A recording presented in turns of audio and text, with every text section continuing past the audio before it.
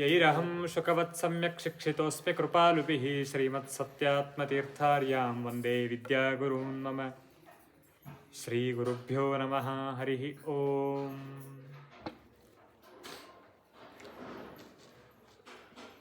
ಪರಮಾತ್ಮ ಕೃಷ್ಣನಾಗಿ ಅವತಾರವನ್ನು ಮಾಡಿದ್ದಾನೆ.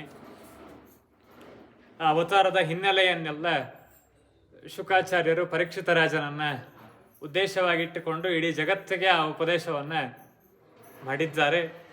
ಕೃಷ್ಣ ಪರಮಾತ್ಮನ ಅವತಾರದ ಸಮಯದಲ್ಲಿಯೇ ದುರ್ಗಾದೇವಿಯ ಅವತಾರ ಗೋಕುಲದಲ್ಲಿ ಆಗಿದೆ. ಮಧುರಾ ಪಟ್ಟಣದಲ್ಲಿ ಈ ವಸುದೇವ ದೇವಕಿ ಇದ್ದದ್ದು, ಅಲ್ಲಿ ಕೃಷ್ಣನ ಜನ್ಮ ಆಯಿತು. ವಸುದೇವ ಕೃಷ್ಣನನ್ನು ಕರೆದುಕೊಂಡು ಗೋಕುಲಕ್ಕೆ ಕಳಿಸಿ ಬಂದಿದ್ದಾನೆ. ದುರ್ಗಾದೇವಿಯನ್ನ ತಾನಿದ್ದಲ್ಲೇ ಕರೆದುಕೊಂಡು ಬಂದಿದ್ದಾನೆ. ಅದೆಲ್ಲ ಕಥೆಯನ್ನು ನಿನ್ನೆ ದಿವಸ ಕೇಳಿದ್ದೇವೆ. ಹೆಣ್ಣು ಹುಟ್ಟಿತು ಅಂತ ಹೇಳಿ ಹೋಗಿ ಆ ಎಲ್ಲ ದೂತರು ಕಂಸನಿಗೆ ಹೇಳಿದ್ದಾರೆ. ಕಂಸ ಬಂದ. ವಸುದೇವ ದೇವಕಿಯರಿದ್ದಲ್ಲಿ ಕಂಸ ಬರ್ತಾನೆ. ಕಂಸ ಬರ್ತಾನೆ. ತಾಯಿ ಬೇಡಿಕೊಳ್ಳುತ್ತಾಳೆ ದೇವಕಿ, ಹೆಣ್ಣು ಕೂಸೋ ಇದು, ಗಂಡಲ್ಲ, ಇದನ್ನಾದರೂ ಬಿಡು. 6 ಕೂಸನ್ನು ಕೊಂದಿ, 7ನೇದ್ದು ಗರ್ಭಪಾತ ಆಯಿತು, 8ನೇದ್ದು ಹೆಣ್ಣು ಹುಟ್ಟಿದೆ. ಹೆಣ್ಣು ಏನು ಮಾಡ್ತದೆ ನಿನಗೆ? ಹೆಣ್ಣಿನಿಂದ ನಿನಗೇನಾಗ್ತದೆ? ಅದರಿಂದ ವಧ ಅಂತೂ ನಿನ್ನದಾಗಲಿಕ್ಕೆ ಸಾಧ್ಯ ಇಲ್ಲ. ಹಾಗಾಗಿ ಹೆಣ್ಣು ಕೂಸು ಬಿಟ್ಟು ಬಿಡು ಅಂತ. ಇಷ್ಟಾಗಿ ಈ ಕೂಸನ್ನು ಕರ್ಕೊಂಡು ಇದು ಕೊಂದೆ ಅಂತಂದ್ರೆ ಹೆಣ್ಣನ್ನು ಕೊಂದವ ಅಂತ ನಾಳೆ ನಿನಗೆ ಜನ ಆಡ್ಕೋತಾರೆ. ಹಾಗಾಗಿ ಅದನ್ನು ಬಿಟ್ಟುಬಿಡು. ಕಂಸ ಒಂದು ಮಾತಿಗೆ ಹೌದಲ್ಲ ಅಂತ ಅನ್ಸ್ಕೊಂಡ್ಬಿಡ್ತಾನೆ. ಹೌದಲ್ಲ, ಖರೆ ಹೇಳ್ತಾರಲ್ಲ. ಎಷ್ಟಿದ್ರು ತಂಗಿ, ಒಳಗೊಬ್ಬ ಸುಜೀವ ಇದ್ದ, ಮಧ್ಯದಲ್ಲಿ ಅವನಿಗೆ ಕೆಲಸ ಮಾಡ್ತಿದ್ದ. ಆ ಡ್ಯುಯಲ್ ಸಿಮ್ ಮೊಬೈಲ್ ಇದ್ದಂಗ್ರಿ ಅದು. ಕಂಸ ಅಂದ್ರೆ 2 ಸಿಮ್ ಹಾಕಿಟ್ಕೊಂಡಿರ್ತೀವಲ್ಲ ಒಂದೇ ಮೊಬೈಲಿಗೆ, ಹಂಗ ಆ ಪೂತನ ಒಬ್ಬಕ್ಕೆ ಬರ್ತಾಳ, ಅದು ಡ್ಯುಯಲ್ ಸಿಮ್. ಅದು ಕಂಸನೊಳಗೆ ಭೃಗು ಋಷಿಗಳು ಒಬ್ಬರಿದ್ರು. ಭೃಗು ಋಷಿಗಳು ಒಯ್ದು ದೇವರಿಗೆ ಹೋಗಿ ಒದ್ದು ಬಂದಿದ್ರಲ್ಲ, ಆ ಒದ್ದ ಪಾಪಕ್ಕೆ ಹಸುರನ ದೇಹದೊಳಗೆ ಇರೋ ಪರಿಸ್ಥಿತಿ ಬಂದಿತ್ತು. ಹೀಗಾಗಿ ಭೃಗು ಋಷಿಗಳು ಆ ದೇಹದೊಳಗಿದ್ರು, ದುಷ್ಟ ಕಾಲನೇಮಿಯೂ ಆ ದೇಹದೊಳಗಿದ್ದ, ಕಂಸನ ದೇಹದಲ್ಲಿ. ಒಮ್ಮೊಮ್ಮೆ ಕಾಲನೇಮಿ ಕೆಲಸ ಮಾಡ್ತಿದ್ದ, ಒಮ್ಮೊಮ್ಮೆ ಭೃಗು ಋಷಿಗಳು ಕೆಲಸ ಮಾಡ್ತಿದ್ರು. 2 ಮೊಬೈಲ್, ಒಂದೇ ಮೊಬೈಲ್ನ 2 ಸಿಮ್ಲೆ ಫೋನ್ ಮಾಡ್ತೀವಿ. ಒಮ್ಮೆ ಆ ಸಿಮ್ಲೆ ಮಾಡ್ತೀವಿ, ಒಮ್ಮೆ ಈ ಸಿಮ್ಲೆ ಮಾಡ್ತೀವಿ. ಹಂಗ ಅವತ್ತೇ ಬಂದಿದ್ದೀವಿ ಎಲ್ಲ ಡ್ಯುಯಲ್ ಸಿಮ್ ಮೊಬೈಲ್, ಇವತ್ತಿಂದಲ್ಲವು. ಹಿಂಗೆ ಹೌದಲ್ಲ ಅಂತೇಳಿ ಬಿಟ್ಟ.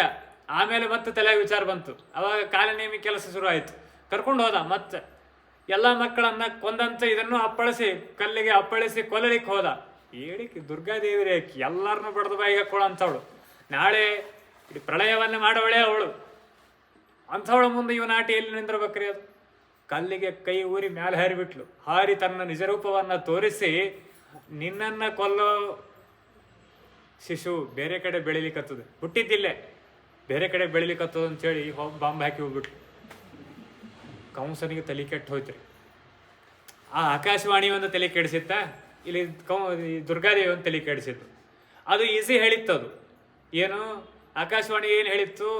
ಇವಳಲ್ಲಿ ಹುಟ್ಟೋ 8ನೇ ಗರ್ಭ ಅಂತ ಡೈರೆಕ್ಟ್ ಮೆನ್ಷನ್ ಮಾಡಿ ಹೇಳಿತ್ತು. ದುರ್ಗಾದೇವಿ ಇನ್ನೂ ತಲೆ ಕೆಡಿಸ್ಬಿಟ್ಲು, ಅದು ಬೇರೆ ಕಡೆ ಎಲ್ಲಿಯೋ ಬೆಳಿಲಿಕ್ಕತ್ತು ಬಿಟ್ಟದ ಅಂಥೇಳಿ.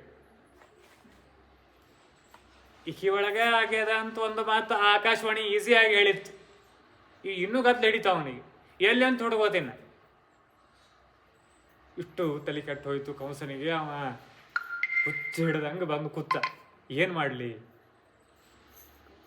ಆಕಾಶವಾಣಿ ಸುಳ್ಳಾಯ್ತು, ಇಲ್ಲಿ ದುರ್ಗಾದೇವಿ ಮಾತನ್ನು ನಂಬಲು, ಆಕಾಶವಾಣಿ ಮಾತು ನಂಬಲು, ಏನು ಮಾಡಲಿ ಅಂತ ಇಡೀ ದಿನ ತಲೆ ಕೆಡಿಸ್ಕೊಂಡು. ಇದಿಷ್ಟು ಅಲ್ಲಿ ನಡೆಯಿತು. ಇಲ್ಲಿ ನಂದಗೋಪನ ಗೋಕುಲದಲ್ಲಿ ಏನೆಲ್ಲ ಆಯಿತು ಅಂತ ಹೇಳಿ ಮಧ್ಯದಲ್ಲಿ ಆ ಕಥೆಯನ್ನು ಹೇಳ್ತಾರೆ ಶುಕಾಚಾರ್ಯರು. ಬೆಳಿಗ್ಗೆ ಎದ್ದು ನೋಡ್ತಾರೆ, ಯಶೋಧಾದೇವಿ ಗಂಡು ಕೂಸು. ಎಲ್ಲರೂ ಓಡಿ ಬಂದರು.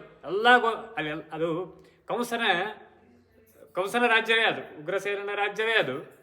ಕಂಸ ಆ ಉಗ್ರ ಅಪ್ಪನನ್ನ ಜೈಲಿಗೆ ಹಾಕಿ ತಾನು ರಾಜನಾಗಿ ಕೂತಿದ್ದ.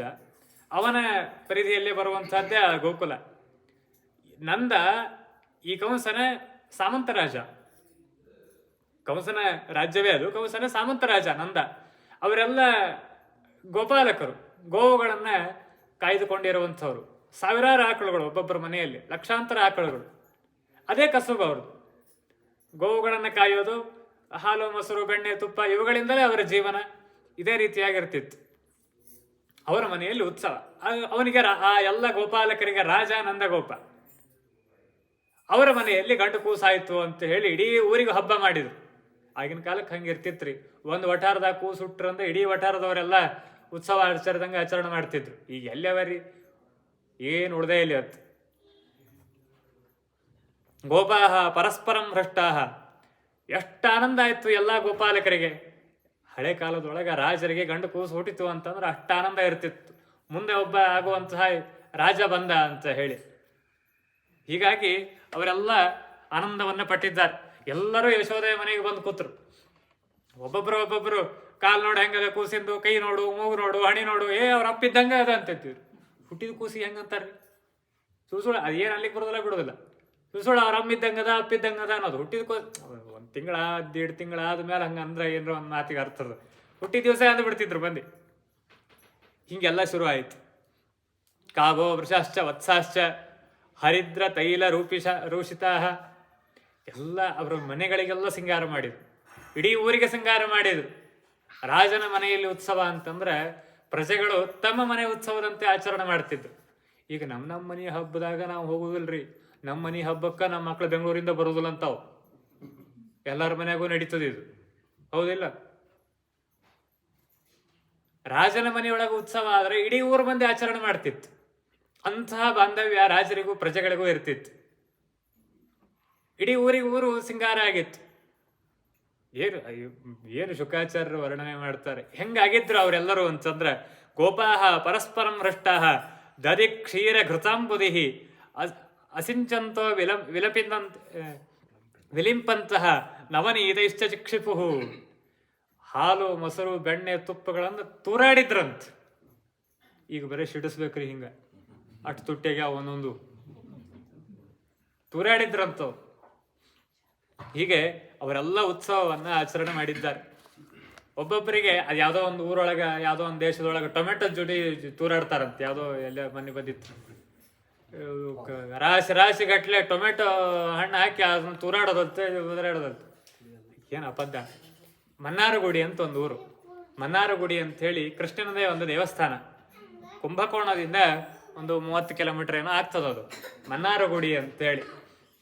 ವಿಜಯದಾಸರು ಆ ಕ್ಷೇತ್ರಕ್ಕೆ ಹೋದಾಗ ಒಂದು ಹಾಡು ಮಾಡ್ಯಾರ. ಮನ್ನಾರು ಕೃಷ್ಣ ಅಂತ ನೀವು ಯಾರಿಗಾರ ಬರ್ತಿರಬಹುದು. ಮನ್ನಾರು ಕೃಷ್ಣ ಅಂತ ಹೇಳಿ ವಿಜಯದಾಸರು ಒಂದು ಹಾಡದ. ಆ ಮನ್ನಾರಗುಡಿ ಅಂತ ಹೇಳಿ ಕೃಷ್ಣ ಏನು ದ್ವಾಪರ ಯುಗದಲ್ಲಿ ಅವತಾರ ಮಾಡಿದಾಗ ಬಾಲಕನಾಗಿ ಗೋವುಗಳನ್ನು ಕಾಯ್ತಾ ಇರುವಾಗ ಅಲ್ಲಿ ಕೆಲವು ಋಷಿಗಳು ತಪಸ್ಸು ಮಾಡಿದ್ರಂತೆ. ಕೃಷ್ಣ ಈಗ ಹೆಂಗಿದ್ದಾನೆ ಹಂಗೆ ನಮ್ಮ ಮುಂದೆ ಪ್ರತ್ಯಕ್ಷ ಆಗಲಿ ಅಂತ ಹೇಳಿ ಅವರು ಬೇಡಿಕೊಂಡಿದ್ರು. ಹಿಂಗಾಗಿ ಅದೇ ರೂಪದಿಂದ ಅವರಿಗೆ ಪ್ರತ್ಯಕ್ಷನಾಗಿದ್ದ ಮನ್ನಾರಗುಡಿ ಅಂತದ. ಅಲ್ಲಿ ಇವತ್ತಿಗೂ ದನ ಕಾಯೋರು ಹೆಂಗಿರ್ತಾರ ಆ ಥರ ಅದೇ ವೇಷದೊಳಗೆ ಕೃಷ್ಣ ನಿಂತದ್ದದ ಅಲ್ಲಿ. ಅಲ್ಲೇ ನಾನು ಹೋಗಿದ್ದೆ. ನಾವು ಈಗೊಂದು 2-3 ವರ್ಷದ ಹಿಂದೆ ಹೋಗಿದ್ದೆ. ಅಲ್ಲಿ ಹೋದಾಗ ಅಲ್ಲಿ ಅರ್ಚಕರು ಅವ್ರು ಹೇಳಿದ್ರು, ಇವತ್ತಿಗೂ ಇಲ್ಲಿ ನಾವು ಬೆಣ್ಣೆ ತೋರಾಡ್ತೀವಿ ಅಂತ. ಫಾಲ್ಗುಣ ಮಾಸದೊಳಗೆ ನಮ್ಮಲ್ಲಿ ಉತ್ಸವ ಆಗ್ತದೆ. ಗುಡಿ, ದೊಡ್ಡ ಗುಡಿ. ತಮಿಳುನಾಡಿನ ಗುಡಿಗಳೆಲ್ಲ ನಿಮಗೆ ಪರಿಚಯ ಇರ್ತದೆ. ದೊಡ್ಡ ಪ್ರಾಕಾರದ ಸುತ್ತಲೂ ನಮ್ಮ ಉತ್ಸವ ಬರ್ತದೆ. ಉತ್ಸವ ಬರೋದಂದ್ರೆ ಹೆಂಗೆ, ಕೈಯಾಗ ಬೆಣ್ಣೆ ಕೊಡ್ತೇವೆ. ಎಲ್ಲರೂ ಆ ಉತ್ಸವ ಮೂರ್ತಿಗೆ ಒಯ್ಯೋದಂತ. ಯಾವ ಉತ್ಸವ ಮೂರ್ತಿ ಇಟ್ಟಿರ್ತದ ಅದೇನು ಅದಕ್ಕೆ ಹೋಗಿ ಬಡಿತದೇನು. ಊರೆಲ್ಲ ಬೆಣ್ಣೆ ಆಡ್ತೀವಿ, ಇವತ್ತು ನಾವು ಆಡ್ತೀವಿ ಅಂತ ಹೇಳಿದರು. ಅದನ್ನ ಅವತ್ತಿನಿಂದ ಬಂದದ್ದು ಅದು. ಗೋಪಾಲಕರು ಗೋಪಿಕಾಸ್ತ್ರೀಯರು ಅವತ್ತೇ ತಾವು ಆರಂಭ ಮಾಡಿದ್ರು. ಹಾಲು ಮೊಸರು ಬೆಣ್ಣೆ ತುಪ್ಪಗಳನ್ನೆಲ್ಲ ತೂರಾಡಿ ಉತ್ಸವವನ್ನ ಆಚರಣೆ ಮಾಡಿದ್ದಾರೆ. ಅಷ್ಟು ಆನಂದವನ್ನ ಪಟ್ಟಿದ್ದಾರೆ. ಯಶೋಧಾದೇವಿ ತಾನು ಕೃಷ್ಣನ ಲಾಲನೆಯನ್ನ ಪೋಷಣೆಯನ್ನ ಮಾಡ್ತಾ ಬೇಕಾದಷ್ಟು ದಾಸರು ಅದನ್ನ ಹೇಳ್ತಾರೆ. ಏನು ಸುಕೃತವ ಮಾಡಿದಳೋ ಯಶೋದೆ, ಗಾನ ಲೋಲನ ಕುಳ್ಳೆರಿಸಿ ಮುದ್ದಿಪ್ಪಳಂತೆ. ಏನ್ ಪುಣ್ಯ ಮಾಡಿದ್ಲೋ ಯಶೋಧ ಅಂತ ದಾಸರು ವರ್ಣನೆ ಮಾಡ್ತಾರೆ. ಪ್ರತಿನಿತ್ಯ ಶಾಲಿಗ್ರಾಮಕ್ಕೆ 2 ಸೌಂಟು ನೀರು ಹಾಕಿ ಅಭಿಷೇಕ ಮಾಡಿದೆ, ಒರೆಸಿಟ್ಟೆ, ತುಳಸಿ ದಳ ಏರಿಸಿದೆ, ಅಲಂಕಾರ ಮಾಡಿದೆ, ಅಭಿಷೇಕ ಮಾಡಿದೆ, ನೈವೇದ್ಯ ಮಾಡಿದೆ ಅಂತಂದ್ರೆ ಎಷ್ಟು ಪುಣ್ಯ ಅಂತಾರೆ. ಅಂತಹದ್ದು ಸಾಕ್ಷಾತ್ ಸಚ್ಚಿದಾನಂದ ಮೂರ್ತಿ. ಅವನಿಗೆ ಸ್ನಾನಕ್ಕೆ ಹಾಕಿ ಥಂಡಿ ಆಗ್ತದೋ ಸಾಕಿನ್ನ ಆಟ ಆಡೋದು ಬಿಡು, ನೀರಾಟ ಆಡೋದು ಬಿಡು ಅಂತ ಅನ್ಬೇಕಂತ. ಯಾರಿಗೆ? ಗಂಗಾ ಜನಕನಿಗೆ. ಗಂಗೆಯನ್ನ ಹುಟ್ಟಿಸಿದವನಿಗೆ ಥಂಡಿ ಆಗ್ತದೆ ಸಾಕಿ ಹೇಳಿನ ಅಂತಿದ್ಲು ಅಂತಕ್ಕೆ. ಗಂಗಾ ಜನಕಕ್ಕೆ ಗಡಿಗೆ ನೀರೆರೆವಳಂತೆ, ಮಂಗಳಂಗನಿಗೆ ಭಾಮೆ ರಕ್ಷೆ ಇಪ್ಪವಳಂತೆ. ಹಾಲು ಕುಡಿಸ್ತಿದ್ಲು ಯಾರಿಗೆ? ಕ್ಷೀರಸಾಗರದ ಓನರ್ಗೆ. ಕ್ಷೀರಸಾಗರದ ಓನರ್ಗೆ ಹಾಲು ಕುಡಿಸ್ತಿದ್ಲು. ಆ ಥರ ಇತ್ತು. ಮಂಗಳಂಗನಿಗೆ ಭಾಮೆ ರಕ್ಷೆ ಇಪ್ಪವಳಂತೆ. ಹೀಗೆ ಕೃಷ್ಣನಿಗೆ ಪ್ರತಿಯೊಂದು ಆರೈಕೆಗಳನ್ನ ಯಶೋಧಾದೇವಿ ಮಾಡ್ತಾಳೆ. ಪ್ರತಿಯೊಂದು ಆರೈಕೆಗಳನ್ನ ಮಾಡ್ತಾಳೆ. ಕೃಷ್ಣ ಸ್ವಲ್ಪ ಬೆಳೆದ, ಹೊಟ್ಟೆ ಸರಿಸಲಿಕ್ಕೆ ಆರಂಭವನ್ನ ಮಾಡಿದ್ದಾನೆ. ಹೊಟ್ಟೆ ಸರಿಸಿ ಮುಂದೆ ಹೋಗ್ತಾವ ನೋಡ್ರಿ ಸಣ್ಣ ಕೂಸುಗಳು. ವಾದಿರಾಜರು ವರ್ಣನೆ ಮಾಡ್ತಾರೆ, ಯಾಕೆ ಹೊಟ್ಟೆ ಸರಿಸ್ಲಿಕ್ಕೆ ಶುರು ಮಾಡಿದ ಕೃಷ್ಣ ಅಂತಂದ್ರೆ ಹೊಟ್ಟೆ ಕಾಣಬಾರದು ಅದಕ್ಕೆ. ಅಲ್ಲ ಯಾಕೆ ಹೊಟ್ಟೆ ಕಾಣಬಾರ್ದು? ಇವನೇ ಚಪಾತಿ ಲಟ್ಟಿಸಿದಂಗೆ ಅದ ಹೊಟ್ಟೆ. ಅಷ್ಟೇ ಅಲ್ಲದು, ಅವನ ಹೊಟ್ಟೆ ಬಹಳ ದೊಡ್ಡದದ. ಏನು ಎಂಥ ದೊಡ್ಡ ಹೊಟ್ಟೆ ಅದ ಅಂತಂದ್ರೆ ಇಡೀ ಬ್ರಹ್ಮಾಂಡ ಒಳಗೆ ಹೊಟ್ಟೆ ಹಿಡಿಸ್ತದು. ಅಂಥ ದೊಡ್ಡ ಹೊಟ್ಟೆ ಅದ. ನೋಡಿದವ್ರು ದೃಷ್ಟಿ ಬಿಟ್ರೆ ದೃಷ್ಟಿ ಆಗಬಾರ್ದು ಅಂತೇಳಿ ಹೊಟ್ಟೆ ಕಾಣಿಸ್ಲಾರ್ದಂಗೆ ನಡೆದ ಅಂತ ಮುಂದೆ ಹೊಟ್ಟೆ ಅಂಬೆಗ. ಆಮೇಲೆ ಹೊಟ್ಟೆ ಸರಿಸ್ಕೊಂಡು ನಡೆದ ಕೃಷ್ಣ. ಆಮೇಲೆ ಅಂಬೆಗಾಲನ್ನು ಇಟ್ಟ. ಸ್ವಲ್ಪ ದೊಡ್ಡವನಾದ, ಸ್ವಲ್ಪ ಕಾಲು ಬಂತು, ಹೆಜ್ಜೆಗಳನ್ನು ಇಟ್ಟು ಗೋಡೆ ಹಿಡಿದು ನಡೀಲಿಕ್ಕೆ ಆರಂಭ ಮಾಡಿದ. ಹೀಗೆಲ್ಲ ಕೃಷ್ಣ ಪರಮಾತ್ಮ ಒಂದೊಂದೇ ಲೀಲೆಗಳನ್ನು ತೋರಿಸಿ ಆ ಯಶೋದೆಗೆ, ನಂದನಿಗೆ, ಅಲ್ಲಿದ್ದ ಗೋಪಾಲಕರಿಗೆಲ್ಲ ಸಂತೋಷವನ್ನ ಕೊಡ್ತಾ ಇದ್ದಾನೆ. ಇಲ್ಲಿ ಕಂಸ ಅವ ತಲೆ ಕೆರೆಸೋತ್ ಕೂತಿದ್ನಲ್ಲ, ಅವನು ವಿಚಾರ ಮಾಡಿದ, ಏನ್ ಮಾಡೋದಿನ್ನ, ನನ್ನನ್ನ ಕೊಲ್ಲುವ ಕೂಸು ಇನ್ನೊಂದು ಕಡೆ ಹುಟ್ಟದ ಅಂತ ಹೇಳಿ ಈಗಾಗಲೇ ಸುದ್ದಿ ಬಂದುಬಿಟ್ಟದ. ದುರ್ಗಾದೇವಿ ನನಗೆ ಹೇಳಿ ಹೋಗಿಬಿಟ್ಟಾಳ. ಮತ್ತು ಏನಿದು, ಏನು ಮಾಡ್ಬೇಕಿನ್ನ? ಇವತ್ತ ಬಗ್ಗಿಸಿ ಅದನ್ನ ಸಂಹಾರ ಮಾಡಿಬಿಟ್ರೆ ನಾ ಬದುಕ್ತೀನಿ.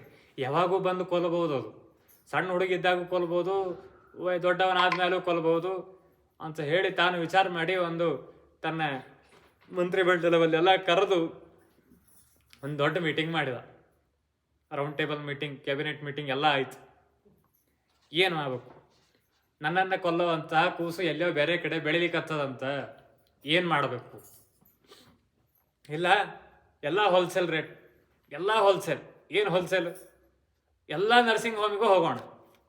10 ದಿವಸದ ಒಳಗೆ ಯಾವ್ಯಾವ ಕೂಸುಗಳು ಇರ್ತಾವೆ ಕುತ್ತಿಗೆ ಹೆಚ್ಚಿಗೆ ಬಂದ್ಬಿಡೋಣ.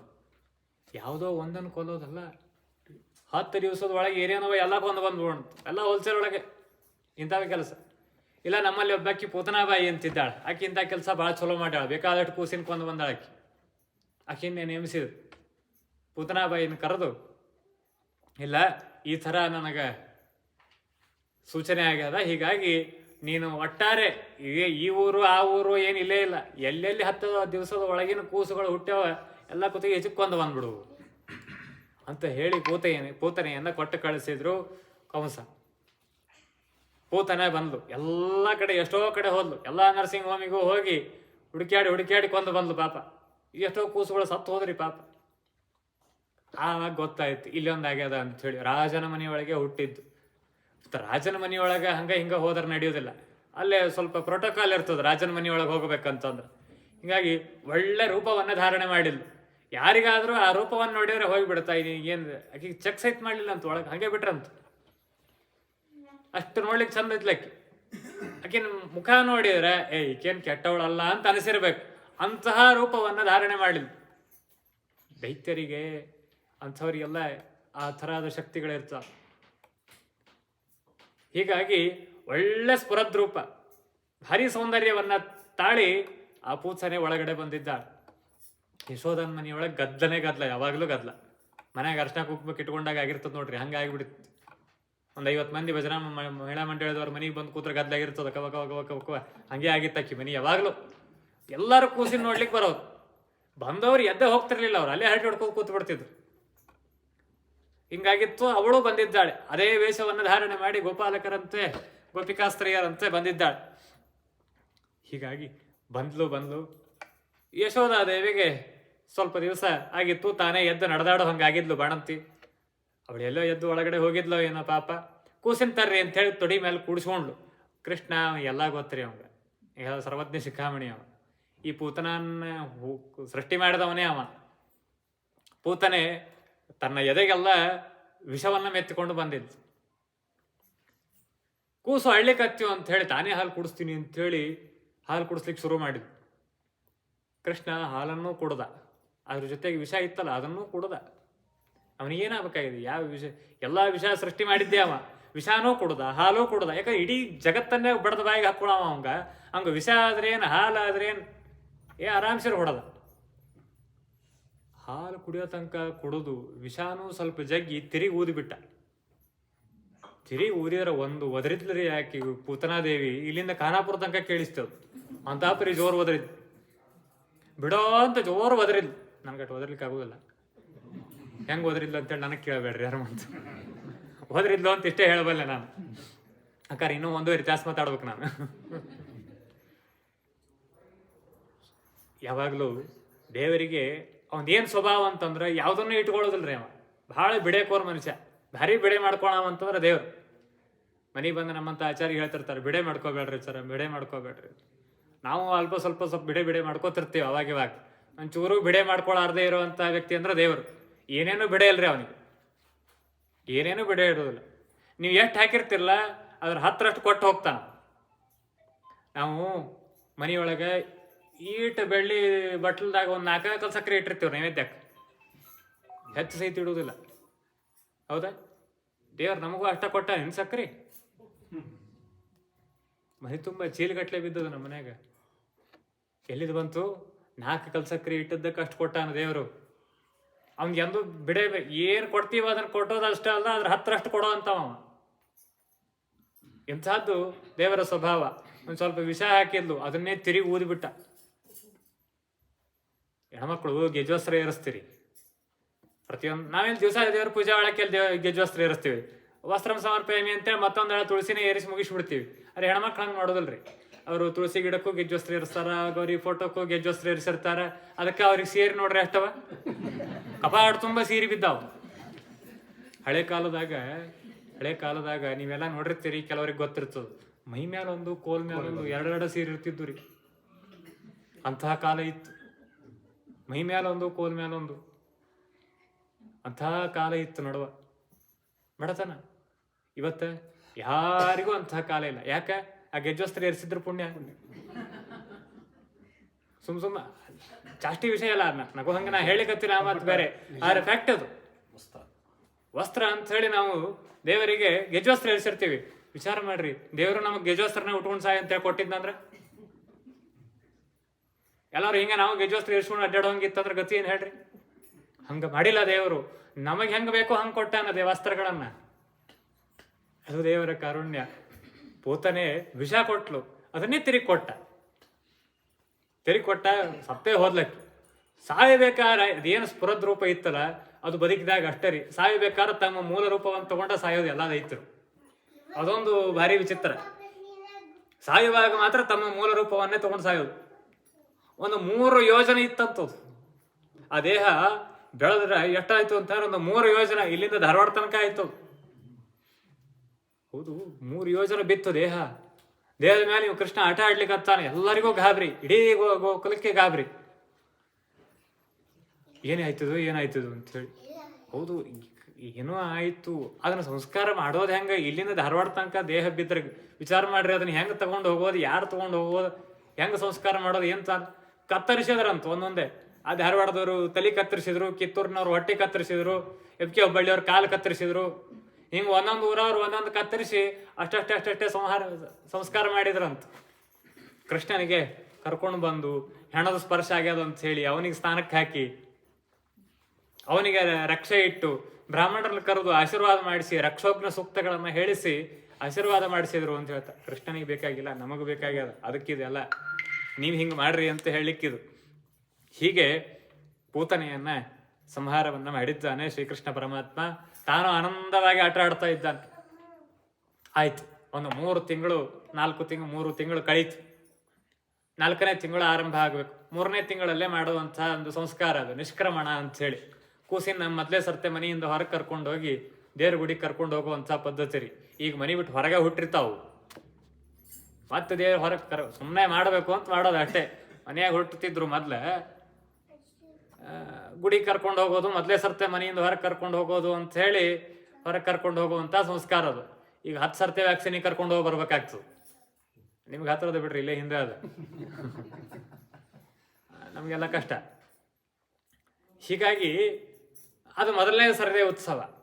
ಮನೆಯಿಂದ ಕೂಸಿನ ಹೊರಗೆ ಕರ್ಕೊಂಡು ಹೋಗೋದು, ದೇವರ ಗುಡಿಗೆ ಕರ್ಕೊಂಡು ಹೋಗೋದು ಅಂಥೇಳಿ ಅದನ್ನೊಂದು ದೊಡ್ಡ ಹಬ್ಬದಂತೆ ಆಚರಣೆ ಮಾಡಿದ್ರು ರಾಜರು. ಅವರೇನು ಹೇಳಿ ಕೇಳಿ ದೊಡ್ಡ ಉತ್ಸವದಂತೆ ತಾವು ಆಚರಣೆಯನ್ನ ಮಾಡ್ತಾ ಇದ್ದಾರೆ. ದೂರದಲ್ಲಿ ಊರಿನ ಹೊರಗೆ ಒಂದು ದೇವಸ್ಥಾನ, ಅಲ್ಲಿ ಎಲ್ಲರೂ ಕೂಡ ಹೋಗಬೇಕು ಅಂಥೇಳಿ ಎಲ್ಲರೂ ತಮ್ಮ ಚಕಡಿಗಳಲ್ಲಿ, ಬಂಡಿಗಳಲ್ಲಿ ಹಾಲು, ಮೊಸರು, ಬೆಣ್ಣೆ, ತುಪ್ಪ ಎಲ್ಲವನ್ನ ಇಟ್ಕೊಂಡು ಅಲ್ರಿ ಹೇರ್ಕೊಂಡು ಹೋಗಿದ್ರಂತ. ಏನು ನಮಗೆ ಕಲಿಸುವಂಥ ಭಾಗವತ ಕೃಷ್ಣ ಕಲಿಸುವಂಥ ಪಾಠ ಏನು ಅಂತಂದ್ರೆ, ನಮ್ಮೂರಿನ ಜಾತ್ರೆಗಳಿಗೆ, ನಮ್ಮೂರಿನ ಹಬ್ಬಕ್ಕೆ, ನಮ್ಮೂರಿನ ಉತ್ಸವಕ್ಕೆ ಹೆಂಗೆ ಹೋಗ್ಬೇಕು, ಬಂಡಿ ಕಟ್ಕೊಂಡು ಹೋಗ್ಬೇಕಂತ ಕಲಿಸ್ತದ. ಇವತ್ತು ಹೆಂಗೆ ಹೋಗ್ತೀವಿ ನಾವೆಲ್ಲ, ಮಕ್ಕಳನ್ನ ಮನೆಯಾಗ ಬಿಟ್ಟು ಹೋಗ್ತೀವಿ, ಮನ್ಯಾಗಿದ್ರ. ಯಾ ಬೇರೆ ಊರಾಗ ಹೋಗಿದ್ದ ಅಂತಂದ್ರೆ ಇಲ್ಲಿ ಬಿಡು, ನಾವು ಅಷ್ಟು ಹೋಗಿ ಬಂದ್ಬಿಡ್ತೀವಿ, ನೀ ಎಲ್ಲ ಇರೋ, ನೀ ಏನು ಬರಬೇಡ ಅಂತ ನಾವಾಗೆ ಹೇಳ್ಬಿಡ್ತೀವಿ. ಹಂಗಲ್ಲ, ನಮ್ಮೂರಿನ ಉತ್ಸವಗಳು, ನಮ್ಮೂರಿನ ಜಾತ್ರೆ, ನಮ್ಮೂರಿನ ತೇರು, ನಮ್ಮೂರಿನ ರಥೋತ್ಸವಗಳು ಒಬ್ಬೊಬ್ಬರೇ ಹೋಗೋದಲ್ಲ, ಅದು ಬಂಡಿ ಕಟ್ಕೊಂಡು ಹೋಗ್ಬೇಕಲ್ಲೇ. ಹಳೆ ಕಾಲದಾಗ ನೀವೆಲ್ಲ ಹೋಗಿ ಬಂದವರು ಇದ್ದೀರಿ ಆಚರ, ಹೌದಾ? ಬಂಡಿ ಕಟ್ಕೊಂಡು ಹೋಗೋದು. ಇಲ್ಲೇ ನಮ್ಮ ಎಮ್ಕೆ ಒಬ್ಬಳ್ಳಿ ತೇರಿಗೆ ಹೆಂಗೆ ಹೋಗ್ತಿದ್ವಿ ಮೊದ್ಲು, ಹೋದ್ರೆ 4 ದಿನ ಅಲ್ಲೇ ಇದ್ದು ಬರ್ತಿದ್ವಿ. ಇವತ್ತೇಲ್ಲ ಮುಂಜಾನೆ ರಥೋತ್ಸವಕ್ಕೆ ಹೋಗ್ತೀವಿ, ಮಧ್ಯಾಹ್ನ ಹೊಟ್ಟತೀವಿ ವಾಪಸ್. ನಮ್ಮೂರಿನ ರಥೋತ್ಸವ ತೇರುಗಳಿಗೆ ಹಂಗೆ ಹೋಗ್ಬೇಕಂತ ಅದನ್ನು ಕಲಿಸಿಕೊಡ್ತದೆ ಭಾಗವತ. ಹಾಲು, ಮೊಸರು, ಬೆಣ್ಣೆ, ತುಪ್ಪ ಇವುಗಳನ್ನೆಲ್ಲ ಹೇರಿಕೊಂಡು ಉತ್ಸವ ಅಂತ ಹೇಳಿ ತಾವೆಲ್ಲ ದೂರದಲ್ಲಿ ಹೋಗಿದ್ದಾರೆ. ಕೃಷ್ಣನನ್ನು ಕರ್ಕೊಂಡು ಹೋಗಿದ್ದಾರೆ. ಅಲ್ಲಿ ಬೇಕಾದಷ್ಟು ಹಾಡು ಹಾಡಿದ್ರು, ಕೋಲಾಟ ಆಡಿದ್ರು, ಭಜನೆ ಮಾಡಿದ್ರು. ಅದೆಲ್ಲ ಗದ್ದಲದೊಳಗೆ ಯಶೋಧಾದೇವಿ ಬ್ಯುಸಿ ಆಗಿಬಿಟ್ಟ. ಕೃಷ್ಣನ್ನ ಏನು ಬಟ ಬಯಲು, ಏನು ಈಗಿನಂಗೆ ದೊಡ್ಡ ಕಟ್ಟಡಗಳಲ್ಲ, ಏನಲ್ಲ, ಯೋಚಿಸಲ್ಲ. ಅದೇ ಒಂದು ಚಕಡಿ ಕೆಳಗೆ ಮಲಗಿಸಿ ಬಿಟ್ಟಿದ್ವಿ, ಇಲ್ಲೇ ನೆರಳದ, ಮಲ್ಕೊಳ್ಳಿ ಕೂಸು ಅಂತ ಹೇಳಿ. ನೋಡಿದ ಕೃಷ್ಣ ಎಚ್ಚರ ಆಯ್ತು. ನೋಡ್ತಾಳ, ಆ ಕಡೆ ಈ ಕಡೆ ನೋಡ್ತಾನ, ಎಲ್ಲ ಹೆಣ್ಮಕ್ಳು ಬೀಜಿ, ಯಾರು ನನ್ನ ಕಡೆ ನೋಡ್ತಾ ಇಲ್ಲ. ಅಲ್ಲಿ ನೋಡ್ತಾನ ಶಕಟಾಸುರ ಅಂತ ಬಂಡೆಯ ರೂಪದೊಳಗೆ ಬಂದಿದ್ದವ. ಝಾಡಿಸಿ ಒಂದು ಒದ್ದ ನೋಡ್ರಿ, ಬಗೆಹರಿತಿ ಎಲ್ಲ ಹೊತ್ಕೊಂಡು ಬಿತ್ತು. ಎಲ್ಲ ಅಭಿಷೇಕ ತನ್ನ ತಲೆ ಮೇಲೆ. ಯಾಕಂದ್ರೆ ಬಂಡಿ ಮೇಲೆ ಏನಿತ್ತು, ಹಾಲು, ಮೊಸರು, ಬೆಣ್ಣೆ, ತುಪ್ಪ ಎಲ್ಲ ಇತ್ತು.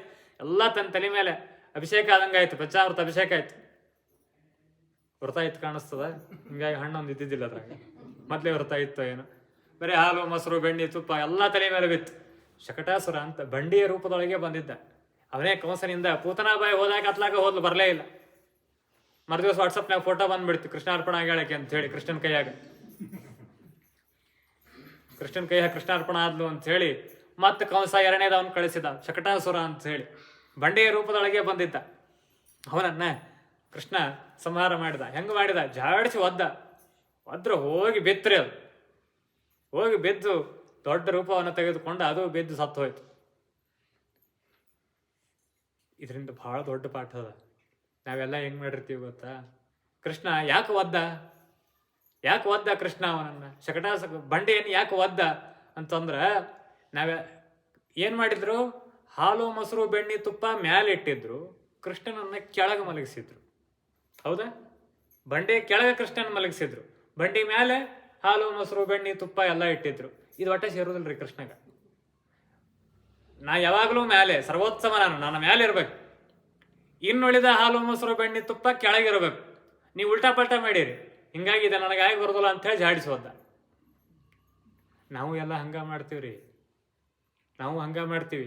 ಮನೆಯೊಳಗೆ ಒಂದು ಸಣ್ಣ ದೇವ್ರ ಮಾಡಿರ್ತೀವ, ಅದ್ರ ಮ್ಯಾಲಿನ ಕನದಾಗ ಚಟ್ನಿ ಪುಡಿ, ಉಪ್ಪಿನಕಾಯಿ, ತೊಕ್ಕು, ಅದು ಇದು ರಂಜಕಾಯಿ ಗಿಂಚಕಾಯಿ ಇಟ್ಟಿರ್ತೀವಿ. ಇದಾಗಿ ಬರೋದಿಲ್ಲ ದೇವ್ರಿಗೆ. ಹೀಗಾಗಿ ದೇವರು ಒದ್ದ. ಇನ್ನು ಮಹಿಳೆ, ನಾವು ನಮ್ಮ ಮನಸ್ಸಿನೊಳಗೆ ಏನ್ ಮಾಡ್ಕೊಂಡಿರ್ತೀವಿ ಅಂತಂದ್ರ, ಕೃಷ್ಣನನ್ನ ಕೆಳಗೆ ಹಾಕಿರ್ತೀವಿ. ನಮ್ಮ ಸಂಸಾರಿಕವಾದಂತಹ ಹೆಂಡತಿ, ಮಕ್ಕಳು, ಮನೆ, ಕಾರು, ಬಂಗ್ಲೆ, ಆಸ್ತಿ ಇವುಗಳಿಗೆ ಹೆಚ್ಚಿನ ಸ್ಥಾನ ಕೊಟ್ಟಿರ್ತೀವಿ. ದೇವರಿಗೆ ಕಡಿಮೆ ಸ್ಥಾನ ಕೊಟ್ಟಿರ್ತೀವಿ. ಅದಕ್ಕೆ ದೇವರು ನಮ್ಮನ್ನು ಓದಿತಿರ್ತಾನ ಅವಾಗ. ದೇವರಿಗೆ ಹೆಚ್ಚಿನ ಸ್ಥಾನ ಕೊಟ್ಟು ಮನೆ, ಮಠ, ಮಡದಿ, ಮಕ್ಕಳು ಇವುಗಳಿಗೆ ಅವನಕ್ಕಿಂತ ಕೆಳಗಿನ ಸ್ಥಾನ ಕೊಟ್ಟರೆ ಆರಾಮಿರ್ತೀವಿ. ನಾವು ಉಲ್ಟಾ ಪಲ್ಟಾ ಮಾಡ್ತೀವಿ. ದೇವರಿಗೆ ಮನಸ್ಸಿನೊಳಗೆ ಕೆಳಗಿನ ಸ್ಥಾನ, ಸಾಂಸಾರಿಕವಾದ ಪದಾರ್ಥಗಳಿಗೆ ಮೇಲಿನ ಸ್ಥಾನ ಕೊಟ್ಟಿರ್ತೀವಿ ನಮ್ಮ ಮನಸ್ಸಿನೊಳಗೆ. ಹೀಗಾಗಿ ದೇವರು ನಮ್ಗೆ ಅವಾಗವಾಗ ಒದೆಯೋದು. ಅದನ್ನು ತೋರಿಸಿದ ಶಕಟಾಸುರನನ್ನು ಒದ್ದದ್ದಕ್ಕಾಗಿ. ಮೇಲೆ ಹಾಲು, ಮೊಸರು, ಬೆಣ್ಣೆ, ತುಪ್ಪ ಇದ್ರೆ ಒದಿತೀನಿ ನಾನು, ಮ್ಯಾಲೆ ಚಟ್ನಿ ಪುಡಿ ಉಪ್ಪಿನಕಾಯಿ ಕೋಸಂಬರಿ ಇಟ್ಕೊಳಕ್ ಹೋಗ್ಬೇಡ್ರಿ, ನನ್ನ ಕೆಳಗೆ ಹಾಕಿ. ನಾನು ಮೇಲಿರಬೇಕು, ಅವೆಲ್ಲ ನಾನು ಕೆಳಗಿರಬೇಕು. ಮನಸ್ಸಿನಲ್ಲಿಯೂ ಅಷ್ಟೇ, ಈ ಜಗತ್ತು ಸಾಂಸಾರಿಕವಾದ ಪದಾರ್ಥಗಳು ನನಗಿಂತ ಕೆಳಗೆ. ನನ್ನಲ್ಲಿ ಸರ್ವೋತ್ಕೃಷ್ಟವಾದಂತಹ ಪ್ರೀತಿ, ನನ್ನಲ್ಲಿ ಸರ್ವೋತ್ಕೃಷ್ಟವಾದಂತಹ ಭಕ್ತಿ, ಇನ್ನುಳಿದದ್ದರಲ್ಲಿಯೂ ಪ್ರೀತಿ ಬೇಕು. ಹೆಂಡತಿ ಮೇಲೂ ಪ್ರೀತಿ ಬೇಕು, ಮನೆಯ ಮೇಲೆ ಅಭಿಮಾನ ಬೇಕು, ದೇಹದ ಮೇಲೆ ಅಭಿಮಾನ ಬೇಕು, ನಮ್ಮ ವಸ್ತುಗಳ ಮೇಲೆ ಜವಾಬ್ದಾರಿ ಬೇಕು, ಎಲ್ಲವೂ ಬೇಕು ಜಗತ್ತಿನಲ್ಲಿ ಸಂಸಾರದಲ್ಲಿ ಇರುವಂಥವರಿಗೆ. ಆದರೆ ಯಾವುದೂ ದೇವರಿಗೆ ಇದ್ದಷ್ಟಲ್ಲ ಅನ್ನೋದನ್ನು ತೋರಿಸ್ಲಿಕ್ಕಾಗಿ ಆ ಬಂಡಿಯನ್ನು ಒದ್ದಿದ. ಈ ಪಾಠವನ್ನು ಪರಮಾತ್ಮ ಕಲಿಸಿಕೊಟ್ಟ. ಎರಡಾಯ್ತು, ಪೂತನಾ ಸಂಹಾರ ಆಯ್ತು, ಶಕಟಾಸುರ ಭಂಜನ ಆಯ್ತು. ಮೂರನೇದವ ತೃಣಾವರ್ತ ಅಂತ. ಯಶೋದ ಒಂದು ಬಾರಿ ಮನೆಯಲ್ಲಿ ತೊಡೆ ಮೇಲೆ ಕೃಷ್ಣನನ್ನ ಮಲಗಿಸಿಕೊಂಡು ಹಾಲು ಕೊಡ್ತಾ ಇದ್ಲು. ಒಲಿ ಮೇಲೆ ಹಾಲು ಇಟ್ಟಿದ್ಲು. 1 ಲೀಟರ್ ಹಾಲು ಉಕ್ಕಿತು. ಒಲಿ ಮೇಲೆ ಇಟ್ಟು 1 ಲೀಟರ್ ಹಾಲು ಉಕ್ಕಿ ಬಿಡ್ತೀವಿ. ಕೃಷ್ಣನನ್ನ ಕುಕ್ಕಿದ್ಲು, ಹೋಗಿ ಎದ್ದು ಹೋದ್ಲು. ಕೃಷ್ಣ ಅಂದ, ಕ್ಷೀರಸಾಗರದ ಓನರೇ ನಾನು, ನಿನ್ನ ತೊಡಿ ಮೇಲೆ ಬಂದು ಮಲ್ಕೋಬೇಕಂದ್ರೆ ಎಷ್ಟು ಜನ್ಮದ ಪುಣ್ಯ ಬೇಕು? ನನಗಿಂತ 1 ಲೀಟರ್ ಹಾಲು ಹೆಚ್ಚಾಯ್ತಾ ನಿನಗೆ ಅಂತಂದ ಕೃಷ್ಣ. 1 ಲೀಟರ್ ಹಾಲು ಉಕ್ಕಿತು ಅಂತೇಳಿ ನನ್ನನ್ನೇ ಕುಕ್ಕಿ ಹೋಗ್ತೀಯಲ್ಲ ನೀನು? ನನಗಿಂತ ಹೆಚ್ಚಿಂದ 1 ಲೀಟರ್ ಹಾಲು ನಿನಗೆ ಅಂತಂದ ಕೃಷ್ಣ. ಹಾಗಾರ ಮಾಡ್ತೀನಿ ತಡಿ ನಿನಗ ಅಂತೇಳಿ ಆಕೆ ಕಣ್ಣಿಗೆ ಕಾಣಲಾರ್ದಂಗೆ ಆಗೋಣ ಅಂಥೇಳಿ ಆ ತೃಣಾವರ್ತನ ಹೆಂಗೋ ಬಂದಿದ್ದವ. ಆ ತೃಣಾವರ್ತ ಅಂದ್ರೆ ಸುಂಟರ ಗಾಳಿ. ಆ ಸುಂಟರ ಗಾಳಿಯ ರೂಪದೊಳಗೆ ತೃಣಾವರ್ತ ಅನ್ನೋ ದೈತ್ಯ ಬಂದ. ಕೃಷ್ಣನನ್ನ ಸುತ್ತಕೊಂಡು ಮೇಲೆ ಹೋಗ್ಬಿಟ್ಟು ಕೃಷ್ಣ ಕಾಣ್ತಾನೆ ಇಲ್ಲ. ಮನೆಯೆಲ್ಲ ಹೊಗೆ ತುಂಬಿ ಬಿಡ್ತಿ, ಧೂಳು ತುಂಬಿ ಬಿಟ್ಟಿತ್ತು. ಹಾಲಿನ ಪಾತ್ರೆ ಇಳಿಸಿ ಬರೋದ್ರಾಗ ಕೃಷ್ಣಗೆ ಇಲ್ಲೇ ಇಲ್ಲ. ಕೃಷ್ಣನೇ ಕೃಷ್ಣಾರ್ಪಣ ಆಗ್ತಾನೋ ಹೆಂಗ ಇನ್ನ ಅಂತ ವಿಚಾರ ಮಾಡುವಂತ ಪರಿಸ್ಥಿತಿ ಬಂತು. ಹೀಗೆಲ್ಲ ನಡೀತು. ತೃಣಾವರ್ತ ಮೇಲೆ ಕರ್ಕೊಂಡು ಹೋದ. ಆ ಸುಂಟ್ರ ಗಾಳಿ ಹಂಗಾರಿ ಒಮ್ಮೆ ಪೂರ್ಣ ಮೇಲೆ ಕರ್ಕೊಂಡು ಹೋಗಿ ಕೈ ಬಿಟ್ಟು ಬಿಡ್ತವೆ, ಎತ್ತಿದಪ್ಪ ಅಂತ ಹೋಗಿತ್ತು. ಆ ಥರ ಮಾಡಬೇಕು ಅಂತ ತೃಣಾವರ್ತ ಬಂದ. ಮೇಲೆ ಕರ್ಕೊಂಡು ಹೋಯ್ತು. ಕೃಷ್ಣ ಅಂದ, ಭಾಳ ಚಲೋ ಆಯ್ತು ನಡಿ, ನಿನ್ನನ್ನು ಕೊಲ್ಲಿಕ್ಕೆ ನನಗೆ ಸರಳ ಹಾದಿ ಸಿಕ್ತಿದ್ವು ಅಂತೇಳಿ ಮೇಲೆ ಕರ್ಕೊಂಡು ಹೋದ. ಇನ್ನೇನು ಕೃಷ್ಣನ ಕೈ ಬಿಡಬೇಕು ಆ ತೃಣಾವರ್ತ, ಕೃಷ್ಣ ತಾನು ಉಲ್ಟಾ ಅವನ ಕೈ ಹಿಡ್ಕೊಂಡು ಅವನ ಮೇಲೆ ಕರ್ಕೊಂಡು ಹೊಂಟ. ಇವ್ ಪೂರ್ಣ ಮೇಲೆ ಬ್ರಹ್ಮಾಂಡದ ಕಟ ಹತ್ತನಕ ಕಾಲೇ ಬೆಳೆಸಿದ ಇವ. ಅವನ್ ಕರ್ಕೊಂಡು ಹೋಗೋದು ಎಷ್ಟೊತ್ತಿ ಅವನಿಗೆ. ಅವ ತನ್ನ ಶಕ್ತಿ ಎಷ್ಟಿತ್ತೋ ಅಷ್ಟು ಮೇಲೆ ಕರ್ಕೊಂಡು ಹೋಗಿದ್ದ. ಆಮೇಲೆ ಕೃಷ್ಣ ಅವನನ್ನೇ ಮೇಲೆ ಕರ್ಕೊಂಡು ಹೋದ. ಉಸಿರುಗಟ್ಟು ಸಾಯ್ತೀನೋ, ಮೇಲೆ ಗಾಳಿ ಇಲ್ಲ ಅಂತವ. ನನಗೂ ಅದೇ ಬೇಕಾಗ್ಯದ ಬಾ ಅಂತೇಳಿ ಕೃಷ್ಣ ಅವನನ್ನು ಮೇಲೆ ಕರ್ಕೊಂಡೋಗಿ ಕೈ ಬಿಟ್ಟು ಬಿಟ್ಟ. ತೃಣಾವರ್ತ ಕೆಳಗೆ ಎಲ್ಲಿ ಬಿದ್ದು ಸತ್ತು ಹೋಗ್ಬಿಟ್ಟ. ಕೃಷ್ಣ ಮತ್ತೆ ಮನೆಗೆ ನಡ್ಕೋತ ಬಂದ್ಬಿಟ್ಟ. ಪಾಪ ಏನ್ ಗೊತ್ತಿತ್ತು ಗೊತ್ತಿಲ್ಲ ಅವನಂಗೆ ನಡ್ಕೋತ ಬಂದ್ಬಿಟ್ಟ. ಯಶೋದ ಅಂತೇಳಿ ಎಲ್ಲಿ ಹೋಗಿದ್ದೆ ಇಲ್ಲೇ ಆಟ ಆಡ್ಲಿಕ್ಕೆ ಹೋಗಿದ್ದೆ, ಹೋಗ್ಬಿಡ ಮುಗುದೇ ಹೋಯ್ತು. ಕೃಷ್ಣ ತೃಣಾವರ್ತನ ಪರಿಸ್ಥಿತಿ ಮುಗಿದೋಯ್ತು. 3 ಆಯ್ತು. ಇಷ್ಟಾದ ಮೇಲೆ ಕೃಷ್ಣ ಸ್ವಲ್ಪ ಅಲ್ಲೇ ಇಲ್ಲಿ ಓಡಾಡ್ಲಿಕ್ಕೆ ಸಣ್ಣ ಸಣ್ಣ ಹೆಜ್ಜೆಗಳನ್ನ ಇಡ್ತಾ ಮನೆಯಲ್ಲೆಲ್ಲ ಓಡಾಡ್ಲಿಕ್ಕೆ ಆರಂಭ ಮಾಡಿದ್ದ. ಏನೋ ಸುದ್ದಿ ಬಂತು. ಕೃಷ್ಣ ಏನೋ ತಿಂದಾನ, ಏನೋ ಬಾಯಿಗೆ ಹಾಕೊಂಡೆ. ಹುಡುಗರು ಸಣ್ಣ ಅಲ್ಲಿ ಕಣ್ಣಿಗೆ ಕಂಡದ್ದೆಲ್ಲ ಬಾಯಿಗೆ ಹಾಕೋತಿರ್ತ. ಅಣ್ಣ ಬಲರಾಮ ಜೋಡಿ ಇದ್ನೋ ಏನೋ ತಿಂದಾನ ಅಂತ ಹೇಳಿಬಿಟ್ಟ. ಏನ್ ತಿಂದಿ ನೋಡಂತೆಗಿ ಬಾಯಿ ತೆಗಿ ಅಂತ ನೋಡ್ರಿ, ಇಡೀ ಒಳಗೆ ಬ್ರಹ್ಮಾಂಡ ರೀ, ಒಳಗೆ ಬ್ರಹ್ಮಾಂಡವೇ ತೋರಿ. ಕೃಷ್ಣ ಆ ಮಾಡು ಅಂತೇಳಿ ಆ ಮಾಡಿಸಿದ್ಲು. ಕೃಷ್ಣ ಬಾಯಿ ತಗದ, ನೋಡ್ತಾಳ ಇಡೀ ಬ್ರಹ್ಮಾಂಡ ಒಳಗೆ 14 ಲೋಕಗಳಿಂದ ಕೂಡಿದಂತಹ ಇಡೀ ಬ್ರಹ್ಮಾಂಡ ಕೃಷ್ಣನ ಬಾಯಿ ಒಳಗೆ ಕಾಣಿಸ್ತೀವಿ. ಸುಧಾದೊಳಗೆ, ನ್ಯಾಯಸುಧಾ ಗ್ರಂಥದೊಳಗೆ ಟೀಕಾರಾಯರು ಜಗತ್ತು ಸತ್ಯ ಅಂತನ್ನೋ ವಿಚಾರವನ್ನ ಎತ್ತಿಕೊಂಡು ಅದನ್ನು ಉಪಪಾದನೆ ಮಾಡುವಾಗ ಏನು ಸಾಕ್ಷಿ, ಜಗತ್ತು ಸತ್ಯ ಅನ್ಲಿಕ್ಕೆ ಏನು ಸಾಕ್ಷಿ? ಯಶೋಧಾದೇವಿ ಸಾಕ್ಷಿ ಇದ್ದಾಳೆ ನೋಡಿರ್ಬೇಕು. ಕಣ್ಣಾರೆ ನೋಡ್ಯಾಳೆ ಕೃಷ್ಣನ ಬಾಯಿ ಒಳಗೆ ಬ್ರಹ್ಮಾಂಡ ಅದ, ಸತ್ಯಭೂತವಾದಂತಹ ಜಗತ್ತು ಕೃಷ್ಣನ ಬಾಯಿ ಒಳಗೆ ಅದ ಅಂತ ಅನ್ನೋದನ್ನ ಕಣ್ಣಾರೆ ಕಂಡಾಕಿ ಯಶೋಧಾದೇವಿ. ಬೇಕಾದ್ರೆ ಹೋಗಿ ಕೇಳ್ಕೊಂಬರ್ರಿ ಅಂತ. ಅಷ್ಟು ಸತ್ಯಭೂತವಾದಂತಹ ಜಗತ್ತನ್ನು, ಇಡೀ ಬ್ರಹ್ಮಾಂಡವನ್ನ ಕೇವಲ ತನ್ನ ಬಾಯಿಯಲ್ಲಿ ಧಾರಣೆಯನ್ನ ಮಾಡಿದ್ದಾನೆ ಪರಮಾತ್ಮ. ಕೃಷ್ಣ ತಾಯಿಗೆ ಅದರ ದರ್ಶನವನ್ನ ಮಾಡಿಸಿದ್ದಾನೆ. ಇಷ್ಟು 4 ಕೆಲಸಗಳನ್ನ ಮಾಡಿದ. ಪೂತನಾ ಸಂಹಾರ, ಶಕಟಾಸುರನ ಭಂಜನ, ತೃಣಾವರ್ತನ ಸಂಹಾರ, ಈ ವಿಶ್ವ ರೂಪದ ದರ್ಶನ, ಇಡೀ ಬ್ರಹ್ಮಾಂಡದ ದರ್ಶನವನ್ನ ಮಾಡಿಸಿದ ಮೇಲೆ ಆಮೇಲೆ ನಾಮಕರಣ ಆಯಿತು. ಕೃಷ್ಣನಿಗೆ ಇಷ್ಟೊತ್ತ ತನಕ ನಾಮಕರಣನೇ ಆಗಿದ್ದಿಲ್ಲ. ಇನ್ನು ಮೇಲೆ ಗರ್ಗಾಚಾರ್ಯರು ಅಂತ ಹೇಳಿ ಪುರೋಹಿತರು ಆ ಗರ್ಗಾಚಾರ್ಯರನ್ನ ಕರ್ಕೊಂಡು ಬಂದು ಇವರಿಗೆ ನಾಮಕರಣವನ್ನ ಮಾಡಿದ್ದಾರೆ. ಇಬ್ಬರಿಗೂ ಕೂಡ ನಾಮಕರಣವನ್ನು ಮಾಡಿ ಅವನಿಗೆ ಬಲಿಷ್ಠನಾಗಿದ್ದ, ಹೀಗಾಗಿ ಅವನಿಗೆ ಬಲರಾಮ ಅಂತ ಹೇಳಿ ಅವನಿಗೆ ಹೆಸರನ್ನು ಇಟ್ಟಿದ್ದಾರೆ. ಸಂಕರ್ಷಣ ಅಂತ, ಅವನ ಗರ್ಭವನ್ನ ಕರ್ಷಣ ಮಾಡಿದ್ಲಲ್ಲ ದುರ್ಗಾದೇವಿ, ಸಮ್ಯಕ್ ಕರ್ಷತಿ, ಸಂಕರ್ಷಣನಾಗಿದ್ದಾನೆ, ಹಾಗಾಗಿ ಅವನಿಗೆ ಸಂಕರ್ಷಣ, ಬಲಿಷ್ಠನಾಗಿದ್ದಾನೆ ಅನ್ನೋದಕ್ಕಾಗಿ ಬಲರಾಮ ಅಂತ ಹೆಸರು. ಇವನಿಗೆ ಕೃಷ್ಣ ಅಂತ ಹೆಸರು. ವಾದಿರಾಜರು ರುಕ್ಮಿಣಿ ವಿಷಯದಲ್ಲಿ ಅನೇಕ ಉತ್ಪ್ರೇಕ್ಷೆಗಳನ್ನು ಮಾಡ್ತಾರೆ. ಯಾಕೆ ಇವನಿಗೆ ಕೃಷ್ಣ ಅಂತ ಹೆಸರು? ಕರ್ಷತಿ ಇತಿ ಕೃಷ್ಣ, ಕರ್ಷತಿ ಎಳಿತಾನೆ, ಆಕರ್ಷಣೆಯನ್ನು ಮಾಡ್ತಾನೆ ಅನ್ನೋದಕ್ಕಾಗಿ ಇವನಿಗೆ ಕೃಷ್ಣ. ಏನು ಆಕರ್ಷಣೆ ಮಾಡ್ತಾನೆ? ಎಲ್ಲರ ಮನಸ್ಸನ್ನು ಆಕರ್ಷಣೆ ಮಾಡ್ತಾನೆ ಅನ್ನೋದಕ್ಕಾಗಿ ಅವನಿಗೆ ಕೃಷ್ಣ ಅಂತ ಹೆಸರು. ಎಲ್ಲರ ಪಾಪಗಳನ್ನು ಆಕರ್ಷಣೆ ಮಾಡ್ತಾನೆ. ಹೆಸರು ಹೇಳಿದರೆ ಸಾಕು, ಕೃಷ್ಣ ಕೃಷ್ಣ ಕೃಷ್ಣ ಎಂದು 3 ಬಾರಿ ನೆನೆಯಿರೋ ಅಂತಾರೆ ವ್ಯಾಸರಾಜರು. 3 ಸರ್ತಿ ಹೇಳ್ರು ಎಲ್ಲ ಪಾಪಗಳು ಹೋಗ್ತವೆ ಅಂತಾರೆ. ಹೀಗಾಗಿ ಎಲ್ಲರ ಪಾಪಗಳನ್ನು ಆಕರ್ಷಣೆ ಮಾಡ್ತಾನೆ ಅನ್ನೋದಕ್ಕಾಗಿ ಅವನನ್ನ ಕೃಷ್ಣ ಅಂತ ಕರೆದದ್ದು. ಹೀಗೆ ಅನೇಕ ಅರ್ಥಗಳನ್ನು ತಿಳಿಸಿಕೊಡ್ತಾರೆ. ಇಷ್ಟೆಲ್ಲ ನಡೀತಾ ಅವರಿಗಿಬ್ಬರಿಗೂ ನಾಮಕರಣ ಆಯಿತು. ಸ್ವಲ್ಪ ಇಬ್ಬರು ಬೆಳೆದು ನಿಂತರು. ಮನೆಯೊಳಗೆ ಓಡಾಡ್ತಾ ಇದ್ರು ಇಷ್ಟು ದಿವಸ. ಇನ್ನು ಬಾಜುಕಿನ ಮನೆಗೆ ಹೋಗ್ಲಿಕ್ಕೆ ಶುರು ಆಯ್ತು. ಎಲ್ಲ ಗೋಪಾಲಕರು, ಅವರೆಲ್ಲರೂ ಒಂದೇ ಊರಿನವರು, ಒಂದೇ ಗಲ್ಲಿಯೊಳಗಿದ್ದಂಥವ್ರು. ಎಲ್ಲರ ಮನೆಗೆ ಹೋಗೋದು, ಅವ್ರ ಮನೆಯಾಗಿದ್ದ ಹಾಲು, ಮೊಸರು, ಬೆಣ್ಣೆ, ತುಪ್ಪ ಎಲ್ಲ ಚೆಂದ ಬರೋದು. ಇದು ಕೃಷ್ಣನ ಪ್ರತಿನಿತ್ಯದ ದಿನಚರಿ ಆಗಿಬಿಡ್ತು. ಹೀಗೆ ಅದೆಲ್ಲ ನಡೀತು. ಗೋಪಿಕಾಸ್ತ್ರೀಯರು ಬಂದು ಯಶೋದಾಗ ಬೈಬೇಕು ದಿವಸ. ಅಲ್ಲ, ಹೊಟ್ಟಿಗೆ ಹಾಕೋದಿಲ್ಲ ಏನು, ಬರೇ ಕೆಲಸ ಕೆಲಸ ಅಂಥೇಳಿ ಕೂಸಿ ಹೊಟ್ಟಿಗೆ ಹಾಕ್ಲಾರ್ದಂಗೆ ಏನ್ರ ಅಡ್ಡಾಡ್ತೀಯ ನೀನು? ನಮ್ಮನೆಗೆ ಬಂದು ಹಾಲು ಕುಡಿತಾನವ. ಹೌದು, ಹಾಲು ಕುಡಿತಾನ, ನಾನು ಒಂದು ಲೋಟ ಹಾಲು ಕೊಡ್ತೀನಿ, ಪಾಪ ಹೋಲ್ ಬಿಡು ಕೂಸು ಕೇಳ್ಯದ ಅಂಥೇಳಿ ಇದ್ದು ಕೊಡಗಟ್ಲೆ ಹಾಲು ಕುಡ್ದು ಕೂತ್ರ ಗತಿ ಏನವ? ನಾ ಏನು ಕೊಡ್ಲಿ ಅಲ್ಲ ನಮ್ಮ ಮನೆಯವರಿಗೆ? ಬೈದು ಮೊದ್ಲ ಸಿಡಿಕ್ಸಿ ಮನುಷ್ಯ ನಮ್ಮ ಮನೆಯವರು. ಸಾಯಂಕಾಲ ಮನೆಗೆ ಬಂದ ಮೇಲೆ ಒಂದು ಲೋಟ ಹಾಲು ಕೊಡು ಅಂತಂದ್ರೆ ಎಲ್ಲಿ ರೀ, ಹಾಲು ಇಲ್ಲೇ ಇಲ್ಲ, ಕೊಡ ಎಲ್ಲ ಖಾಲಿ ಆಗಿಬಿಟ್ಟು. ಇಂತಹ ಪರಿಸ್ಥಿತಿ ಅದ. ಕೂಸಿಗೆ ಒಂದು ಸ್ವಲ್ಪ ಹಾಲು ಕೊಡುಸೆ ಅಂತೇಳಿ ಯಶೋಧಾದೇವಿಗೆ ಅಂದು ಹೋಗೋರು. ನನಗೇನು ಕಡಿಮೆ ಆಗದ, ಈ ಊರಿನ ರಾಣಿ ನಾನು ಅಂತ ಹೇಳಕ್ಕೆ ನಾ ಕೊಡಿಸ್ಲಾರ್ದೇ ಇರ್ತೀನೇನು? ನಿನ್ನ ಮನ್ಯಾಗ ಬರೀ 8-10 ಹಾಕ್ಳವ, ನಮ್ಮ ಮನ್ಯಾಗ 10,000 ಹಾಕ್ಳವ, ನನಗೇನು ಹಾಲಿನ ಕಡಿಮೆ ಅಂತ ಹಾಕಿ ಜಗಳ. ದಿವಸ ಇಂಥದ್ದೇ ಏನಾರ ಒಂದು ಕಂಪ್ಲೇಂಟ್ ಬರಬೇಕು.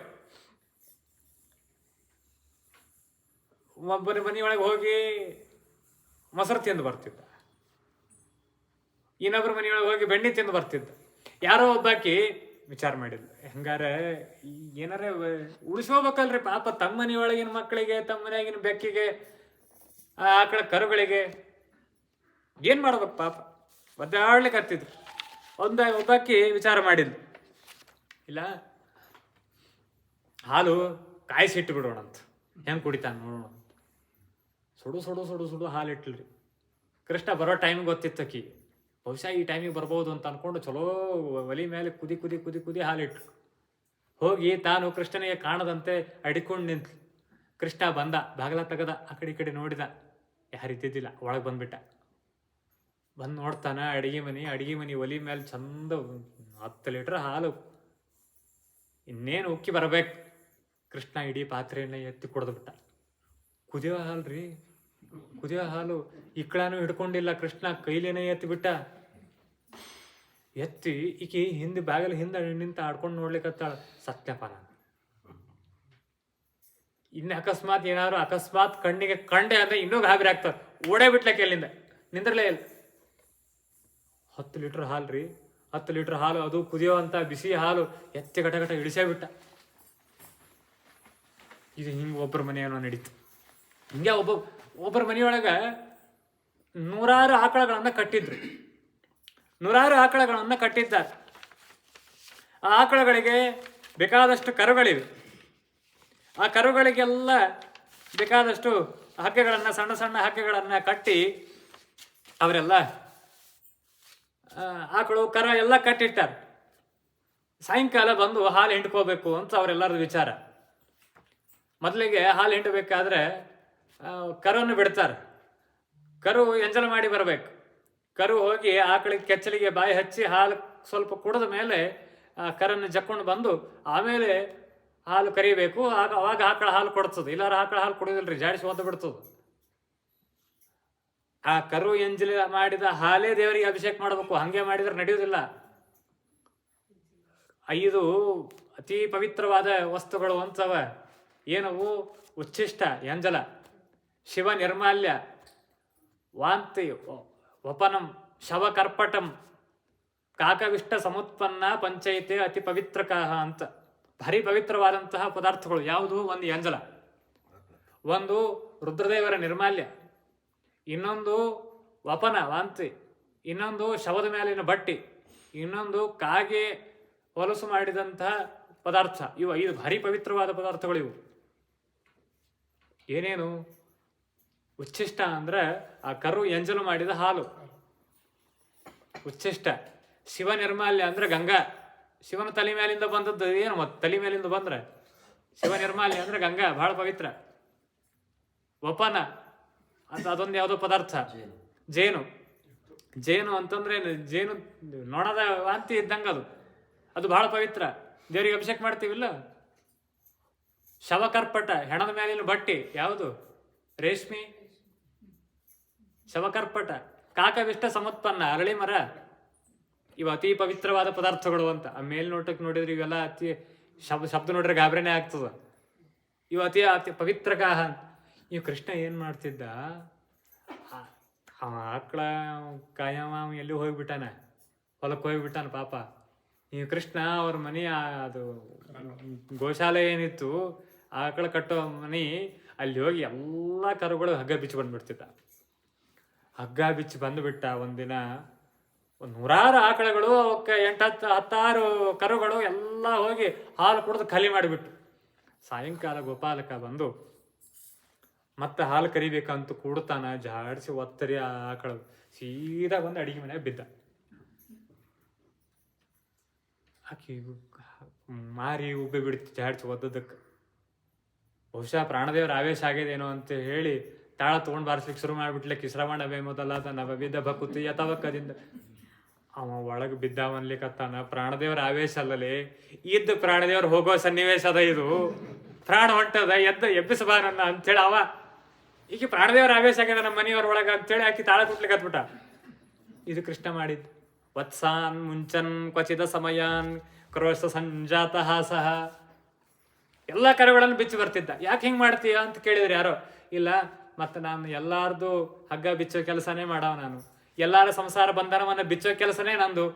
ಹೀಗಾಗಿ ಬಂಧನದೊಳಗೆ ಇದ್ರೆ ನನಗೆ ನೋಡ್ಲಿಕ್ಕೆ ಆಗೋದಿಲ್ಲ. ಆ ಬಂಧನವನ್ನು ಬಿಚ್ಚಿಸ್ಲಿಕ್ಕೆ ನಾನು ಇರೋದು. ಹೀಗಾಗಿ ಆ ಕರುಗಳ ಬಂಧನವನ್ನೇ ಬಿಚ್ಚಿಸ್ತೇನೆ. ವತ್ಸಾನ್ ಮುಂಚನ್ ಕ್ವಚಿತ ಸಮಯಾನ್ ಕ್ರೋಶ ಸಂಜಾತ ಹಾಸ.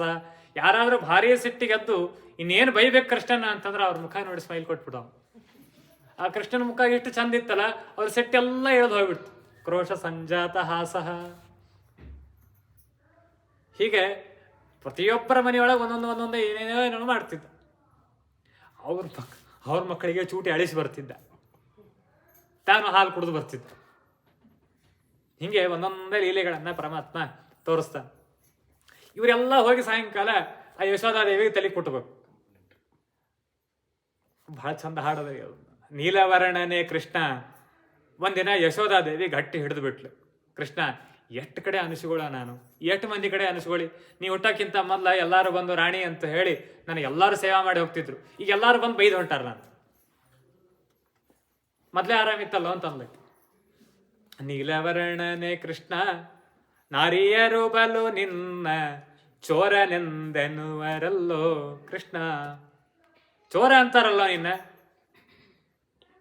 ಬಡವರ ಮನೆಗೆ ಹೋಗಿ ಕೊಡಹಾಲು ಮೊಸರನ್ನು ಸವಿದು ಬಂದ್ಯಂತಲ್ಲೋ ಕೃಷ್ಣ. ಬಡವರು ಪಾಪ ಏನೋ ಒಂದು ಕೊಡ ಹಾಲು ಇಟ್ಕೊಂಡಿರ್ತಾರೆ. ಬಡವರು ಒಂದು ಕೊಡ ಹಾಲು. ಆಗಿನ ಕಾಲಕ್ಕೆ ಈಗ 1 ಲೀಟರ್ ಮನೆಯಾಗಿದ್ರೆ ಭಾರಿ. ಕೃಷ್ಣ ಅಂದ ಏನು ಸುಳ್ಳು ಹೇಳ್ತೀರಿ? ಅವ್ರಿಗೆ ಬುದ್ಧಿನೇ ಇಲ್ಲ. ಆ ಗೋಪಾಲಕರಿಗೆ, ಗೋಪಿಕಾ ಸ್ತ್ರೀಯರಿಗೆ ಏನೇನೋ ಹೇಳ್ತಾರೆ. ನೋಡು, ನಾ ಎಷ್ಟಿದ್ದೀನಿ, ಈಟಿದ್ದೇನೆ ಹುಡುಗ, ಕೊಡ ಹಾಲು ಕುಡಿಯೋದು ಸಹಜನ? ಹೇಳಿ ನೀನೇ ನೋಡು. ನಾ ಹುಡುಗ ಕೊಡ ಹಾಲು ಕುಡಿದು ಬಗೆ ಹ್ಯಾಂಗಮ್ಮ. ನಾ ಸಣ್ಣ ಹುಡುಗಿದ್ದೀನಿ, ಕೊಡ ಹಾಲು ಕುಡಿತೇನೇನು? ನಾ ಹೇಳ, ಹಂಗಾರೆ ನಾ ಅಲ್ಲಿ ಕುಡಿತಿದ್ದಂದ್ರೆ ಇಲ್ಲೂ ಕುಡಿಬೇಕಾಗಿತ್ತಿಲ್ಲ. ನಿಮ್ಮ ಮನೆಯೊಳಗೆ ಅಂದರೆ ಕುಡ್ದೇನ ನಾನು? 1 ಲೋಟ ಕೊಟ್ರೆ ಅದ್ರಾಗ ಅರ್ಧ ಉಳಿಸಿಟ್ಟು ಹೋಗಿರ್ತೇನೆ ನಾ ಇಲ್ಲಿ. ಕೃಷ್ಣ ತಮ್ಮನೆ, ಕೆಲವು ಹುಡುಗರು ಹಂಗೆ ಇರ್ತಾವ್ರಿ, ತಮ್ಮನೆ ಮಾಡಿದ ಅಡಿಗೆ ಸೇರ್ತಿರಂಗಿಲ್ಲ, ಮಠಕ್ಕೆ ಬಂದ್ರೆ ಕರ್ತರಿಸಿ ಹೊಡಿತಿರ್ತಾವ.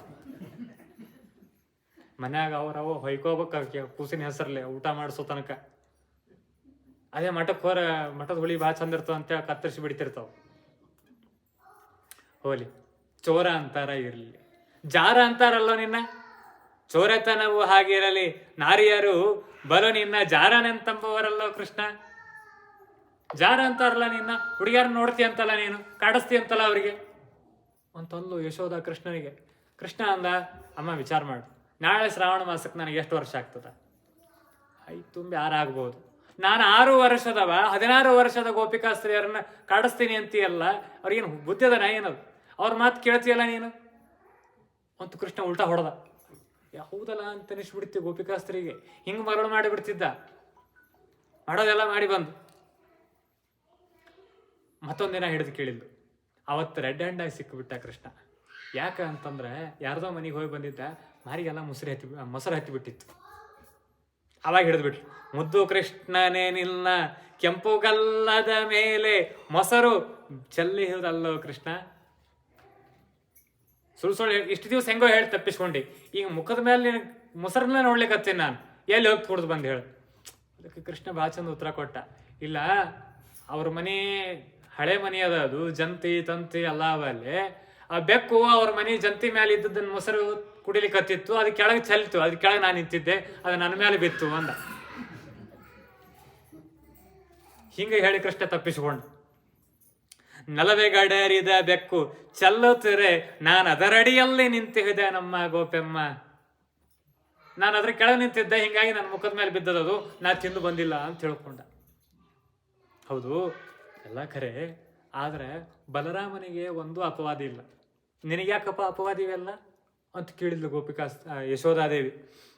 ಅವನಂದ, ಅವನು ಕೊಟ್ಟು ಹುಟ್ಟ್ಯಾನ, ಬಾಗಿಣ ಕೊಟ್ಟು ಹುಟ್ಟ್ಯಾನವ, ಈಗ ಅವ ದಾನ ಮಾಡಿ ಹುಟ್ಟ್ಯಾನ, ಹೀಗಾಗಿ ಅವನಿಗೆ ಅಪವಾದ ಇಲ್ಲ. ನಾನು ಕೊಡ್ಲಾರ್ದ ಹುಟ್ಟೀನಿ, ಏನು ಮಾಡಲಿ, ಎಲ್ಲರ ಕಡೆ ಅನಿಸ್ಕೊಳ್ಳೋ ಪರಿಸ್ಥಿತಿ ಬಂತು ನನಗೆ ಅಂತ ಹೇಳ್ಕೊಂಡು.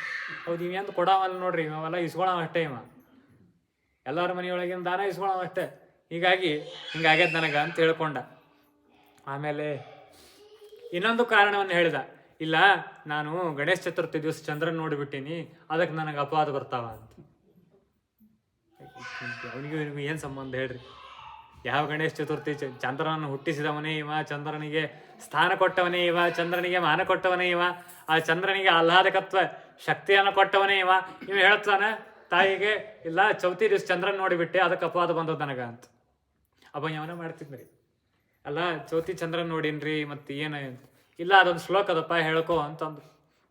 ಸಿಂಹ ಪ್ರಸೇನ ಭವತಿ ಸಿಂಹೋ ಜಾಂಬವತ ಹತಃ ಸುಕುಮಾರಕ ಮಾರೋದೀಹಿ ತವ ಶೇಷ ಸಮಂತಕಃ. ಈ ಶ್ಲೋಕ ಹೇಳಿದ್ರೆ ಯಾವ ಅಪವಾದಗಳು ಬರೋದಿಲ್ಲ ಗಣೇಶ ಚತುರ್ಥಿ ದಿವಸ ಚಂದ್ರನ್ ನೋಡಿದ್ದಕ್ಕೆ. ಅವ ಹೋಗಿ ಟೆರೆಸ್ ಮೇಲೆ ಕುತ್ಕೊಂಡು ಚಂದ್ರನ್ ನೋಡೋದು, ಸಿಂಹೋ ಜಾಂಬವತ ಹತಃ, ಮತ್ತೆ ಚಂದ್ರನ್ ನೋಡೋದು, ಸಿಂಹೋ ಜಾಂಬವತ ಹತಃ. ಇಂಥ ಮಾಡ್ಲಿಕ್ಕೆ ಹಣಿ ಗಟ್ಟಿಸ್ಕೊಂಡ್ರು ಅವ್ರ ಆಚಾರ್ಯ.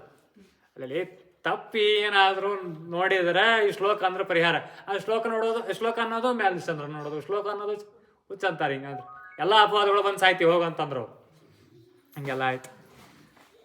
ಆಮೇಲೆ ಕೃಷ್ಣನಿಗೆ ಮತ್ತಂದ್ರು, ನೋಡು ಕೃಷ್ಣ, ನೀನು ಇಲ್ಲೇ ನಮ್ಮ ಮನೆಯೊಳಗೆ ಆಟ ಆಡು, ನಮ್ಮ ಕಂಪೌಂಡ್ನಾಗೆ ಆಟ ಆಡು.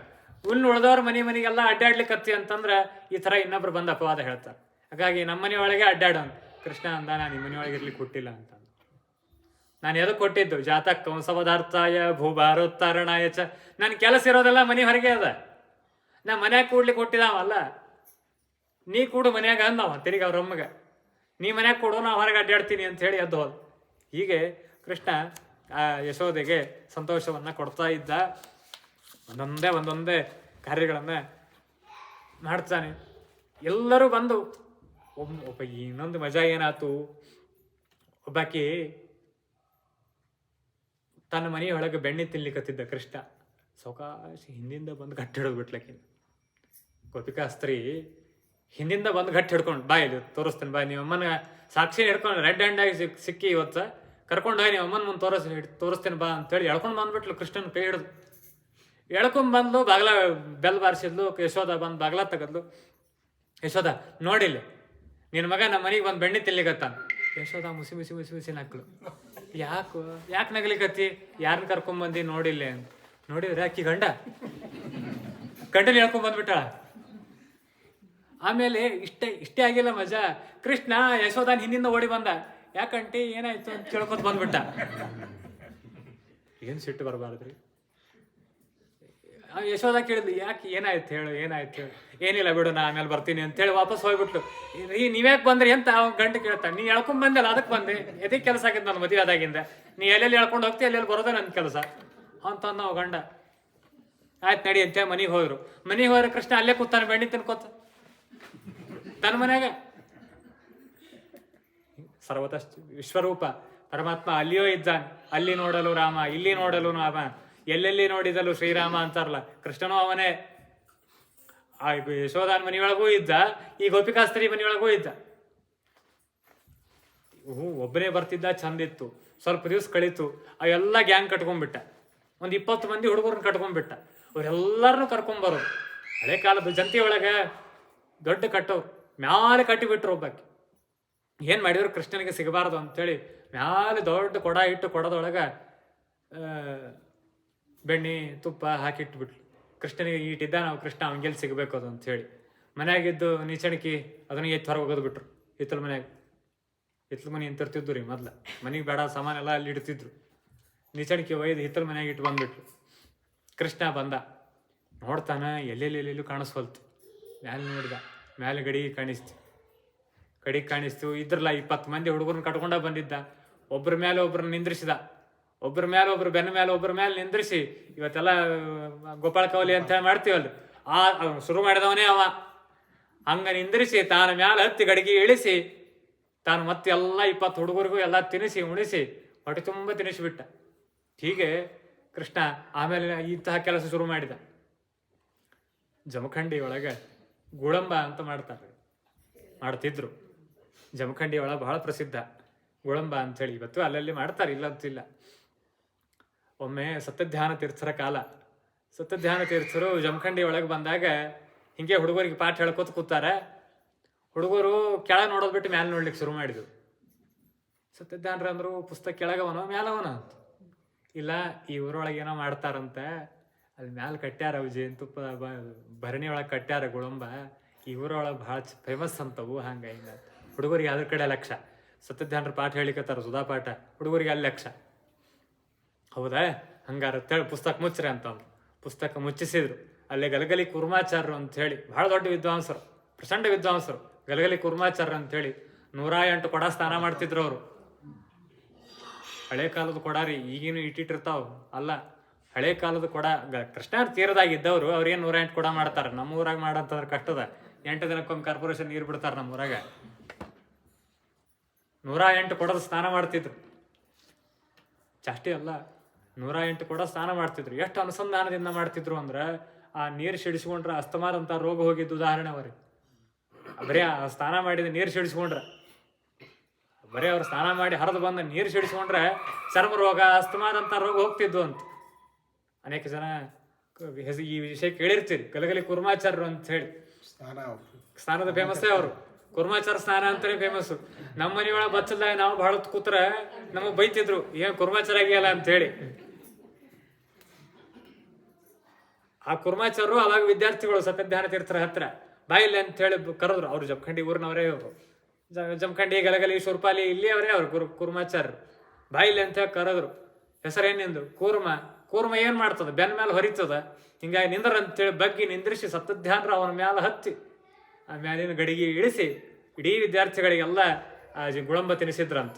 ಅದು ಕೃಷ್ಣನ ಕಥೆ, ಕೃಷ್ಣನಿಂದ ಬಂದಂಥ ಬಳವಳಿ ಅದು. ಹಿಂಗೆ ಸತ್ಯಧ್ಯಾನರು ವಿದ್ಯಾರ್ಥಿಗಳಿಗೆಲ್ಲ ಗುಳಂಬ ತಿನ್ನಿಸಿ ಆಮೇಲೆ ಇನ್ನು ಲಕ್ಷ ಕೊಡ್ರಿ ಇನ್ನು ಪಾಠಕ್ಕೆ ಅಂತೇಳಿ ಮತ್ತೆ 6 ತಾಸು ಪಾಠ ಕಟ್ಟಿದ್ರು. ಕೃಷ್ಣ ಆ ಥರ ಮಾಡಿದ್ದ. ಇನ್ನೊಂದು ಮನೆಗೆ ಹೋದ, ಅಲ್ಲಿಯೂ ಹಿಂಗೆ ಇದೇ ಪ್ರಸಂಗ. ಮ್ಯಾಲೆ ಕಟ್ಟಿಬಿಟ್ಟ. ಅವತ್ತ ಒಬ್ಬನೇ ಬಂದ್ಬಿಟ್ಟಾನೆ ಕೃಷ್ಣ. ಒಬ್ಬನೇ ಬಂದ್ಬಿಟ್ಟಾನೆ. ಈ ಹುಡುಗರನ್ನೆಲ್ಲ ಕಟ್ಕೊಂಡ್ ಬಂದಿದ್ದ ಅಂತಂದ್ರೆ ಅವ್ರ ಮ್ಯಾಲೆ ನಿಂತು ತೆಗೆದು ಇಳಿಸಿ ಏನ್ರೇ ಮಾಡ್ಬೋದಾಗಿತ್ತು. ಈಗ ಹಂಗಿಲ್ಲ, ಒಬ್ಬನೇ ಬಂದ್ಬಿಟ್ಟ. ಭಾಳ ವಿಚಾರ ಮಾಡಲಿಲ್ಲ ಕೃಷ್ಣ. ಹಿಂಗೆ ಕೈ ಮ್ಯಾಲೆ ಚಾಚಿದ, ಕೈ ಅಷ್ಟೇ ಮ್ಯಾಲೆ ಹೋಯ್ತ್ರಿ. ಕೃಷ್ಣ ಕೆಳಗೆ ನಿಂತಾನ, ಕೈ ಅಷ್ಟೇ ಮ್ಯಾಲೆ ಹೋಯ್ತು.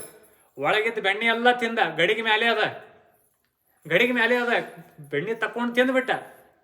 ಆಮೇಲೆ ಗೋಪಿಕಾಸ್ತ್ರಿ ಬಂದು ನೋಡ್ತಾಳೆ, ಅವು ಕೃಷ್ಣ ಬಂದು ಹೋದ್ರು, ಇವತ್ತು ಗಡಿಗೆ ಸಿಕ್ಕಿಲ್ಲ ಕೃಷ್ಣನಿಗೆ ಅಂತ ಖುಷಿ ಪಟ್ಲು. ಆಮೇಲೆ ಮನೆಯವ್ರು ಬಂದ್ಮೇಲೆ ಗಡಿಗೆ ಇಳಿಸ್ರಿ ಅಂತಾರೆ, ಎಲ್ಲದು ಬೆಣ್ಣೆ ಇಲ್ಲೇ ಇಲ್ಲ, ಬರೀ ಗಡಿಗೆ ಅದ, ಖಾಲಿ ಗಡಿಗೆ. ಈ ಥರ ಮಾಡ್ತಿದ್ದ ಕೃಷ್ಣ. ಭಾಳ ಎಲ್ಲ ಮೀರಿ ಬಿಡ್ತಿ. ಏನು ಮಾಡೋದಿನ್ನ? ಎಲ್ಲಾರ ಮನೆಯೊಳಗೂ ದಿವಸ ಹಿಂಗೆ ಆದ್ರೆ ಗತಿ ಏನು? ಹೋಗಿ ಎಲ್ಲರೂ ಕೃಷ್ಣನ ಕಂಪ್ಲೇಂಟ್ ಮಾಡ್ಲಿಕ್ಕೆ ಶುರು ಮಾಡಿ, ಏನು ಮಾಡ್ತೀನಿ ನೀನು? ಯಶೋದಾಗ ಏನು ಬೈಲಿಕತ್ರು ಅಂತಂದ್ರೆ, ಕೃಷ್ಣನಿಗೆ ಕಳ್ತನ ಮಾಡ್ಲಿಕ್ಕೂ ನೀನೇ ಕಲಿಸಿದ್ದು ಅಂತ ಶುರು ಮಾಡಿಬಿಟ್ರು. ನೀನೇ ಹೇಳ್ತಿ, ಕಳವು ಕಲಿಸಿದೆಮ್ಮ ಗೋಪಿ ಕಮಲನಾಭನಿಗೆ. ಏನ್ ಮಾಡ್ತಿದ್ದಿ? 6 ಏಳದ ಮುನ್ನ ಎಬ್ಬಿಸಿ ಶೃಂಗಾರ ಮಾಡಿ ಗೀರು ಗಂಧವ ಹಚ್ಚಿ ಹಾರವ ಹಾಕಿ. ಯಾರು ಹೇಳೋಕ್ಕಿಂತ ಮೊದಲ ಎಬ್ಬಿಸ್ತೀವ 4 ಗಂಟೆಗೆ. ನಾವೆಲ್ಲ ಗಡದ ನಿದ್ದೆ ಹೊಡೆದಿರ್ತೀವಿ, 4 ಗಂಟೆಗೆ ಎಬ್ಬಿಸ್ತೀವಿ. ಅವ್ನಿಗೆ ಸ್ನಾನಕ್ಕೆ ಹಾಕ್ತಿದ್ದಿ, ಅವನಿಗೆ ಬಟ್ಟೆ ಹೊಡಿಸ್ತಿದ್ದಿ, ಅವನಿಗೆ ಹಣಿಗೆ ತಿಲಕ ಹಾಸ್ತಿದ್ದಿ, ಒಂದು ಸಣ್ಣ ಜುಟ್ಟು ಕಟ್ತಿದ್ದಿ ಅವನಿಗೆ, ಅದಕ್ಕೊಂದು ಸಣ್ಣ ಹೂ ಇಟ್ಟು ನಮ್ಮ ಮನೆಗೆ ಕಳಿಸ್ಬಿಡ್ತಿದ್ದೆ 5 ಗಂಟೆಗೆ. ನಾವಿನ್ನ ಎದ್ದಿರಂಗಿಲ್ಲ, ಅವಾಗ ಬಂದು ಮನೆಗೆ ಬಂದು ಎಲ್ಲ ಗದ್ದಲ ಹಿಡಿಸಿ ಹೋಗ್ಬಿಟ್ಟಿರ್ತಾನೆ. ತಾನು ಕುಡಿದ್ರೆ ಒಂದು ಮಾತು ಬೇರೆ, 1 ಲೀಟ್ರ್ ಕುಡಿದು 1 ಲೀಟ್ರ್ ಹಾಲು ಚಲ್ಲಿ ಹೋಗಿಬಿಟ್ಟಿರ್ತಾನೆ. ಅದು ಭಾಳ ಹೊಟ್ಟು ಉರಿತದೆ ನಮಗೆ. 6 ಏಳದ ಮುನ್ನ ಎಬ್ಬಿಸಿ ಶೃಂಗಾರ ಮಾಡಿ ಗೀರು ಗಂಧವ ಹಚ್ಚಿ ಹಾರವ ಹಾಕಿ ಅಂತಾರ ದಾಸರು. ಹಿಂಗೆಲ್ಲ ಮಾಡ್ತಿದ್ದಿ, ಮತ್ತೆ ಏನು ಮಾಡೋಣ ನಾವು?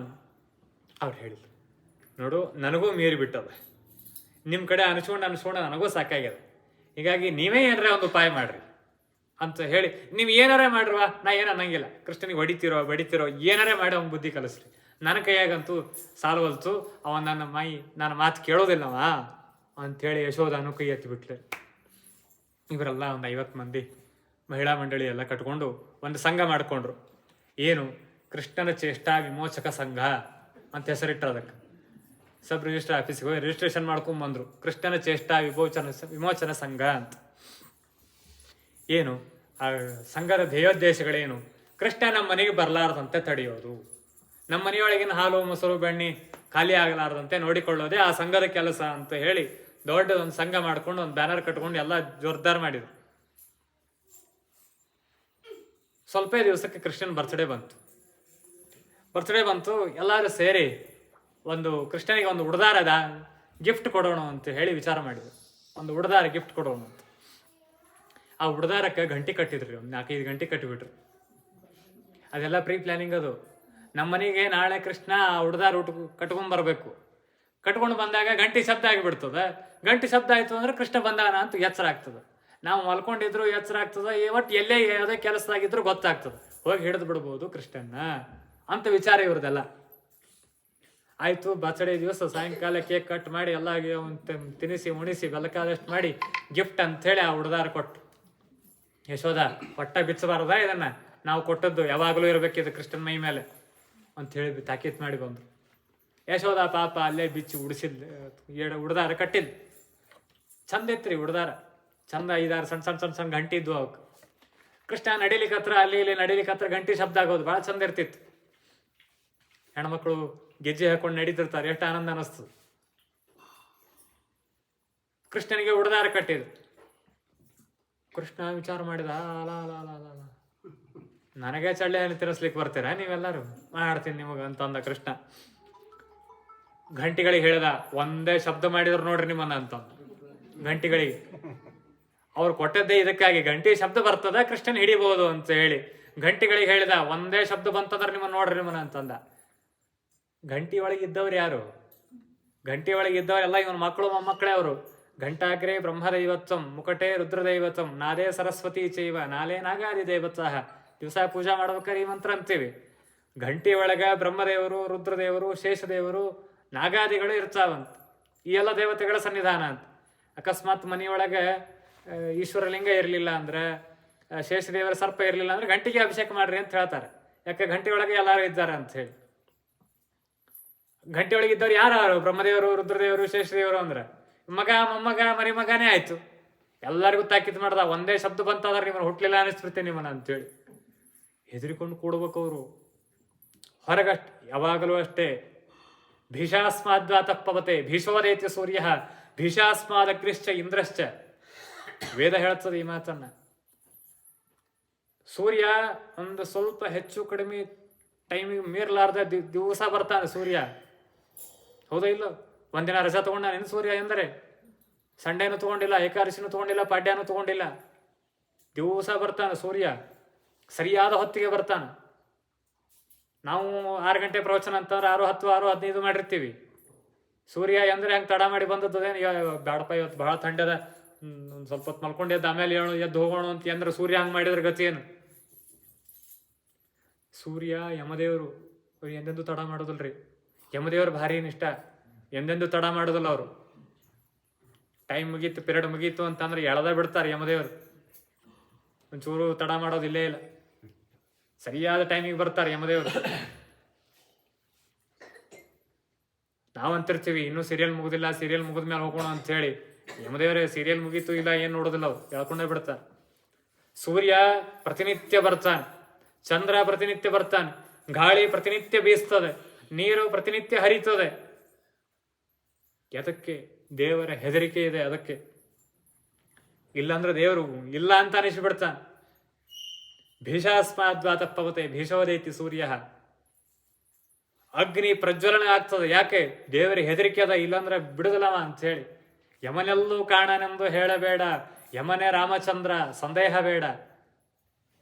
ರಾಮಚಂದ್ರ ನೋಡ್ಲಿಕ್ಕೆ ಬಹಳ ಚಂದ, ಸೌಮ್ಯ ಸ್ವರೂಪ. ಯಮನೇ ರಾಮಚಂದ್ರ ಸಂದೇಹ ಬೇಡ. ಆ ರಾಮನ ಬಾಣ ಎಂದೂ ತಪ್ಪುವುದಿಲ್ಲ, ಅಂಥ ಉಗ್ರಮ. ಹೀಗಾಗಿ ಆ ಕೃಷ್ಣ ಎಲ್ಲರಿಗೂ ತಾಕೀತ್ ಮಾಡ್ದ, ಒಂದೇ ಶಬ್ದ ಬಂದ್ರೆ ನಿಮ್ಮನ್ನು ನೋಡ್ರಿ ಅಂತಂದು.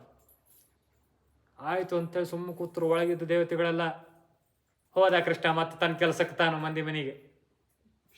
ಶಬ್ದ ಅಂತೂ ಆಗೋದಿಲ್ಲ ಈಗ, ಗ್ಯಾರಂಟಿ ಇತ್ತು ಕೃಷ್ಣನಿಗೆ. ಹೋದ ಕೃಷ್ಣ, ಎಲ್ಲರಿಗೂ ಫಿಕ್ಸ್ ಇತ್ತು, ಆರಾಮ್ ನಮ್ಮ ಕೆಲಸದಾಗ ಬ್ಯುಸಿ ಇರೋಣ. ಕೃಷ್ಣ ಬಂದದ್ದು ಗೊತ್ತಾಗ್ಬಿಡ್ತದೆ ಇವತ್ತು. ಎಲ್ಲರೂ ತಮ್ಮ ಕೆಲಸದೊಳಗೆ ಬ್ಯುಸಿ ಇದ್ರು. ಕೃಷ್ಣ ಬಂದದ್ದೇ ಬಂದ, ಅಡಿಗೆ ಮನೆಗೆ ಹೋದ, ನೋಡ್ತಾನೆ ಕೊಡ ತುಂಬ ಹಾಲು, ಕೊಡ ತುಂಬ ಮೊಸರು, ಎಲ್ಲರೂ ಧೈರ್ಯದಿಂದ ಇಟ್ಟು ಹೋಗಿದ್ರಿ. ಇವತ್ತು ಸಿಕ್ಕಿದ್ದೆ ಬಾ ಅಂತೇಳಿ ಇನ್ನೇನು ಎತ್ತಿ ಕುಡಿಬೇಕು, ಎಲ್ಲ ಗಂಟೆ ಒಮ್ಮೆ ಶಬ್ದ ಮಾಡಿಬಿಟ್ಟು. ಕೃಷ್ಣ ಅಂದ, ಏನು ಹೇಳಿದ್ದೆ ನಿಮಗೆ, ಏನು ಹೇಳಿದ್ದೆ ನಿಮಗೆ? ಸುಮ್ ಕೂಡ್ರಿ ಅಂತ ಹೇಳಿದ್ದಿಲ್ಲ? ಹೌದು, ಸುಮ್ ಕೂಡಂತೂ ಹೇಳ್ದವ ನೀನೇ. ಆದ್ರೆ ನಮ್ಮ ಕೆಲಸ ಏನು? ನಿನ್ನ ನೈವೇದ್ಯ ನಡೆದಾಗ ಬರ್ಸ್ಕೊಳ್ಳೋದೇ ನಮ್ಮ ಕೆಲಸ. ಉಡುಪಿ ಒಳಗ ನೀವು ನೋಡಿರ್ತೀರಿ, ಮುಂಜಾನೆ ನೈವೇದ್ಯ ನಡಿದಾಗ ಗುಡಿ ಮೇಲೆ ಗಂಟೆ ಬಾರಿಸ್ತಿರ್ತಾರ. ನಮ್ಮ ಮಠದೊಳಗೆ ಒಂದು ನಗಾರಿ ಇತ್ತು ಮೊದ್ಲ. ಮಠದಾಗ ನೈವೇದ್ಯ ನಡೀತು ಅಂದ್ರೆ ಹೊರಗೆ ಒಬ್ಬ ಕೂತು ನಗಾರಿ ಬಾರಿಸ್ತಿದ್ದ. ನೈವೇದ್ಯ ನಡೆಯುವಾಗ ಜಾಗಟೆ, ತಾಳ, ಗಂಟೆ ಇತ್ಯಾದಿಗಳನ್ನ ವಾದನ ಮಾಡ್ಬೇಕಂತದ. ಮತ್ತೆ ನಿನ್ನ ನೈವೇದ್ಯ ನಡೆದಿಲ್ಲೇ, ಹಾಲು ಕುಡಿಲಿಕ್ಕೆ ಇಲ್ಲ, ಬೆಣ್ಣೆ ತಿನ್ಲಿಕ್ಕೆ ನಿನ್ನ ನೈವೇದ್ಯ ನಡೆದಾಗ ಹೊಡ್ಕೊಳ್ಳೋದೇ ನಮ್ಮ ಕೆಲಸ, ಅದು ಕೊಡ್ಕೊಂಡಿವಿ ನಾವು ಅಂತಂದ. ಅಲ್ಲ ಅಲ್ಲ ಅಲ್ಲ, ಹಿಂಗೆ ಕೃಷ್ಣ ಒಬ್ಬೊಬ್ಬರ ಮನೆಯಲ್ಲಿ ಅವರೆಲ್ಲ ಬಂದು ಕೃಷ್ಣನ ಕಂಪ್ಲೇಂಟ್ ಹೇಳಲಿಕ್ಕೆ ಬರೋರು. ಕೃಷ್ಣ ಅಲ್ಲೇ ಬಂದು ಸ್ಮೈಲ್ ಕೊಟ್ಟು ನಗಿಸ್ಬಿಡ್ತಿದ್ದ. ಹಿಂಗೆ ಒಬ್ಬೊಬ್ಬರ ಮನೆಯಲ್ಲಿ ಈ ಥರ ಎಲ್ಲ ನಡೀತಿತ್ತು. ಇದರ ಮಧ್ಯದಲ್ಲಿ ಅನೇಕ ಜನ ಇನ್ನೂ ಸ್ವಲ್ಪ ಬೆಳೆದ ಕೃಷ್ಣ. ಒಂದು ಬಾರಿ ಏನಾಯ್ತು, ಯಶೋಧ ಏನೋ ಹೇಳಿದ್ಲು, ಕೇಳಲಿಲ್ಲ. ಕೃಷ್ಣ ಕಟ್ಟಿ ಹಾಕ್ತೀನಿ ನಿನ್ನ ಅಂತ ಹೇಳಿ ಒಂದು ಹಗ್ಗ ತಗೊಂಡು ಬಂದು, ಸಿಗಲೇ ಇಲ್ಲ. ಓಡ್ತಾನೆ ಕೃಷ್ಣ. ಅವನಿಂದ ತಾಯಿ ಬೆನ್ನು ಹತ್ತಿದ್ಲು, ಸಿಗ್ತಾನೆ ಇಲ್ಲ. ಸಣ್ಣ ಮನಿ, ಏನು ದೊಡ್ಡ ಮನಿ ಅಲ್ಲ, ಏನು ಸಣ್ಣ ಮನಿಯೊಳಗೆ ಅಲ್ಲೆಲ್ಲೆಲ್ಲೇ ಓಡಿಸ್ತಾನೆ, ಆದರೂ ಸಿಗುತ್ತಿಲ್ಲ ಕೃಷ್ಣ. ಸಿಗಲೇ ಇಲ್ಲ. ಅಷ್ಟು ಸರಳ ನಾನು ಸಿಗುವಂಥ ಅಲ್ಲ ಅನ್ನೋದನ್ನು ತೋರಿಸ್ಲಿಕ್ಕಾಗಿ ಕೃಷ್ಣ ಸಿಗಲೇ ಇಲ್ಲ, ತಾಯಿ ಕೈಗೆ ಸಿಗಲೇ ಇಲ್ಲ. ಆಮೇಲೆ ಮಕ್ಕಳು ತಾಯಿಗಳಿಗೆ ಅವಸರಾಗಿರ್ಬೇಕು ಅನ್ನೋದನ್ನು ತೋರಿಸ್ಲಿಕ್ಕಾಗಿ ಸಿಕ್ಕಾಕೊಂಡ್ಬಿಟ್ಟ.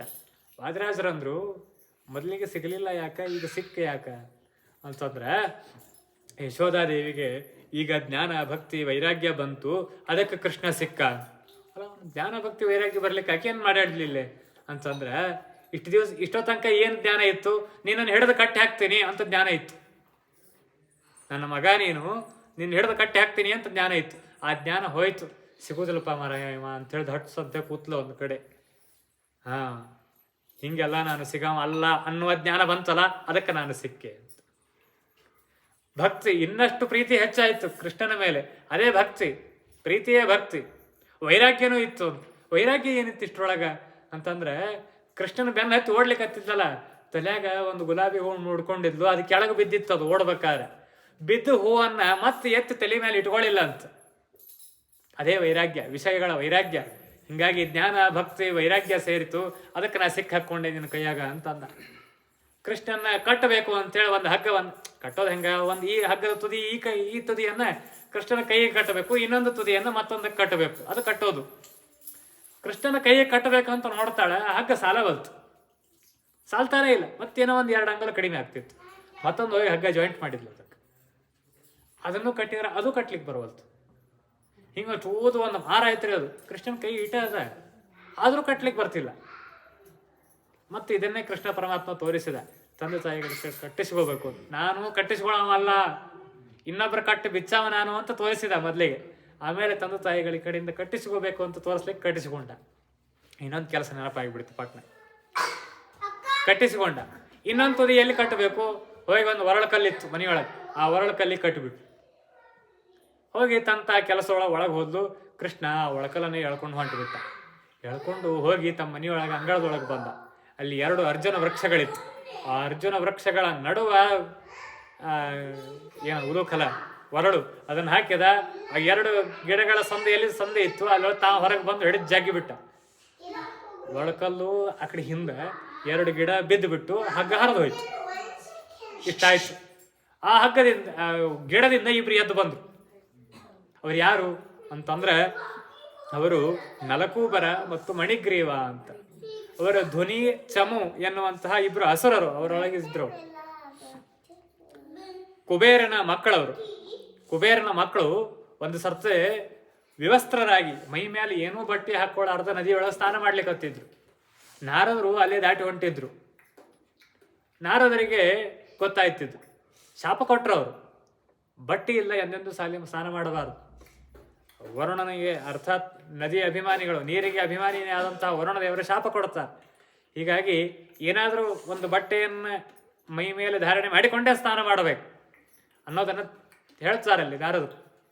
ವಿವಸ್ತ್ರರಾಗಿ ಸ್ನಾನ ಮಾಡ್ತಾ ಇದ್ದೀರಿ, ವಿವಸ್ತ್ರರಾಗಿಯೇ ಬೇಡ್ರಿ ನೀವು ಅಂತ. ಈಗ ನೋಡ್ರಿ, ಈಗ ಎಲ್ಲ ಬಂದಾವ. ಮನೆಯಾಗಿದ್ದ ನಾಯಿಗೂ ಚಡ್ಡಿ ಹೊಲಿಸ್ತಾರೆ, ಬೆಕ್ಕಿಗೂ ಒಂದು ಟಪಿಗೆ ಹಾಕ್ತಾರೆ. ಮನೆಯಾಗಿದ್ದ ಗಿಡ ಗಂಟಿಗೆ ಯಾರು ಬಟ್ಟೆ ಉಡಿಸಿಲ್ಲ, ಇನ್ನ ವ್ಯವಸ್ಥರಾಗೇ ಬೇಡ್ರಿ ನೀವು ಅಂತೇಳಿ ಶಾಪ ಕೊಟ್ಟು. ಅಸುರನ ಆವೇಶ, ಕುಬೇರನ ಮಕ್ಕಳು ನಾವು, ಭಾರಿ ಶ್ರೀಮಂತರು ಅಂಥೇಳಿ, ಶ್ರೀಮಂತರ ಮಕ್ಕಳು ನಾವು ಅಂತೇಳಿ ಅಸುರ ಕುಬೇರನ ಮಕ್ಕಳಿಗೆ ಅಹಂಕಾರ ಬೇರೆ ಬಂದಿತ್ತು. ಹಿಂಗಾಗಿ ನಿಮ್ಮ ಹೆಸರಲ್ಲೇ ಒಂದು ಅಕೌಂಟ್ ಇರ್ಲಾರ್ದಂಗೆ ನೀವು ಬೇಡ್ರಿ ಅಂತ. ಮನೆಯಾಗಿದ್ದ ಮಕ್ಕಳ ಹೆಸರಲ್ಲೇ ಅಕೌಂಟ್ ಮಾಡಿರ್ತೀವಿ, ಮನೆಯಾಗಿದ್ದ ಗಿಡ ಗಂಟೆ ಹೆಸರಲ್ಲೇ ಯಾರು ಅಕೌಂಟ್ ಇಟ್ಟಿವೇನು? ಇಲ್ಲಲ್ಲ. ಹಂಗ ಅವತ್ತೇ ಹೇಳಿದ್ರು ಅವ್ರು, ನಿಮ್ಮ ಹೆಸರಲ್ಲೇ ಒಂದು ಹಣದ ಮದ ಅದಲ್ಲ, ನಿಮಗೆ ಹಣನೇ ಇಲ್ದಂಗೆ ಬೇಡ್ರಿ ನೀವು, ಗಿಡ ಆಗಿ ಹುಟ್ರಿ ಅಂತ. ಇನ್ನೊಂದು ವಿವಸ್ತ್ರರಾಗಿ ಇರ್ರಿ ಅಂತ. ವಿವಸ್ತ್ರರಾಗಿ ಇರ್ರಿ, ಗಿಡಕ್ಕೆ ಯಾರು ವಸ್ತ್ರ ಉಡಿಸಲ್ಲ. ಹಿಂಗಾಗಿ ವಿವಸ್ತ್ರರಾಗಿ ಬೇಡ್ರಿ, ಧನವಂತರಾಗದೇ ಇರ್ರಿ ಅಂತ ಹೇಳಿ ಶಾಪ ಕೊಟ್ಟರು. ಗಿಡ ಆಗಿ ಹುಟ್ಟಿದ್ದು. ಉದ್ಧಾರ ಹೆಂಗ ಅಂತ ಅಂದ್ಕೊಳ್ಳಿ, ಕೃಷ್ಣ ಬಂದು ಉದ್ಧಾರ ಮಾಡ್ತಾನ ಅಂತ ಹೇಳಿ ಹೋಗಿದ್ದು. ಕೃಷ್ಣನಿಗೆ ಅದು ನೆನಪಾಗಿ ಅವರಿಬ್ಬರನ್ನು ಉದ್ಧಾರ ಮಾಡಿ ಹೋಗ್ರಿನ ಅಂತ ಹೇಳಿ ಅವರನ್ನ, ಆ 2 ಧ್ವನಿ ಚಮು ಅವರಿಬ್ಬರನ್ನ ಸಂಹಾರ ಮಾಡಿ ಅವರವರನ್ನ ಕಳಿಸಿದ್ದಾರೆ. ಆ ಕುಬೇರನ ಮಕ್ಕಳು, ಅವರಿಗೆ ಪಶ್ಚಾತ್ತಾಪ ಆಗಿತ್ತು. ಅವರು ಕೃಷ್ಣನನ್ನು ಸ್ತೋತ್ರ ಮಾಡುತ್ತಾರೆ. ಏನ್ ಅದ್ಭುತ ಸ್ತೋತ್ರ ರೀ! ವಾಣಿ ಗುಣಾನು ಕಥನೆ ಶ್ರವಣವು ಕಥಾಯಾಮ್ ಹಸ್ತವು ಚಕರಮಸು ಮನಸ್ತವ ಪಾದಯೋರ್ನವು. ಶಿರ ನಿನ್ನ ಚರಣಕ್ಕೆ ಎರಗಲಿ ಕಣ್ಣು, ಎರಕದಿಂದಲಿ ನಿನ್ನ ನೋಡಲಿ ಹರಿಯೇ. ಇದೇ ಮಾತದು. ವಾಣಿ ಗುಣಾನು ಕಥನೆ, ವಾಣಿ ಅಂದ್ರೆ ಮಾತು, ಗುಣಾನು ಕಥನೆ ನಿನ್ನ ಗುಣಗಳನ್ನ ಸ್ತೋತ್ರ ಮಾಡುವಂತಾಗಲಿ. ವಾಣಿ ಗುಣಾನು ಕಥನೆ ಶ್ರವಣವು ಕಥಾಯ, ಕಿವಿಗಳಿವೆ ನಿನ್ನ ಕಥೆಗಳನ್ನ ಕೇಳುವಂತಾಗಲಿ. ಹಸ್ತವು ಚಕರಮಸು ಮನಸ್ತವ ಪಾದಯೋರ್ನವು, ಕೈಗಳಿವೆ ನಿನ್ನ ಮನೆಯ ಕಸ ತೆಗೆಯುವಂತೆ ಆಗಲಿ. ಬಹಳ ದೊಡ್ಡ ಕೆಲಸ. ದೇವರ ಮನೆ ಕಸ ಹೊಡಗೋರು ಸಣ್ಣ ಕೆಲಸ ಅಲ್ಲ. ಅಂಬರೀಷ ರಾಜನ ಕಥೆಯಲ್ಲಿ ಕೇಳ್ತೇವೆ ಆ ಮಾತನ್ನ. ಅಂಬರೀಷ ರಾಜ ಭಾರಿ ದೊಡ್ಡ ಚಕ್ರವರ್ತಿ, ಇಡೀ ಭೂಮಂಡಲಕ್ಕೆ ಒಬ್ಬನೇ ಒಬ್ಬ ರಾಜ. ಬರೇ ಕರ್ನಾಟಕದ ಮುಖ್ಯಮಂತ್ರಿ ಅಲ್ಲ, ಭಾರತದ ರಾಷ್ಟ್ರಪತಿ ಅಲ್ಲ, ಇಡೀ ಭೂಮಂಡಲಕ್ಕೆ ಒಬ್ಬನೇ ರಾಜ. ತನ್ನ ಮನೆ ದೇವರ ಮನೆ ಕಸ ತಾನೇ ತೆಗಿತಿದ್ನಂತ. ತನ್ನ ದೇವರ ಮನೆ ಕಸವನ್ನ ತಾನೇ ಹುಡುಕ್ತಿದ್ನಂತ. ಅದನ್ನ ಹೇಳ್ತಾರೆ, ಹಸ್ತವು ಚಕರಮಸು ಮನಸ್ತವ ಪಾದಯೋರ್ನವು. ದಾಸರು ಅದನ್ನೇ ಕನ್ನಡದಲ್ಲಿ ಹೇಳ್ತಾರೆ. ಎರಕದಿಂದಲಿ ನಿನ್ನ ನೋಡಲಿ ಹರಿಯೇ, ಕರ್ಣ ಗೀತಂಗಳ ಕೇಳಲಿ ನಾಸಿಕ, ನಿರ್ಮಾಲ್ಯವನು ಅಘ್ರಾಣಿಸಲಿ, ನಾನಿನಗೇನು ಬೇಡುವುದಿಲ್ಲ. ಶ್ರೀಪಾದರಾಜರು ಮಾಡಿದಂತ ಹಾಡಿ ಇದೇ ಮಾತನ್ನ ಕನ್ನಡದಲ್ಲಿ ಹೇಳ್ತಾರೆ. ಬಾಯಿ ಇದೆ, ಯಾರ್ಯಾರನ್ನೋ ಏನೇನೋ ಸ್ತೋತ್ರ ಮಾಡ್ತೀನಿ, ಬೇಡ ನಿನ್ನನ್ನು ಸ್ತೋತ್ರ ಮಾಡುವಂತಹದ್ದಾಗಲಿ. ಬಾಯಿಯಿಂದ. ನಿನ್ನ ನೈವೇದ್ಯವನ್ನು ಭಕ್ಷಣೆ ಮಾಡುವಂತಾಗಲಿ ಬಾಯಿ, ಅಂದರೆ ಅವೆಲ್ಲವೂ ಸಾರ್ಥಕ. ತಲೆ ನಿನಗೆ ಪಾದಕ್ಕೆ ಎರಗಲಿ, ಇಲ್ಲಂತಂದರೆ ತಲೆ ಅಲ್ಲಂಥದ್ದು. ಯಾವ ತಲೆ ದೇವರಿಗೆ ದೇವನ ಭಕ್ತರಿಗೆ ಬಾಗಿಲ್ಲ ಅದು ತಲೆಯೇ ಅಲ್ಲಂತ. ಭಾರ ಪರಂ ಪಟ್ಟ ಕಿರೀಟ ಜುಷ್ಟಂ ಅಭ್ಯತ್ತಮಂಗಂ ನನಮೀನ್ ಮುಕುಂದಂ. ದೇಹದ ಮೇಲಿಟ್ಟ ಒಂದು ಬಂಡೆಗಲ್ಲು ಅಂತ ವರ್ಣನೆ ಬೈತಾರೆ. ತಲೆ ಅಲ್ಲ ಅದು, ಬಂಡೆಗಲ್ಲು ಇದ್ದಂಗೆ ಅದು. ದೇವರಿಗೆ ತಲೆಗೆ ಪಾದಕ್ಕೆ ಎರಗಲಿಲ್ಲ ಅಂತಂದ್ರೆ, ಬಾಗಲಿಲ್ಲ ಅಂತಂದ್ರೆ ಅದು ದೇಹದ ಮೇಲಿಟ್ಟ ಕಲ್ಲದು, ತಲೆ ಅಲ್ಲದು ಅಂತ ಅಷ್ಟು ಅದನ್ನ ಬೇಡ್ಕೊಳ್ತಾರೆ. ವಾಣಿ ಗುಣಾನು ಕಥನೆ ಶ್ರವಣವು ಕಥಾಯ ಹಸ್ತವು ಚ ಕರ್ಮನು ಸ್ತವಸ್ತವ ಪಾದಯೋರ್ನವು. ನಮ್ಮ ಇಡೀ ದೇಹ ನಿನ್ನ ಸೇವೆಗಾಗಿ ಇರಲಿ ಅಂತ ನಾವೆಲ್ಲ ಪ್ರತಿನಿತ್ಯ ಬೆಳಗ್ಗೆ ಎದ್ದು ಬೇಡ್ಕೋಬೇಕ್ರಿ ಇಂಥವು. ಸ್ವಾಮಿ ತ್ವಂ ನೃಹರೇ ತವಾನುಚರಣ ಪ್ರಾಣ ಶರೀರಂ ಗೃಹಂ ಪೂಜಾತೆ ವಿಷಯೋಪಭೋಗ ರಚನಾ ನಿದ್ರಾ ಸಮಾಧಿ ಸ್ಥಿತಿ ಸಂಚಾರ ಪದಯೋ ಪ್ರದಕ್ಷಿಣ ವಿಧಿ ಸ್ತೋತ್ರಾಣಿ ಸರ್ವಾಗಿರಹ ಯದ್ಯತ್ ಕರ್ಮ ಕರೋಮಿ ತತ್ವದಖಿಲಂ ವಿಷ್ಣು ತವಾರಾಧನಂ. ಪ್ರತಿನಿತ್ಯ ಬೆಳಗ್ಗೆ ಎದ್ದು ಬೇಡ್ಕೊಳ್ಬೇಕಿದ. ನಾನು ಏನೆಲ್ಲ ನೋಡ್ತೇನೆ ಅದೆಲ್ಲವೂ ನಿನ್ನ ರೂಪ. ವಿಜಯದಾಸ ಕೇಳ್ಕೊಳ್ತಾರಲ್ಲ, ಕಂಡದ್ದೆಲ್ಲ ಕಮಲನಾಭನ ಮೂರ್ತಿ, ಉಂಡು ಹುಟ್ಟದ್ದೆಲ್ಲ ಹರಿಯ ಪೂಜೆ. ಏನೆಲ್ಲ ಉಡ್ತೇನೆ ಅದು ನಿನ್ನ ನಿರ್ಮಾಲ್ಯ, ಏನೆಲ್ಲ ಧಾರಣೆ ಮಾಡ್ತೇನೆ ಅದೆಲ್ಲ ನಿನ್ನ ನಿರ್ಮಾಲ್ಯ, ಏನೆಲ್ಲ ಮಾತನಾಡ್ತೇನೆ ಅದೆಲ್ಲ ನಿನ್ನ ಸ್ತೋತ್ರ, ಎಷ್ಟೆಲ್ಲ ನಡೀತೇನೆ ಅದೆಲ್ಲ ನಿನಗೆ ಮಾಡಿದ ಪ್ರದಕ್ಷಿಣೆ, ಕೈಯಿಂದ ಏನೆಲ್ಲ ಕೆಲಸ ಮಾಡ್ತೇನೆ ಅದೆಲ್ಲ ನಿನ್ನ ಪೂಜಾ ಅಂತ ನಿತ್ಯದಲ್ಲಿ ಬೇಡಿಕೊಳ್ಬೇಕಂತ. ಅದನ್ನೆಲ್ಲ ಈ ಕುಬೇರನ ಮಕ್ಕಳು ದೇವರಲ್ಲಿ ಕೃಷ್ಣನಲ್ಲಿ ಬೇಡಿಕೊಳ್ತಾರೆ. ಈ ರೀತಿಯಾಗಿ ನಮಗೆ ವರವನ್ನು ಕೊಡು ಅಂತ ಹೇಳಿ ಅವರಲ್ಲಿ ಬೇಡಿಕೊಂಡು ಅವನಿಂದ ಉದ್ಧತರಾಗಿ ಅವರಿಬ್ಬರು ನಡೆದು ಹೋಗ್ತಾರೆ. ಇಷ್ಟೆಲ್ಲ ನಡೀತು. ಇಷ್ಟಾದ ಮೇಲೆ ಸಾಕಿನ್ನ ಈ ಊರಲ್ಲಿ ಇರೋದು ಬೇಡ ಅಂದ ಕೃಷ್ಣ. ಮೀಟಿಂಗ್ ಕರೆದು ಎಲ್ಲರಿಗೂ ಹೇಳಿದ, ಬೇಡ, ಘೋಷೋಯಂ ನಗರಾಯತ್, ಸಣ್ಣ ಹಳ್ಳಿ ಇತ್ತಿದು, ಇದು ದೊಡ್ಡ ಸಿಟಿ ಆಗ್ಲಿಕ್ಕತ್ತದ ಈಗ. ಹಿಂಗಾಗಿ ನಮ್ಮಂಥವ್ರು ಇಲ್ಲಿರೋದು ಯೋಗ್ಯ ಅಲ್ಲ, ನಾವೆಲ್ಲ ಇಲ್ಲಿರೋದು ಬೇಡ ಅಂತಂದ ಕೃಷ್ಣ. ಯಾರು ತಲೆ ಹಾಕ್ಕೊಳ್ಳಿಲ್ಲ ಅಷ್ಟು ವಿಷಯ. ಭಾಳ ಫೆಸಿಲಿಟಿ ಯಾರು ಇದು ಆಯ್ತು ಅಂತಂದ್ರೆ ಊರಿನ ಸ್ವಾರಸ್ಯ ಉಳಿಯೋದಿಲ್ರಿ. ಹಳೆ ಕಾಲ ನಾವು ಒಂದು ಹಳ್ಳಿ ಒಳಗಿದ್ದಾಗ ಆ ಹಳ್ಳಿಗೆ ಡಾಂಬರ್ ರೋಡ್ ಮಾಡ್ತಾರ ಅಂತ ಸುದ್ದಿ ಆಗಿತ್ತು. ಜಗಳಾಡಿದ್ವಿ ನಾವೆಲ್ಲರೂ, ಡಾಂಬರ್ ರೋಡ್ ಮಾಡಬೇಡ್ರಿ, ಯಾಕಂದ್ರೆ ನಮ್ಮನೆ ಮುಂದೆ ಡಾಂಬರ್ ರೋಡ್ ಅದ, ನಾವು ಆ ಡಾಂಬರ್ ರೋಡ್ನ ಅಡ್ಡಾಡಿ ಬ್ಯಾಸತ್ತು ಈ ಹಳ್ಳಿಗೆ ಬರ್ತೀವಿ. ಇಲ್ಲೂ ಡಾಂಬರ್ ರೋಡ್ ಮಾಡಿದ್ರೆ ನಮ್ಗೆ ಹಳ್ಳಿಗೆ ಬಂದಂಗೆ ಅನಿಸೋದಲ್ಲ, ಮಾಡಬೇಡ್ರಿ ಅಂತ ಜಗಳ ತೆಗೆದಿದ್ವಿ ಸಣ್ಣವರಿದ್ದಾಗ. ಹಳ್ಳಿ ಇದ್ದಂಗೆ ಇರ್ಬೇಕಲ್ಲ, ಅದೇ ಚಂದ. ಅವೆಲ್ಲ ಪಟ್ಟಣ ಮಾಡಿಟ್ಟು, ಈಗ ನಾವೆಲ್ಲ ಹಂಗೆ ಮಾಡಿಟ್ಟಿವಿ. ಎಲ್ಲ ಹಳ್ಳಿಗಳನ್ನು ಪಟ್ಟಣ ಮಾಡಿಟ್ಟು ಬಿಟ್ಟಿವಿ. ಮಾಲಿನೊಳಗೆ ಗುಡಿಸಲು ಕಟ್ತೀವಿ, ಅದಕ್ಕೆ 100 ರೂಪಾಯಿ ಎಂಟ್ರಿ ಫೀಸ್. ಮತ್ತು ಅಲ್ಲಿ ಮೊದಲು ಗುಡಿಸಲನೇ ಇತ್ತು, ಆ ಗುಡಿಸಲು ತೆಗೆದು ಮಾಲ್ ಮಾಡಿದವರೇ ನಾವು. ಮತ್ತು ಅದ್ರೊಳಗೆ ಒಂದು ಗುಡಿಸಲ ಇಟ್ಟು 100 ರೂಪಾಯಿ ಎಂಟ್ರಿ ಫೀಸ್. ಮತ್ತು ಏನು ಮಾಡಿದಂಗೆ ಆಯ್ತು ಎಲ್ಲ. ಈಗ ಒಂದು ಹೊಸ ಟ್ರೆಂಡ್ ಬಂದ್ಬಿಟ್ಟವು ಎಲ್ಲ ಮಾಲ್ ಒಳಗೆ, ಎಲ್ಲ ವಿಲೇಜ್ ಇದನ್ನು ತೋರಿಸ್ಬೇಕಂತ. ಅದು ಮೊದಲು ವಿಲೇಜೇ ಇತ್ತು, ಅದನ್ನು ಒಡೆದು ಮಾಲ್ ಮಾಡಿದವರೇ ಇವರು. ಮತ್ತು ಅದರೊಳಗೆ ಒಂದು ವಿಲೇಜ್ ಅಂತ.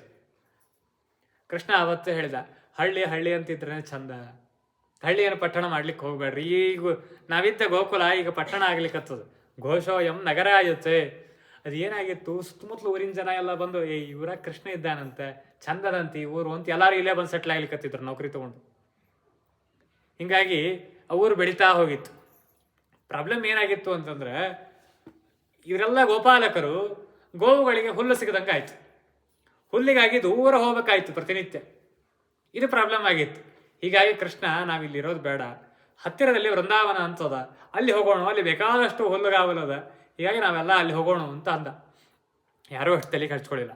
ಕೃಷ್ಣ ಹಿಂಗೆ ಹೇಳಿದ್ರೆ ಇವ್ರು ಕೇಳೋದಿಲ್ಲ ಅಂತ ಹೇಳಿ ತನ್ನ ರೋಮ ಕೂಪಗಳು, ರೋಮ ಅಂತ ಕರೀತಾರೆ, ಮೈ ಮೇಲಿನ ದೇಹ ಕೂದಲುಗಳಿಗೆ ರೋಮ ಅಂತ ಕರೀತಾರೆ, ತಲೆ ಮೇಲಿದ್ದ ಕೂದಲುಗಳಿಗೆ ಕೇಶ ಅಂತ ಕರೀತಾರೆ. ರೋಮ ಬೇರೆ, ಕೇಶ ಬೇರೆ. ಕೇಶ ಅಂದ್ರೆ ತಲೆ ಮೇಲಿದ್ದದ್ದು, ಮೈ ಮೇಲೆಗಳಿದ್ದದ್ದೆಲ್ಲ ರೋಮ ಅಂತ ಕರೀತಾರೆ ಅವಕ್ಕ. ನೀವು ಅದಕ್ಕೆ ಕನ್ನಡದ ಶಬ್ದ ಕೇಳಿರ್ತೀರಿ, ಕೇಶಾಲಂಕಾರ ಅಂತ ಶಬ್ದ ಕೇಳಿರ್ತೀರಿ, ಎಲ್ಲೋ ರೋಮಾಲಂಕಾರ ಅಂತ ಹೆಸರು ಶಬ್ದ ಕೇಳಿಲ್ಲ ನೀವು, ಹೌದಿಲ್ಲ? ಕೇಶ ಅಂತಂದ್ರೆ ತಲೆ ಮೇಲಿನ ಕೂದಲುಗಳಿಗೆ, ಅವುಗಳಿಗೆ ಅಲಂಕಾರ ಮಾಡೋದು ಕೇಶಾಲಂಕಾರ. ರೋಮಗಳು ಅಂತಂದ್ರೆ ಮೈ ಮೇಲಿರುವಂತಹ ಕೂದಲುಗಳು.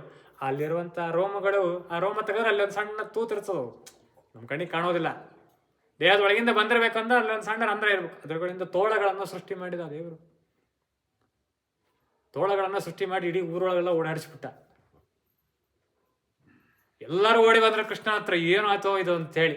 ನಾನು ಅದಕ್ಕೆ ಹೇಳಿದ್ನೇ ಇಲ್ಲ ನಿಮ್ಗೆ, ನಿನ್ನೆ ಹೇಳಿದೆ ಇಲ್ಲಿಂದ ಎದ್ದು ಹೋಗೋಣ ಅಂತೇಳಿ, ನಡಿ ಅಂತೇಳಿ. ಆವಾಗ ಎಲ್ಲರೂ ಎದ್ದು ಬಂದರು. ನಾವೆಲ್ಲ ಹಿಂಗೆ ಇದ್ದೀವಿ ರೀ, ಹೌದಿಲ್ಲ? ಸರಳ ಮಾತಲ್ಲ ಹೇಳಿದ್ರೆ ಕೇಳೋದಿಲ್ಲ ನಾವೆಲ್ಲರೂ.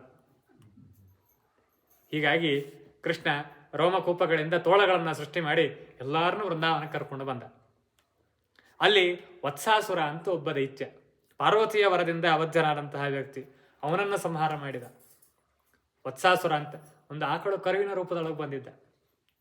ಧೇನುಕಾಸುರ ಅಂತ ಹೇಳಿ ಒಬ್ಬ, ಅವನು ಸ್ಕಂದನ ವರ ಅವನಿಗೆ, ಅಥವಾ ಯಾರದೋ ಬೇರೆ ರುದ್ರದೇವರ ವರನು, ಅವನಿಂದ ಅವಧ್ಯನಾದಂತಹ ವ್ಯಕ್ತಿ, ಅವನನ್ನು ಸಂಹಾರ ಮಾಡಿದ. ಅಂದ್ರೆ ಇವೆಲ್ಲ ಕಂಸನ ದೂತರೇ ಇವರು. ಕೃಷ್ಣನಿಗೆ ಯಾವುದು ಪ್ರೀತಿ? ಆಕಳ ಪ್ರೀತಿ ಯಾವುದಲ್ಲ, ಆಕಳಾಗಿ ಹೋಗಿಬಿಡ್ರೋಣ ಅಂತ ಹೇಳಿ ಬಂದಿದ್ದ. ಗೊತ್ತಾಗ್ಲಾರ್ದೆ ಇರ್ತದೇನ್ರಿ?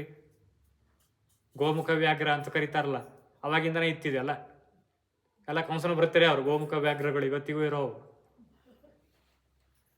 ಅವನನ್ನು ಬಡದು ಹಾಕಿದ.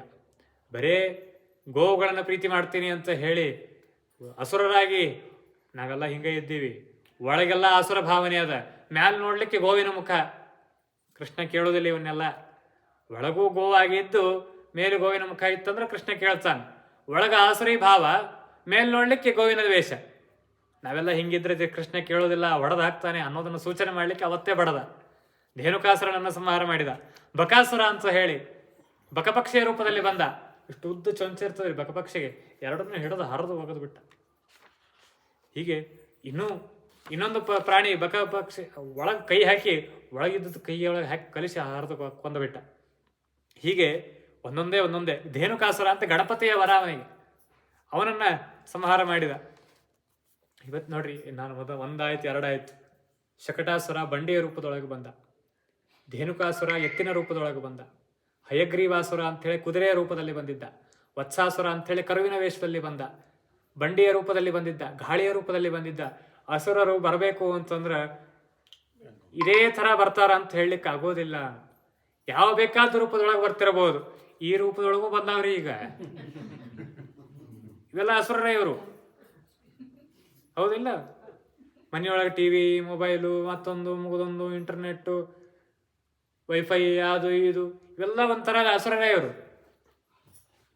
ಅವಾಗ ಆ ರೂಪದೊಳಗೆ ಬರ್ತಿದ್ರು, ಇವತ್ತು ಈ ರೂಪದೊಳಗೆ ಬರ್ಲಿಕ್ಕತ್ತಾರ, ಅಷ್ಟೇ ವ್ಯತ್ಯಾಸ. ಬಹಳ ಎಚ್ಚರದಿಂದ ಇರಬೇಕು. ಅದನ್ನು ತೋರಿಸ್ತಾನೆ ಕೃಷ್ಣ. ವಿಷಯ ಪದಾರ್ಥಗಳು ಅಸುರರು ನಮ್ಮಲ್ಲಿ ಬರಬೇಕು ಅಂತಂದ್ರೆ ನಮ್ಮಲ್ಲೇ ಸಿಟ್ಟದ, ಆಲಸ್ಯ ಅದ, ನಿದ್ರ, ತಂದ್ರ, ಲೋಭ, ಮೋಹ, ಮದ, ಮಾತ್ಸರ್ಯ, ಇವೇನಿವು ಎಲ್ಲ ಅಸುರರೇ ಇವು. ಇವತ್ತಿಗೂ ಅವೆಲ್ಲ ಅವರನ್ನು ದಮನ ಮಾಡ್ತಾನೆ ಇರ್ಬೇಕು. ಅವಾಗ ಸಿಟ್ಟಿನ ಕೈಗೆ ಅಂದಂದು ಕೆಲಸ ಕೊಡಬಾರ್ದು, ಬುದ್ಧಿ ಕೊಡಬಾರ್ದು. ಅವಾಗ ಸಿಟ್ಟು ಬಂದಾಗ ಬಡ್ದು ಹಾಕ್ಬೇಕು ಅದನ್ನು. ಲೋಭ, ಮದ, ಮಾತ್ಸರ್ಯ ಬರ್ತಾವ, ಏನು ಮಾಡ್ಲಿಕ್ಕೆ ಬರೋದಲ್ಲ. ಹುಳಿ ಉಪ್ಪು ತಿನ್ನೋರು ನಾವು, ಮನುಷ್ಯರಿಗೆ ಸ್ವಾಭಾವಿಕ ಅವೆಲ್ಲ ಬರೋವೆ. ಆದರೆ ಬಂದಾಗ ಎಚ್ಚರದಿಂದ ಇದ್ದು ಅವನು ಬಡ್ದು ಹಾಕ್ಬೇಕು ಅವಾಗ. ಅದನ್ನು ಕೃಷ್ಣ ಅವತ್ತೇ ತೋರಿಸಿಕೊಟ್ಟ. ಅಸುರರನ್ನು ಇಟ್ಕೊಂಡು ಕೂಡಬೇಡ್ರಿ, ಬೇರೆ ದೇಶದಿಂದ ಬಂದ ಅಸುರರನ್ನು ಇಟ್ಕೊಂಡು ಕೂಡಬೇಡ್ರಿ, ಹೊರಗೆ ಹಾಕ್ರಿ. ಕೃಷ್ಣ ಅವತ್ತೇ ಹೇಳೋದನ್ನ. ನಾವಿವತ್ತು ಮಾಡ್ಲಿಕ್ಕೆ ತಯಾರಿಲ್ಲ. ಮತ್ತು ಅವರಿಗೆ ಶೆಡ್ ಹಾಕಿ ಕೊಟ್ಟು ಅವರಿಗೆ ಹೊಸ ಫ್ಲಾಟ್ ಕೊಡ್ತೀವಿ ಅಂತ ಅನ್ಲಿಕ್ಕತ್ತೀವಿ. ಕೃಷ್ಣ ಅವತ್ತೇ ಹೇಳೋದನ್ನ, ಹೊರಗೆ ಹಾಕ್ರಿ ಅವ್ರನ್ನೆಲ್ಲರನ್ನು, ಉಳಿಯೋದಿಲ್ಲ ನೀವು ಆಮೇಲೆ ಅಂತೇಳಿ. ಕೃಷ್ಣನ ಸಂದೇಶ ಇವೆಲ್ಲ. ಹೀಗೆ ಶ್ರೀಕೃಷ್ಣ ಪರಮಾತ್ಮ ಇಷ್ಟೆಲ್ಲ ಲೀಲೆಗಳನ್ನು ತೋರಿಸಿದ. ಆಮೇಲೆ ಎಲ್ಲರೂ ವೃಂದಾವನದಲ್ಲಿ ಇರಲಿಕ್ಕೆ ಶುರು ಮಾಡಿದರು. ಅಲ್ಲೆಲ್ಲ ಮನೆಗಳನ್ನು, ಗುಡಿಸಲುಗಳನ್ನು ಕಟ್ಟಿಕೊಂಡಿದ್ರು. ಅಲ್ಲಿ ಲೋಕಲ್ ಜನ ಇದ್ರಲ್ಲ, ಅವರೆಲ್ಲ ಬಂದು ಕೃಷ್ಣನಿಗೆ ಹೇಳಿದರು, ಕೃಷ್ಣ ಬಂದು ಬಹಳ ಚಲೋ ಆಯಿತು, ಇಲ್ಲೇ ಯಮುನಾ ನದಿ ಹರಿತದ, ಇಲ್ಲೊಂದು ಪ್ರದೇಶ, ಅಲ್ಲಿ ಒಂದು ಹಾವು ಸೇರ್ಕೊಂಡದು, ಕಾಳಿಯ ಅಂಥೇಳಿ, ಕಾಳಿಯ ನಾಗ, ಭಾರಿ ದೊಡ್ಡ ಹಾವು. ಎಷ್ಟು ವಿಚಿತ್ರ ಅಂದ್ರೆ ಅದು ಅದ್ರ ಹತ್ರ ಹೋದ್ರೆ ಅದ್ರ ಗಾಳಿ ಬಡದೆ ಮೂರ್ಛಿತರಾಗಿ ಬೀಳುತ್ತಾರೆ, ಕೆಲವರು ಸತ್ತೇ ಹೋಗ್ತಾರೆ. ನೀರು ಕುಡಿದ್ರೆ ಅಂತೂ ಕೃಷ್ಣಾರ್ಪಣನೆ. ಹೀಗಾಗಿ ಏನು ಮಾಡೋಣ ಕೃಷ್ಣ, ಇದೊಂದು ಭಾಳ ಪ್ರಾಬ್ಲಮ್ ಆಗ್ಯದ ನಮಗೆ. ನಾವು ಹೆಂಗಾರೆ ಹೋಗೋದು ಬೇಡ ಅಲ್ಲಿ ಅಂತ ತಪ್ಪಿಸ್ಕೋತೀವಿ. ಸಣ್ಣ ಮಕ್ಕಳು ಹೋಗ್ತಾವ, ಮೂರ್ಛಿತರಾಗಿ ಬೀಳ್ತಾವ. ಹುಡುಗರನ್ನ ಹೆಂಗಾರೆ ಮನೆಯಾಗ ಇಟ್ಕೊಳ್ಬೋದು. ದನ, ಕರು, ಆಕಳ ಅಲ್ಲೆಲ್ಲಿ ಓಡಾಡ್ತಾ ಅಲ್ಲಿ ಹೋಗಿ ಸತ್ತು ಹೋಗ್ತಾವ. ಏನು ಮಾಡೋದು ಕೃಷ್ಣ, ಇದಕ್ಕೊಂದು ಏನರ ಪರಿಹಾರ ಮಾಡು ಅಂತಂದ.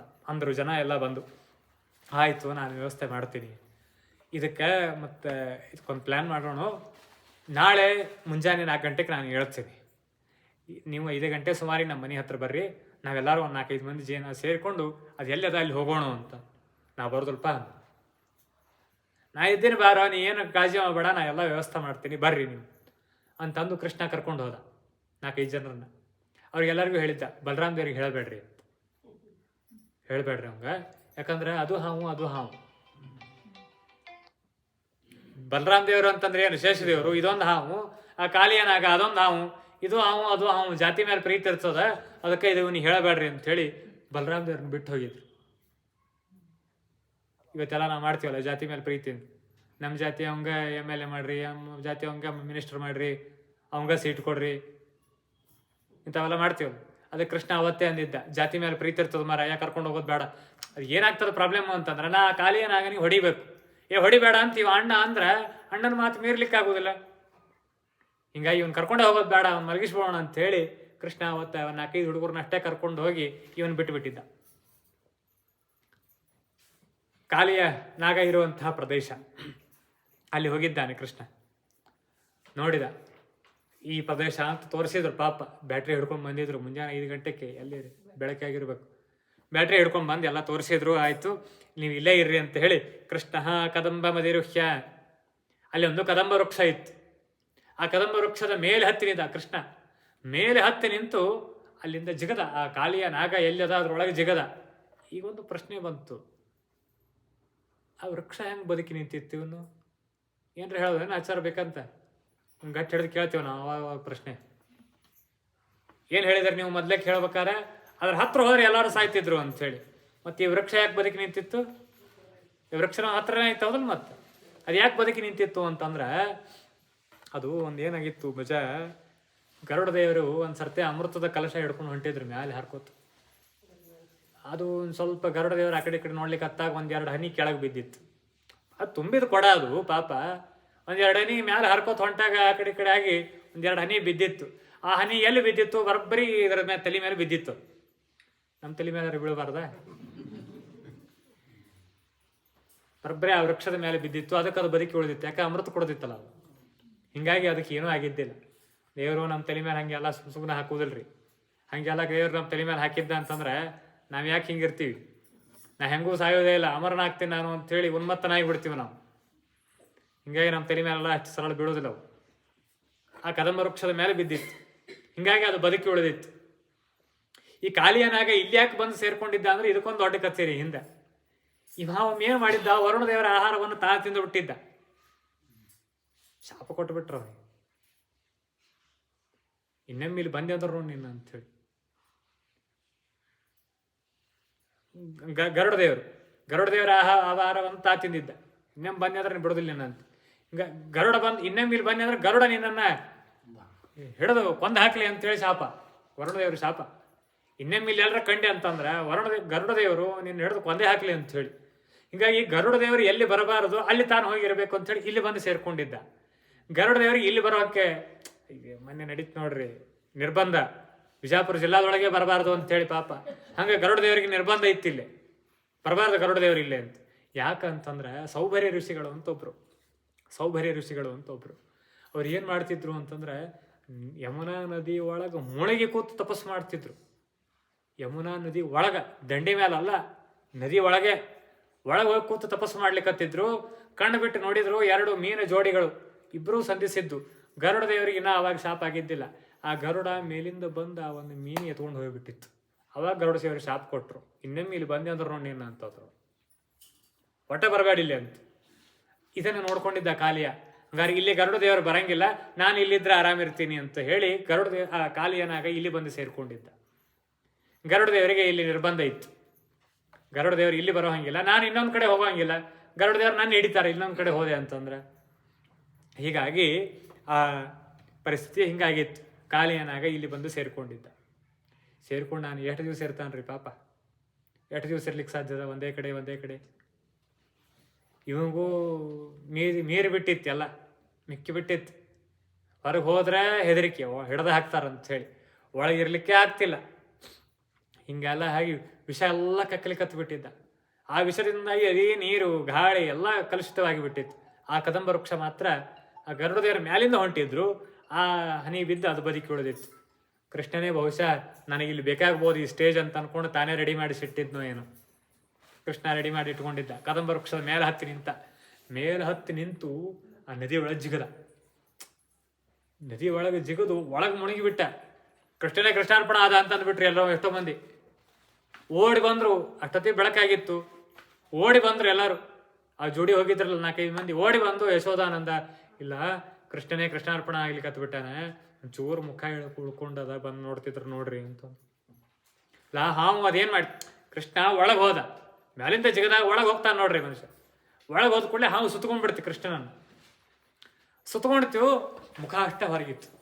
ಅವಾಗ ಓಡಿ ಹೋಗಿ ಹೇಳಿದ್ರಿ ಇವರೆಲ್ಲರೂ, ಯಶೋದ ನಂದ ಆ ಬಲರಾಮ್ ದೇವ್ರನ್ನ ಬಡ್ಕೋತ್ ಹೋಗಿ ಕರ್ಕೊಂಬಂದು ಹೇಳ್ತೀನಿ, ದೊಡ್ಡ ಇದ್ದೀನಿ ತಿಳಿಯಂಗಿಲ್ಲ ನನಗೆ, ತಮ್ಮನ್ನು ನೋಡ್ಕೋಬೇಕಂತ ಅರ್ಥ ಆಗಿಲ್ಲ ಅಂತೆ. ಪಾಪ ಅದನ್ನು ಬಡ್ಕೋತ್ ಕರ್ಕೊಂಬಂದ್ರು. ಮನ್ಯಾಗ ಅಣ್ಣಾಗಿ ಹುಟ್ಟಿದ್ರಿ ಇದೊಂದು ತ್ರಾಸ್ರಿ. ಆ ಸಣ್ಣ ಹುಡುಗರು ತಮ್ಮಂದ್ರು ತಂಗಿಯಂದ್ರು ಕೆಟ್ಟ ಕೆಲಸ ಮಾಡೋದ ಬೈಸ್ಕೊಳ್ದ ಅಣ್ಣಂದ್ರದಾಗ್ತದೆ. ಎಲ್ಲರ ಮನ್ಯಾಗೂ ನಡೀತಾವೆ. ಹಿಂಗೆ ಬಲರಾಮ್ ದೇವ್ರು ಎಲ್ಲರೂ ಹೊಡೆಸ್ಕೋತ್ ಕರ್ಕೊಂಬಂದ್ರು. ಕೃಷ್ಣ ಗಟ್ಟಿ ಸುತ್ತಿ ಬಿಟ್ಟಿತ್ತು. ಬೇಕಂತ ಮಾಡಿದ್ದೆ ಕೃಷ್ಣ. ನೋಡ್ರಿ, ಡೈರೆಕ್ಟ್ ಒಮ್ಮೆ ಹೆಡಿ ಮೇಲೆ ಜಿಗದ ಅಲ್ಲೇ ಕುಣಿದು ಬಿಟ್ಟಿದ್ದ ಅಂತಂದ್ರೆ ಏನಂತೀರಿ ನೀವು ಮಂದಿ? ಅದೇನು ದೊಡ್ಡ ಬಿಡ, ನಾನು ಮಾಡ್ತಿದ್ದೆ ಅಂತಂತೀವಿ. ಮ್ಯಾಲಿಂದ ಮೇಲೆ ಜಿಗದು ಕುಣಿದು ಬಂದು ಬಿಟ್ಟಿದ್ದ ಅಂತಂದ್ರೆ ಎಲ್ಲರೂ ಅಷ್ಟೇ ಅಂತಿದ್ರು. ಕೃಷ್ಣ ಹಂಗೆ ಮಾಡಲಿಲ್ಲ. ಒಳಗೆ ಹೋದ, ಅದನ್ನು ಸುತ್ತಿಸಿಕೊಂಡ. ಹಾವಿನಿಂದ ಸುತ್ತಿಸಿಕೊಂಡ್ರು, ಅದನ್ನು ತಪ್ಪಿಸಿಕೊಂಡು ಕೃಷ್ಣ ಬಂದ. ಅದು ಕೃಷ್ಣನ ಮಹಿಮೆ. ಬರೇ ಮ್ಯಾಲೆ ನಿಂತು ಜಿಗದು ಓಡಿ ಬಂದದ್ದಲ್ಲ. ಒಳಗೆ ಹೋದ ಕೃಷ್ಣ. ಸುತ್ತಿತ್ತು ಹಾವು, ಬೇಕಾ ಎಷ್ಟು ಸುತ್ತಂತು. ಇಡೀ ತನ್ನ ಶಕ್ತಿಯನ್ನೆಲ್ಲ ಹಾಕಿ, ಹಾವಿನ ವಿಚಾರ ಏನು, ಕೃಷ್ಣನ ಇಲ್ಲೇ ಒತ್ತಿ ಬಿಡೋಣ ಅಂಥೇಳಿ. ಏನು ಒತ್ತಾರ, ಎಂತ ಒಳಗಿದ್ದವ ನರಸಿಂಹದೇವ್ರವ್ರು, ಒಳಗಿದ್ದವರು. ಎಲ್ಲ ಹಾವುಗಳನ್ನು ಸೃಷ್ಟಿ ಮಾಡಿದವನೇ ಇವ ಕೃಷ್ಣ. ಒಂದೊಂದನ್ನೇ ಹಿಂಗೆ ಸುತ್ತಕೊಂಡಿತ್ತು. ಒಂದೊಂದನ್ನೇ ಸರಿಸಿ ಮ್ಯಾಲೆ ಹತ್ತಿ ನಿಂತ, ಹೆಡಿ ಮೇಲೆ ಹತ್ತಿ ನಿಂತ. ತುಳಿಲಿಕ್ಕತ್ತ, ಹಾಕಿ ತುಳಿದು ಬಿಟ್ಟ. ಅದಕ್ಕೆ ನಾನು ಆರಂಭದಲ್ಲೇ ಹೇಳಿದೆ, ಮನಸ್ಸಿನಿಂದ ವಿಷ ಕಕ್ತೀವಿ. ಕ್ರೋಧ, ಲೋಭ, ಮೋಹ ಏನಿವೆಲ್ಲ ವಿಷಾನೇ ಇವು. ಇವನ್ನೆಲ್ಲ ಕಕ್ಕಿದ್ರೆ ದೇವ್ರು ಬಿಡೋದಿಲ್ಲ. ಹತ್ತಿ ಕುಣಿತಾನ ತಲೆ ಮೇಲೆ, ತುಳಿದು ಹಾಕ್ತಾನೆ ನಮ್ಮನ್ನ ಅನ್ನೋದನ್ನು ತೋರಿಸ್ಲಿಕ್ಕೆ ಇದು. ವಿಷ ಕಕ್ಕಿ ಇನ್ನೊಬ್ಬರಿಗೆ ತೊಂದರೆ ಕೊಟ್ರೆ ಕೃಷ್ಣ ತುಳಿತಾನೆ, ಬಿಡೋದಿಲ್ಲ ಕೃಷ್ಣ ಅನ್ನೋದನ್ನು ತೋರಿಸ್ಬೇಕಾಗಿದೆ ಜಗತ್ತಿಗೆ. ಹೀಗಾಗಿ ಕೃಷ್ಣ ಹತ್ತಿ ನಿಂತ, ಅದನ್ನು ಚಂದ ತುಳಿದು ಅದನ್ನ ಹೇಳ್ತಾರೆ, ಚಂಡು ತರುವ ನೆಪದಿ ಕಾಳಿಂಗನ ಉದ್ದಂಡ ಮಡುವ ಧುಮುಕಿ ಚಂಡ ಕಾಳಿಂಗನ ಮಂಡೆಯೊಳಗೆ ಪಾದ ಪುಂಡಲೀಕವನಿಟ್ಟು ತಾಂಡವನಾಡಿದ ಎಂಥ ಪಾವನ ಪಾದವು ರಂಗಯ್ಯ ನಿನ್ನ ಎಂಥ ಚಲವ ಪಾದವು. ಹಾಕಿ ತುಳದ ಕೃಷ್ಣ. ತುಳದು ಅದರ ಮೇಲೆ ನರ್ತನ ಮಾಡ್ತೀನಿ ಅಂತೇಳಿ ನಿಂತ. ಇದೇ ಕಾಯಿಲಿ ಕತ್ತಿದ್ರು ಮೇಲೆ ದೇವತೆಗಳು ಓಡಿ ಬಂದ್ರು. ಬ್ರಹ್ಮದೇವರು ಮೃದಂಗ ಹಿಡ್ಕೊಂಡು, ನರ್ತನ ಮಾಡ್ತೀಯಾ, ನಾನು ನಿನ್ನ ಸೇವಾ ಮಾಡ್ತೀನಿ. ಬ್ರಹ್ಮದೇವರು ಕಾಯ್ಕೋತ ನಿಂತಿರ್ತಾರಂತ್ರಿ. ಕದಾಹಂ ರಾಜರಾಜೇನ ಗಣರಾಜೇನ ಚೋದಿತ, ಕಾಯ್ಕೋತ ನಿಂತಿರ್ತಾರಂತ. ಯಾವಾಗ ದೇವರು ಏನಾದರೂ ಆದೇಶ ಮಾಡ್ಯಾನೋ, ಯಾವಾಗ ನಾನು ಅವನ ಸೇವೆ ಮಾಡೇನೋ, ನಾವು ಕಾಯ್ಕೋತ ನಿಂತಿರ್ತೀವಿ. ಏನ್ರಿ ಹೇಳ್ಯಾರ ತಪ್ಪಿಸ್ಕೊಂಡು ಓಡಿ ಹೋಲಿಕ್ಕೆ. ಕೇಳಿಸೋರು ಕೇಳಿಸ್ಲಾರ್ದಂಗೆ ಹೋಗ್ತಿರ್ತೀವಿ. ಒಮ್ಮೆ ಕೆಲಸ ಹೇಳಿದಾಗ ಮನ್ಯಾಗ ಅವಂದ್ರು ತಾಯಂದ್ರು ಓಡಿ ಹೋಗ್ಲಿಕ್ಕೆ ನಿಂತಿರ್ತೀವಿ. ಬ್ರಹ್ಮದೇವರು ಹಂಗಿಲ್ಲ ಅಂತ. ಯಾವಾಗ ನಾನು ದೇವರಿಗೆ ಸೇವೆ ಮಾಡೀನಿ, ಯಾವಾಗ ದೇವರು ಏನರೇ ಆದೇಶ ಮಾಡಬೇಕು, ನಾನು ದೇವರ ಆಜ್ಞೆಯನ್ನು ಪರಿಪಾಲನೆ ಮಾಡಬೇಕಂತ ನಿಂತಿರ್ತಾರಂತ. ಕದಾಹಂ ರಾಜರಾಜೇನ ಗಣರಾಜೇನ ಚೋದಿತ ಚರೇಯಂ ಭಗವತ್ಪಾದ ಪರಿಚರ್ಯಾ ಸುವರ್ತನಂ. ಜಿದಂತೆ ಸ್ತೋತ್ರದಲ್ಲಿ ಬ್ರಹ್ಮದೇವರು ಹೇಳ್ಕೊತಾರೆ ಇದನ್ನು. ಓಡಿ ಬಂದ್ರು, ದೇವರ ನರ್ತನ ಮಾಡ್ತಾನೆ, ಹಂಗಾರೆ ನಾನು ಮೃದಂಗ ಬಾರಿಸ್ತೀನಿ ಅಂತ. ಆಯ್ತು ಬಾರಿಸಂತ. ಹನುಮಂತ ದೇವರು ಬಂದ್ರು, ನಾನು ಒಂದೇನಾರ ಸೇವೆ ಮಾಡ್ತೀನಿ ಅಂತ. ಅಲ್ಲ, ಮೃದಂಗ ಬಾರಿಸ್ತಾನ, ನಾ ಕುಣಿತೀನಿ, ನಿಂದೇನು ಸೇವೆ ಇಲ್ಲ, ನಾ ಹಾಡು ಆಡ್ತೀನಿ ಅಂತ. ಹನುಮಂತ ದೇವ್ರಿಗೆ ಭಾಳ ಸಂಗೀತ ಚಲೋ ಬರ್ತದೆ ರೀ, ಸಂಗೀತ ಕಲ್ತಾರ ಅವ್ರು ಹನುಮಂತ ದೇವರು. ಹೀಗಾಗಿ ನಾ ಹಾಡು ಆಡ್ತೀನಿ ಭಾಳ ಚಂದ ಅಂತ ಹೇಳಿ ಹನುಮಂತ ದೇವ್ರ ಹಾಡು, ಬ್ರಹ್ಮದೇವರ ಮೃದಂಗ, ಕೃಷ್ಣ ಕುಣಿಲಿಕ್ಕೆ ನಿಂತ. ರುದ್ರದೇವರು ಲೇಟ್ ಆಗಿಬಿಡ್ತು. ಓಡಿ ಬಂದ್ರು ರುದ್ರದೇವರು, ನಾನು ಏನಾರ ಸೇವೆ ಮಾಡ್ತೀನಿ ಅಂತ. ಯಾಕಂದ್ರೆ ಅಪ್ಪ ಮೃದಂಗ ಬಾರಿಸ್ಲಿಕ್ಕತ್ತ, ಇನ್ನೊಬ್ಬ ಅಪ್ಪನೇ ಹನುಮಂತ ದೇವರು ಬ್ರಹ್ಮದೇವರೆಲ್ಲ ಒಂದೇ ಅಲ್ಲ, ಒಬ್ರು ಹಾಡು ಆಡ್ಲಿಕ್ಕತ್ತಾನ, ಅಜ್ಜ ಕುಣಿಲಿಕ್ಕತ್ತಾನ, ನಂದೊಂದು ಏನಾರ ಸೇವಾ. ಇನ್ನೇನು ಉಳಿತೀನಿ, ಹಾಡು ಅಂತವ್ರಿದ್ದಾರೆ, ಮೃದಂಗ ಬಾರಿಸೋರಿದ್ದಾರೆ, ಕುಣಿಯೋ ನಾನಿದ್ದೀನಿ, ನಿಮ್ಗೂ ಹೋಯ್ತಲ್ಲ ಇನ್ನೇನು. ಇಲ್ಲ ನಾ ತಾಳ ಬಾರಿಸ್ತೀನಿ ಅಂತ. ಕೃಷ್ಣ ಅಂದ, ನೀನು ತಾಳಕ್ಕೆ ನಾನು ಕುಣಿಯವಲ್ಲ, ನಾನು ಯಾರ ತಾಳಕ್ಕೂ ಕುಣಿಯವಲ್ಲ, ನಾನು ನಿನ್ನ ಅಟ್ಟಕ್ಕೆ ನೀ ತಾಳ ಕೊಟ್ಟು ನನ್ನ ಅಟ್ಟಕ್ಕೆ ನಾ ಕುಣಿತೀನಿ ಅಂತ. ಅದನ್ನೇ ಹೇಳ್ತಾರೆ, ಅನೀನ ಭತ್ಪ ಭವೆ ಮೃದಂಗಂ ಜಗೌ ಹನುಮಾನ್ ಜಗತಾದೀಶಂ ಅದರ್ಶಯತ್ತಾಲಗತೀಕ ಪರ್ದೀಸನರ್ಥ ಗೋಪಾಲಕ ಬಾಲಮೌಲಿ.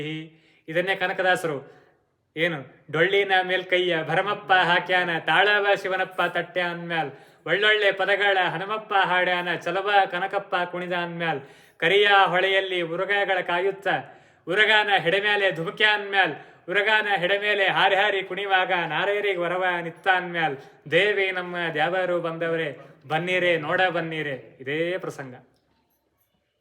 ಅನೀನರತ್ ಪದ್ಮಭವೋ ಮೃದಂಗಂ ಜಗೋ ಹನುಮಾನ್ ಜಗತಾದೀಶಂ ಅದರ್ಶಯತ್ತಾಲಪತೀಕ ಪ್ರದ್ದೀನ ನೃತ್ತ ಗೋಪಾಲಕ ಬಾಲಮೌಲಿ. ಹೀಗೆ ಕೃಷ್ಣ ಪರಮಾತ್ಮ ಅವರಲ್ಲಿ ನಿಂತು ನರ್ತನ ಮಾಡಿ ಆ ಎಲ್ಲ ದೇವತೆಗಳ ಮೇಲೆ ನಿಂತು ಪುಷ್ಪವೃಷ್ಟಿಯನ್ನು ಮಾಡಿದರು. ಸಾಯಂಕಾಲ ಆಯ್ತು, ಇಷ್ಟೊತ್ತೆಲ್ಲ ಆಗೋ ತನಕ ಪುಷ್ಪವೃಷ್ಟಿಯನ್ನು ಮಾಡಿದರು. ಅವರೆಲ್ಲ ಇಷ್ಟೆಲ್ಲ ಆಯಿತು. ಕಾಲಿಯನ್ನು ಹೆಂಡತಿ ಬಂದು ಬೇಡ್ಕೊಂಡ್ರು, ನೇಮ್ಗಾಟ್ರು ನನಗೆ ಪ್ರಾಣ ಸಂಕಟ, ಗತಿಯನ್ನು ನಮ್ಮದು ಉಳಿಸ್ಪಾ ಮಾರಾಯ ಅಂತ ಹೇಳಿ ಪ್ರಾರ್ಥನೆಯನ್ನು ಮಾಡಿಕೊಳ್ತಾರೆ. ನ್ಯಾಯೋ ಹಿ ದಂಡ ಕೃತ ಕಿಲ್ಬೇಷಸ್ಮಿನ್ ತವಾವತಾರ ಖಲು ನಿಗ್ರಹಾಯ. ಸರಿ ಮಾಡಿದೆ ನೀನು ಅಂತಾರೆ ಮೊದಲಿಗೆ. ತವಾವತಾರ ಖಲ ನಿರ್ಗ್ರಹಾಯ, ತೊಂದರೆ ಕೊಟ್ಟಿದ್ದ ನನ್ನ ಗಂಡ, ಎಲ್ಲರಿಗೂ ಆಕಳುಗಳನ್ನು ಕೊಂದಿದ್ದಾನೆ, ಎಷ್ಟೋ ಗೋಪಾಲಕರ ಮಕ್ಕಳನ್ನು ಕೊಂದಿದ್ದಾನೆ. ಇಲ್ಲಿ ಬಂದಂತಹ ಎಷ್ಟು ಪ್ರಾಬ್ಲಮ್ ಆಗಿತ್ತು ಅಂದ್ರೆ, ಈ ಪ್ರದೇಶ ಎಲ್ಲ ವಿಷಮಯ ಆಗಿದ್ದಕ್ಕೆ ಯಾವ ಮೀನ, ಯಾವ ಆಮಿ, ಯಾವ ಚೇಳ ಏನೂ ಇದ್ದಿದ್ದಿಲ್ಲ. ಇಲ್ಲಿ ಎಲ್ಲರಿಗೂ ತೊಂದರೆ ಆಗಿತ್ತು. ನ್ಯಾಯೋ ಹಿ ದಂಡ, ದಂಡ ಮಾಡಿದ್ದು ಅತ್ಯಂತ ನ್ಯಾಯ, ಆದರೆ ಅದಕ್ಕೊಂದು ಲಿಮಿಟ್ ಇರಬೇಕಲ್ಲ ಅಂತ ಹೇಳಿ ಬೇಡಿಕೊಳ್ತಾರೆ. ಅನುಗ್ರಹೋಯಂ ಭವತ ಕೃತೋಹಿನಃ ದಂಡೋ ಅಸತಾಂ ತೇ ಖಲ ಕಲ್ಮಶಾಪಃ. ಯಾವಾಗಲೂ ಮಕ್ಕಳಿಗೆ ತಂದೆ ತಾಯಿಗಳು ಹೊಡೆಯುವಾಗಲೂ ಹೆಂಗೆ ಹೊಡಿಬೇಕು ಅಂತ ಶ್ರೀಮದಾಚಾರ್ಯ ಹೇಳಿಕೊಡ್ತಾರೆ. ಬೇಕಾದಷ್ಟು ಶಕ್ತಿ ಇದೆ ಅಂತೇಳಿ ಕೈಕಾಲು ಮುರಿಯಂಗೆ ಹೊಡಿಬಾರ್ದು ಮಕ್ಕಳಿಗೆ. ಪೆಟ್ಟು ಹತ್ತಿರಬೇಕು, ತನ್ನ ತಪ್ಪು ಏನಂತ ಅರ್ಥ ಆಗಿರ್ಬೇಕು. ಅಂಗಹಾನಿ ಸ್ಯಾತ್, ಅಂಗಹಾನಿ ಆಗಿರಬಾರ್ದು, ಹಲ್ಲು ಮುರಿಬಾರ್ದು. ಪಾಪ ಹಲ್ಲು ಮುರಿಯಂಗೆ ಹೊಡಿತಿರ್ತಾರೆ ಕೆಲವರು, ಹಲ್ಲು ಮುರಿಬಾರ್ದು. ಯಾಕೆ ಹಲ್ಲು ಕೊಟ್ಟವ್ರು ನಾವಲ್ಲ, ಅದಕ್ಕೆ ಹೌದಿಲ್ಲ. ಹಲ್ಲು ಕೊಟ್ಟೇವೇನು ನಾವು ಮಕ್ಕಳಿಗೆ? ದೇವ್ರು ಕೊಟ್ಟಾನ ಹಲ್ಲು, ಮತ್ತು ಹಲ್ಲು ಮುರಿಲಿಕ್ಕೆ ನಾವ್ಯಾರು? ಹಂಗಲ್ಲ. ನಾಂಗಹಾನಿ ಸ್ಯಾತ್, ಅಂಗಹಾನಿ ಆಗುವಂತೆ ಹೊಡಿಬಾರ್ದು ಮಕ್ಕಳಿಗೆ. ಅವರು ಅದನ್ನೇ ಬೇಡ್ಕೊಳ್ತಾರೆ, ಅಂಗಹಾನಿ ಆಗದಂತೆ ಉಳಿಸೋರ್ಪ, ಪ್ರಾಣ ಆದರೂ ಉಳಿಸು. ಕ್ರೋಧೋಪಿತೆ ಅನುಗ್ರಹ ಏವ ಸಮ್ಮತಃ. ನಿನ್ನ ಸಿಟ್ಟು ನಮಗೆ ಅನುಗ್ರಹನೇ, ನೀನು ಸಿಟ್ಟಿಗೆದ್ದದ್ದು ನಮಗೆ ಅನುಗ್ರಹ ಆಗಲಿ ಅಂತ ಹೇಳಿ ಬೇಡಿಕೊಳ್ತಾರೆ. ನಾವೆಲ್ಲ ಹಂಗೆ ಇದ್ವಿ ವಿದ್ಯಾಪೀಠದಾಗಿದ್ದಾಗ. ಆಚಾರ್ಯ ಎಷ್ಟೋ ಸಹಿತ ಬೈದರೂ ಸಹಿತ ಮತ್ತೆ ಬೇಸರ ಮಾಡ್ಕೋತಿರ್ಲಿಲ್ಲ. ಮತ್ತು ಅವ್ರ ಮುಂದೆ ಹೋಗಿ ನಿಂದಿರ್ತಿದ್ವಿ. ಮರು ದಿವಸ ಮನೆಗೆ ಬರ್ಬೇಕಂತ ಅನಿಸ್ತಿರ್ಲಿಲ್ಲ. ಎಷ್ಟೋ ಸರ್ತೆ ಬೈದರೂ ನಕ್ಕು ಬಿಡ್ತಿದ್ವಿ ಅಲ್ಲೇ. ಹೀಗೆಲ್ಲ ಆಗ್ತಿತ್ತು. ಸ್ವಾಮಿಗಳ ಕಡೆ ಎಷ್ಟು ಸರ್ತೆ ಬೈಸ್ಕೊಂಡೇವೋ ಏನು, ನಮಗೆ ಗೊತ್ತಾವೆಲ್ಲ. ಅದು ಆ ಆನಂದನೇ ಅದು. ಗೋಲ್ಡನ್ ಡೇಸ್ ಅಂತಾರಲ್ಲ, ಹಂಗೆ ಅವೆಲ್ಲ. ಅವ್ರ ಕಡೆ ಬೈಸ್ಕೊಳ್ಳೋದು ಒಂದು ಮಜಾ ಇರ್ತದೆ. ನೀವು ಯಾರಿಗೆ ಬೈಸ್ಕೊಳ್ಳೋದಿಲ್ಲ, ನೀವೆಲ್ಲ ನಮ್ಮಂಥವ್ರು ಅಷ್ಟೇ ಬೈಸ್ಕೊಳ್ಳೋದು. ಅದು ಯಾರಿಗೂ ಸಿಗೋದಿಲ್ಲ. ಅದು ನಿಮ್ಗೆ ಯಾಕೆ ಬೈತಾರೆ ಸ್ವಾಮಿಗಳು ಬಂದು? ನಮ್ಮಂಥವ್ರಿಗೆ ಬೈತಿರ್ತಾರೆ ಅವಾಗವಾಗ. ಮಜಾ ಇರ್ತದೆ ಅದು. ಅದಕ್ಕೆ ಅವರೆಲ್ಲ ಮುಂದುವರೆದು ಕೇಳಿದ್ರು, ನೋಡು ಇನ್ನೇನು ನಾವು ನಿನ್ನ ಹತ್ರ ಬೇಡೋದಿಲ್ಲ. ನಾನಾಕ ಪೃಷ್ಟಂ ನ ಚ ಪಾರವೇಷ್ಟಂ ನ ಚ ಸಾರ್ವಭೌಮಂ ನ ರಸಾಧಿಪತ್ಯಂ. ನಮಗೇನು ಇಂದ್ರ ಪದವಿ ಬೇಡ. ನಾಕಪೃಷ್ಟ, ನಾಕ ಅಂದ್ರೆ ಸ್ವರ್ಗ, ನಾಕದ ಅಧಿಪತ್ಯ, ಸ್ವರ್ಗಾಧಿಪತ್ಯ ನಮಗೆ ಬೇಡ. ಪಾರಮೇಷ್ಠ ಪದವಿ, ಬ್ರಹ್ಮದೇವರ ಪದವಿ ನಮಗೇನು ಬೇಡ. ಸಾರ್ವಭೌಮನಾಗಿ ರಾಜನಾಗಿ ಮೆರಬೇಕಂತೂ ನಮಗೇನು ಇಚ್ಛೆ ಇಲ್ಲ. ನಾ ಯೋಗ ಸಿದ್ಧಿ, ಏನು ದೊಡ್ಡ ಭಾರಿ ಅಷ್ಟ ಐಶ್ವರ್ಯ ಸಿದ್ಧಿಗಳನ್ನು ಪಡೆದವರು ಅಂತೂ ನಮಗೇನು ಬೇಕಾಗಿಲ್ಲ. ನಿನ್ನ ಅನುಗ್ರಹ ಮಾತ್ರ ಬೇಕು, ಅದನ್ನು ಮಾತ್ರ ನಮಗೆ ಉಳಿಸು, ಪ್ರಾಣವನ್ನು ಉಳಿಸು ಅಂತ ಹೇಳಿ ಬೇಡಿಕೊಳ್ಳುತ್ತಾರೆ. ಆಮೇಲೆ ಕೃಷ್ಣ ಆದೇಶವನ್ನು ಮಾಡಿದ, ನೀವ್ಯಾರೂ ಇಲ್ಲಿ ಇರಬೇಡ್ರಿ, ಇವೆಲ್ಲ ನಾವು ಬಂದಿದ್ದೀನಿ, ಇಲ್ಲಿ ಇಂಥವೆಲ್ಲ ಇರ್ಲಿಕ್ಕೆ ಅವಕಾಶ ಇಲ್ಲ, ನೀವೆಲ್ಲ ರಮಣಕ ದ್ವೀಪಕ್ಕೆ ಹೋಗಬೇಕು ಅಂತ ಹೇಳಿ ಅಲ್ಲೆಲ್ಲ ಕಳಿಸ್ತಾನೆ. ಕಾಲಿಯ ಕೇಳ್ಕೊಂಡ, ನನಗೂ ಇದೇ ಬೇಕಾಗಿತ್ತು, ನನಗೂ ಇಲ್ಲಿಂದ ಎದ್ದು ಹೋಗ್ಬೇಕಾಗಿತ್ತು, ಚಲೋ ಆಯ್ತು ನೀನು. ಆದ್ರೆ ಒಂದೇನು ನನಗೆ ಹೆದರಿಕೆ ಅಂತಂದ್ರೆ, ಗರುಡ ದೇವ್ರು ಬಂದು ನಾನು ಹಿಡ್ಕೊಂಡ್ರ, ನೀ ಬಿಟ್ಟು ನಿನ್ನ ಕೈಯಾಗಿ ಸಿಕ್ಕೊಂಡಿದ್ದೆ ಸರಿ ಹೋಗಿತ್ತು. ನೀ ಕೊಂದ್ರನೇ ನಾನು ಉದ್ಧಾರ ಭಾಳ ಚಲೋ ಆಗಿತ್ತು. ವಾಲಿಯನ್ನು ಕೊಂದದ್ದಕ್ಕಾಗಿ ಅವನ ಅದನ್ನೇ ಬೇಡ್ಕೊಳ್ತಾನೆ, ದೊಡ್ಡ ಭಾಗ್ಯ ಮಾರ ಯಾ ಕೊಂದು ಹಾಕಿ ನನ್ನ ಅಂತೇಳಿ. ನಿನ್ನಿಂದ ಸಾಯೋಂಥ ಭಾಗ್ಯ ಇನ್ಯಾರಿಗೆ ಸಿಗ್ತದೆ?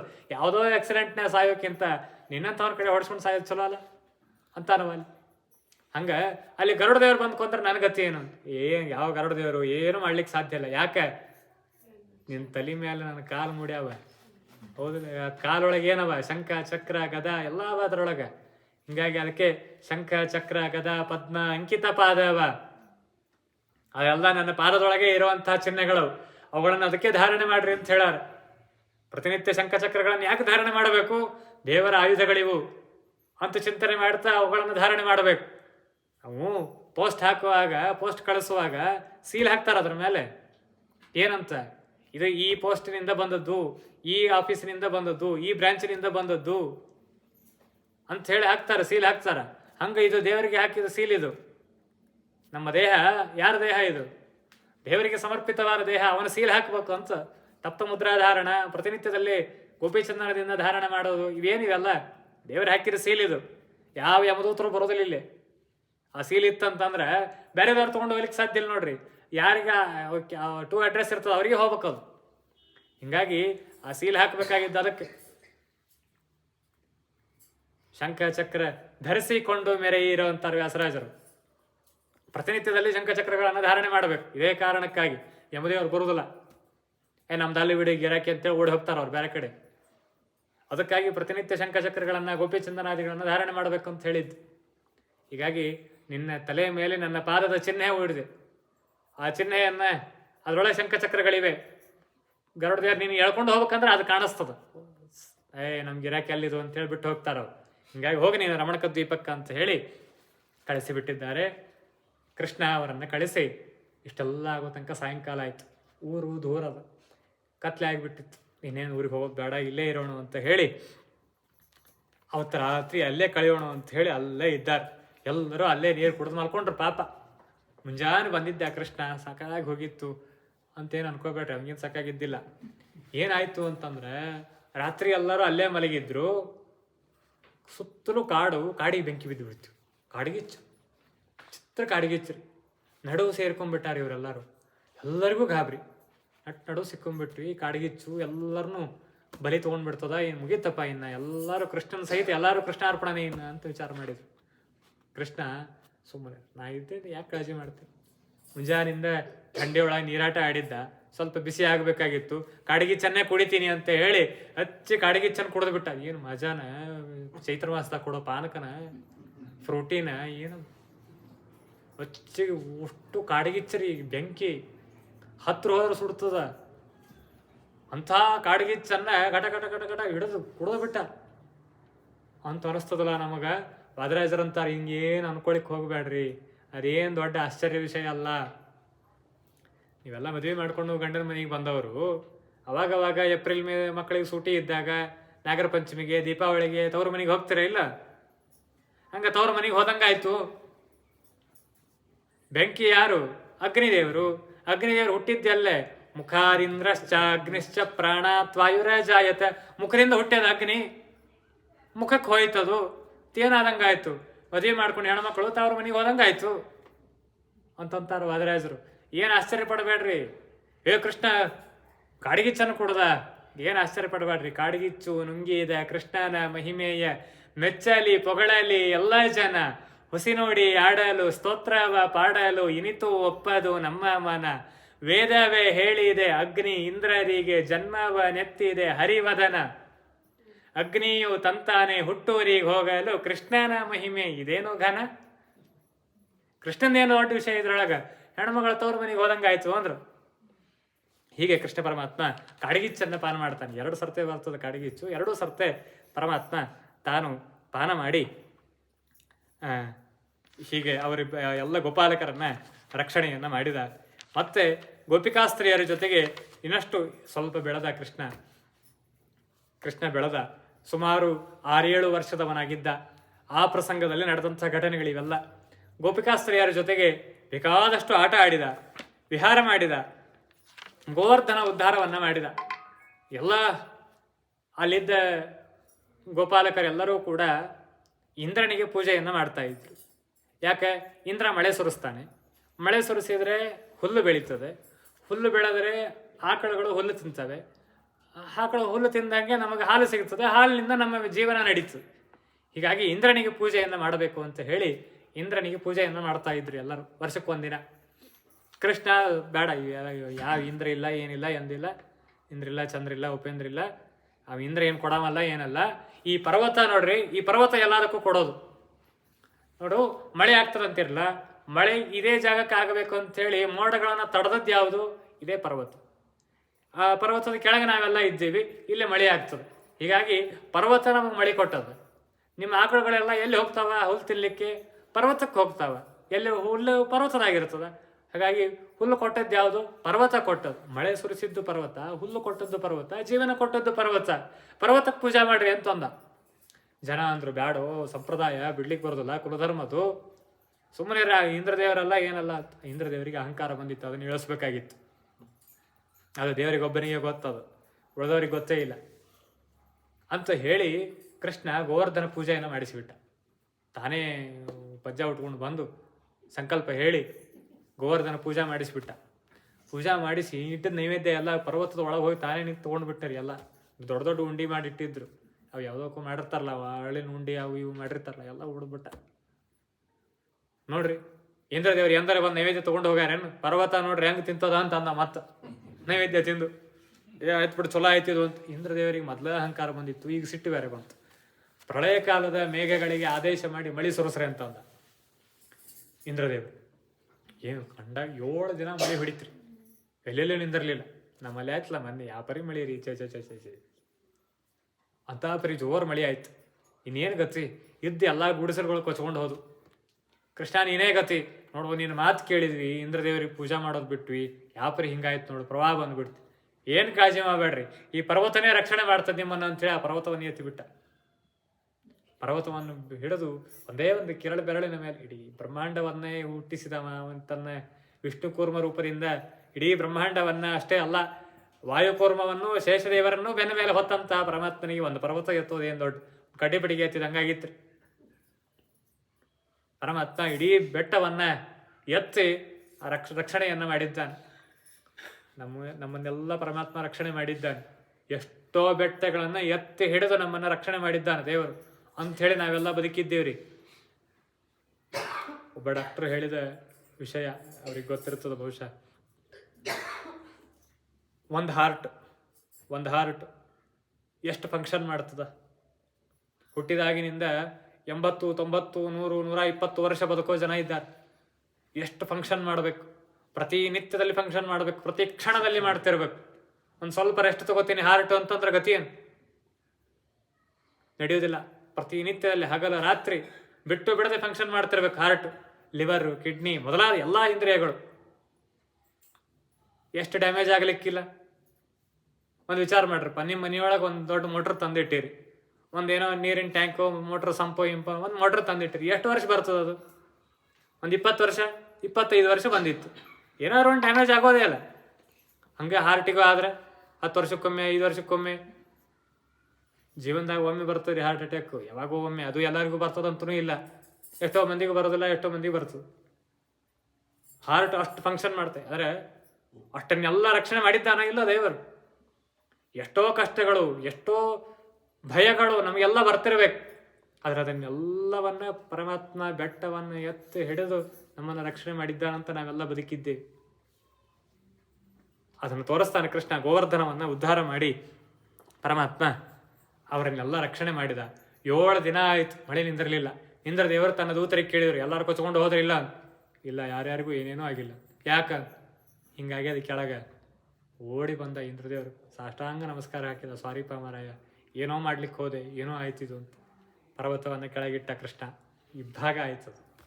ಇವತ್ತಿಗೂ ಗೋವರ್ಧನ ಪ್ರದಕ್ಷಿಣೆ ಅಂತ ಹಾಕ್ತಾರೆ. 2 ಕಡೆ ಕಾಣಿಸ್ತದ ಅದು ಪರ್ವತ, 2 ಪರ್ವತ ಇದ್ದಂಗೆ ಕಾಣಿಸ್ತದ ಅದು. ಅವಾಗ ಇಟ್ಟದ್ದು ಸೀಳಿ ಹಿಂಗೆ 2 ಆಗಿದ್ದು ಅಂತ ಅಂತಾರ ಅಲ್ಲಿ ಜನ.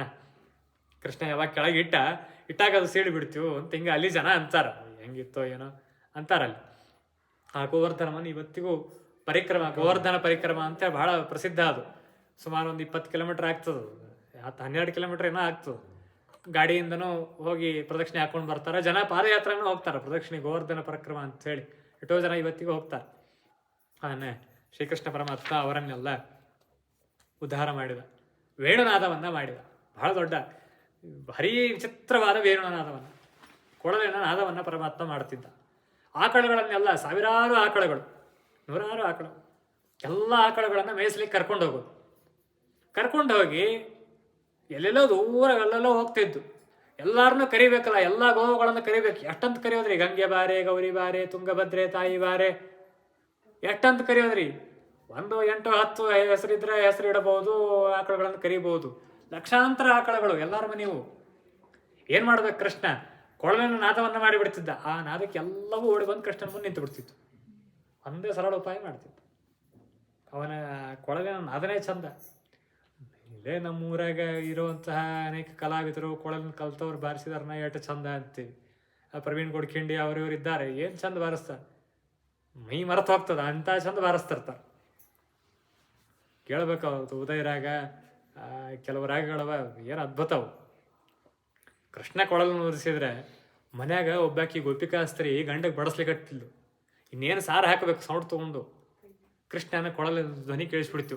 ಸೌಂಟೆ ಕೊಟ್ಲಿ ನೀನೇ ಬಡಿಸ್ಕೊ ಹೋಗಿ ನಡಿ ಅಂತೇಳಿ. ಬಡಿಸು ಅಂತ ಅವ. ಈಗ ಬರೇ ಸೌಂಡ್ ಕೊಟ್ಟೇನಿ, ಇಲ್ಲ ಸೌಂಟ್ಲೆ ಕೊಡ್ತೇನೆ ನೋಡಿ ಅಂತಲ್ಲ. ಓಡೆ ಹೋದ್ಲಕ್ಕಿ.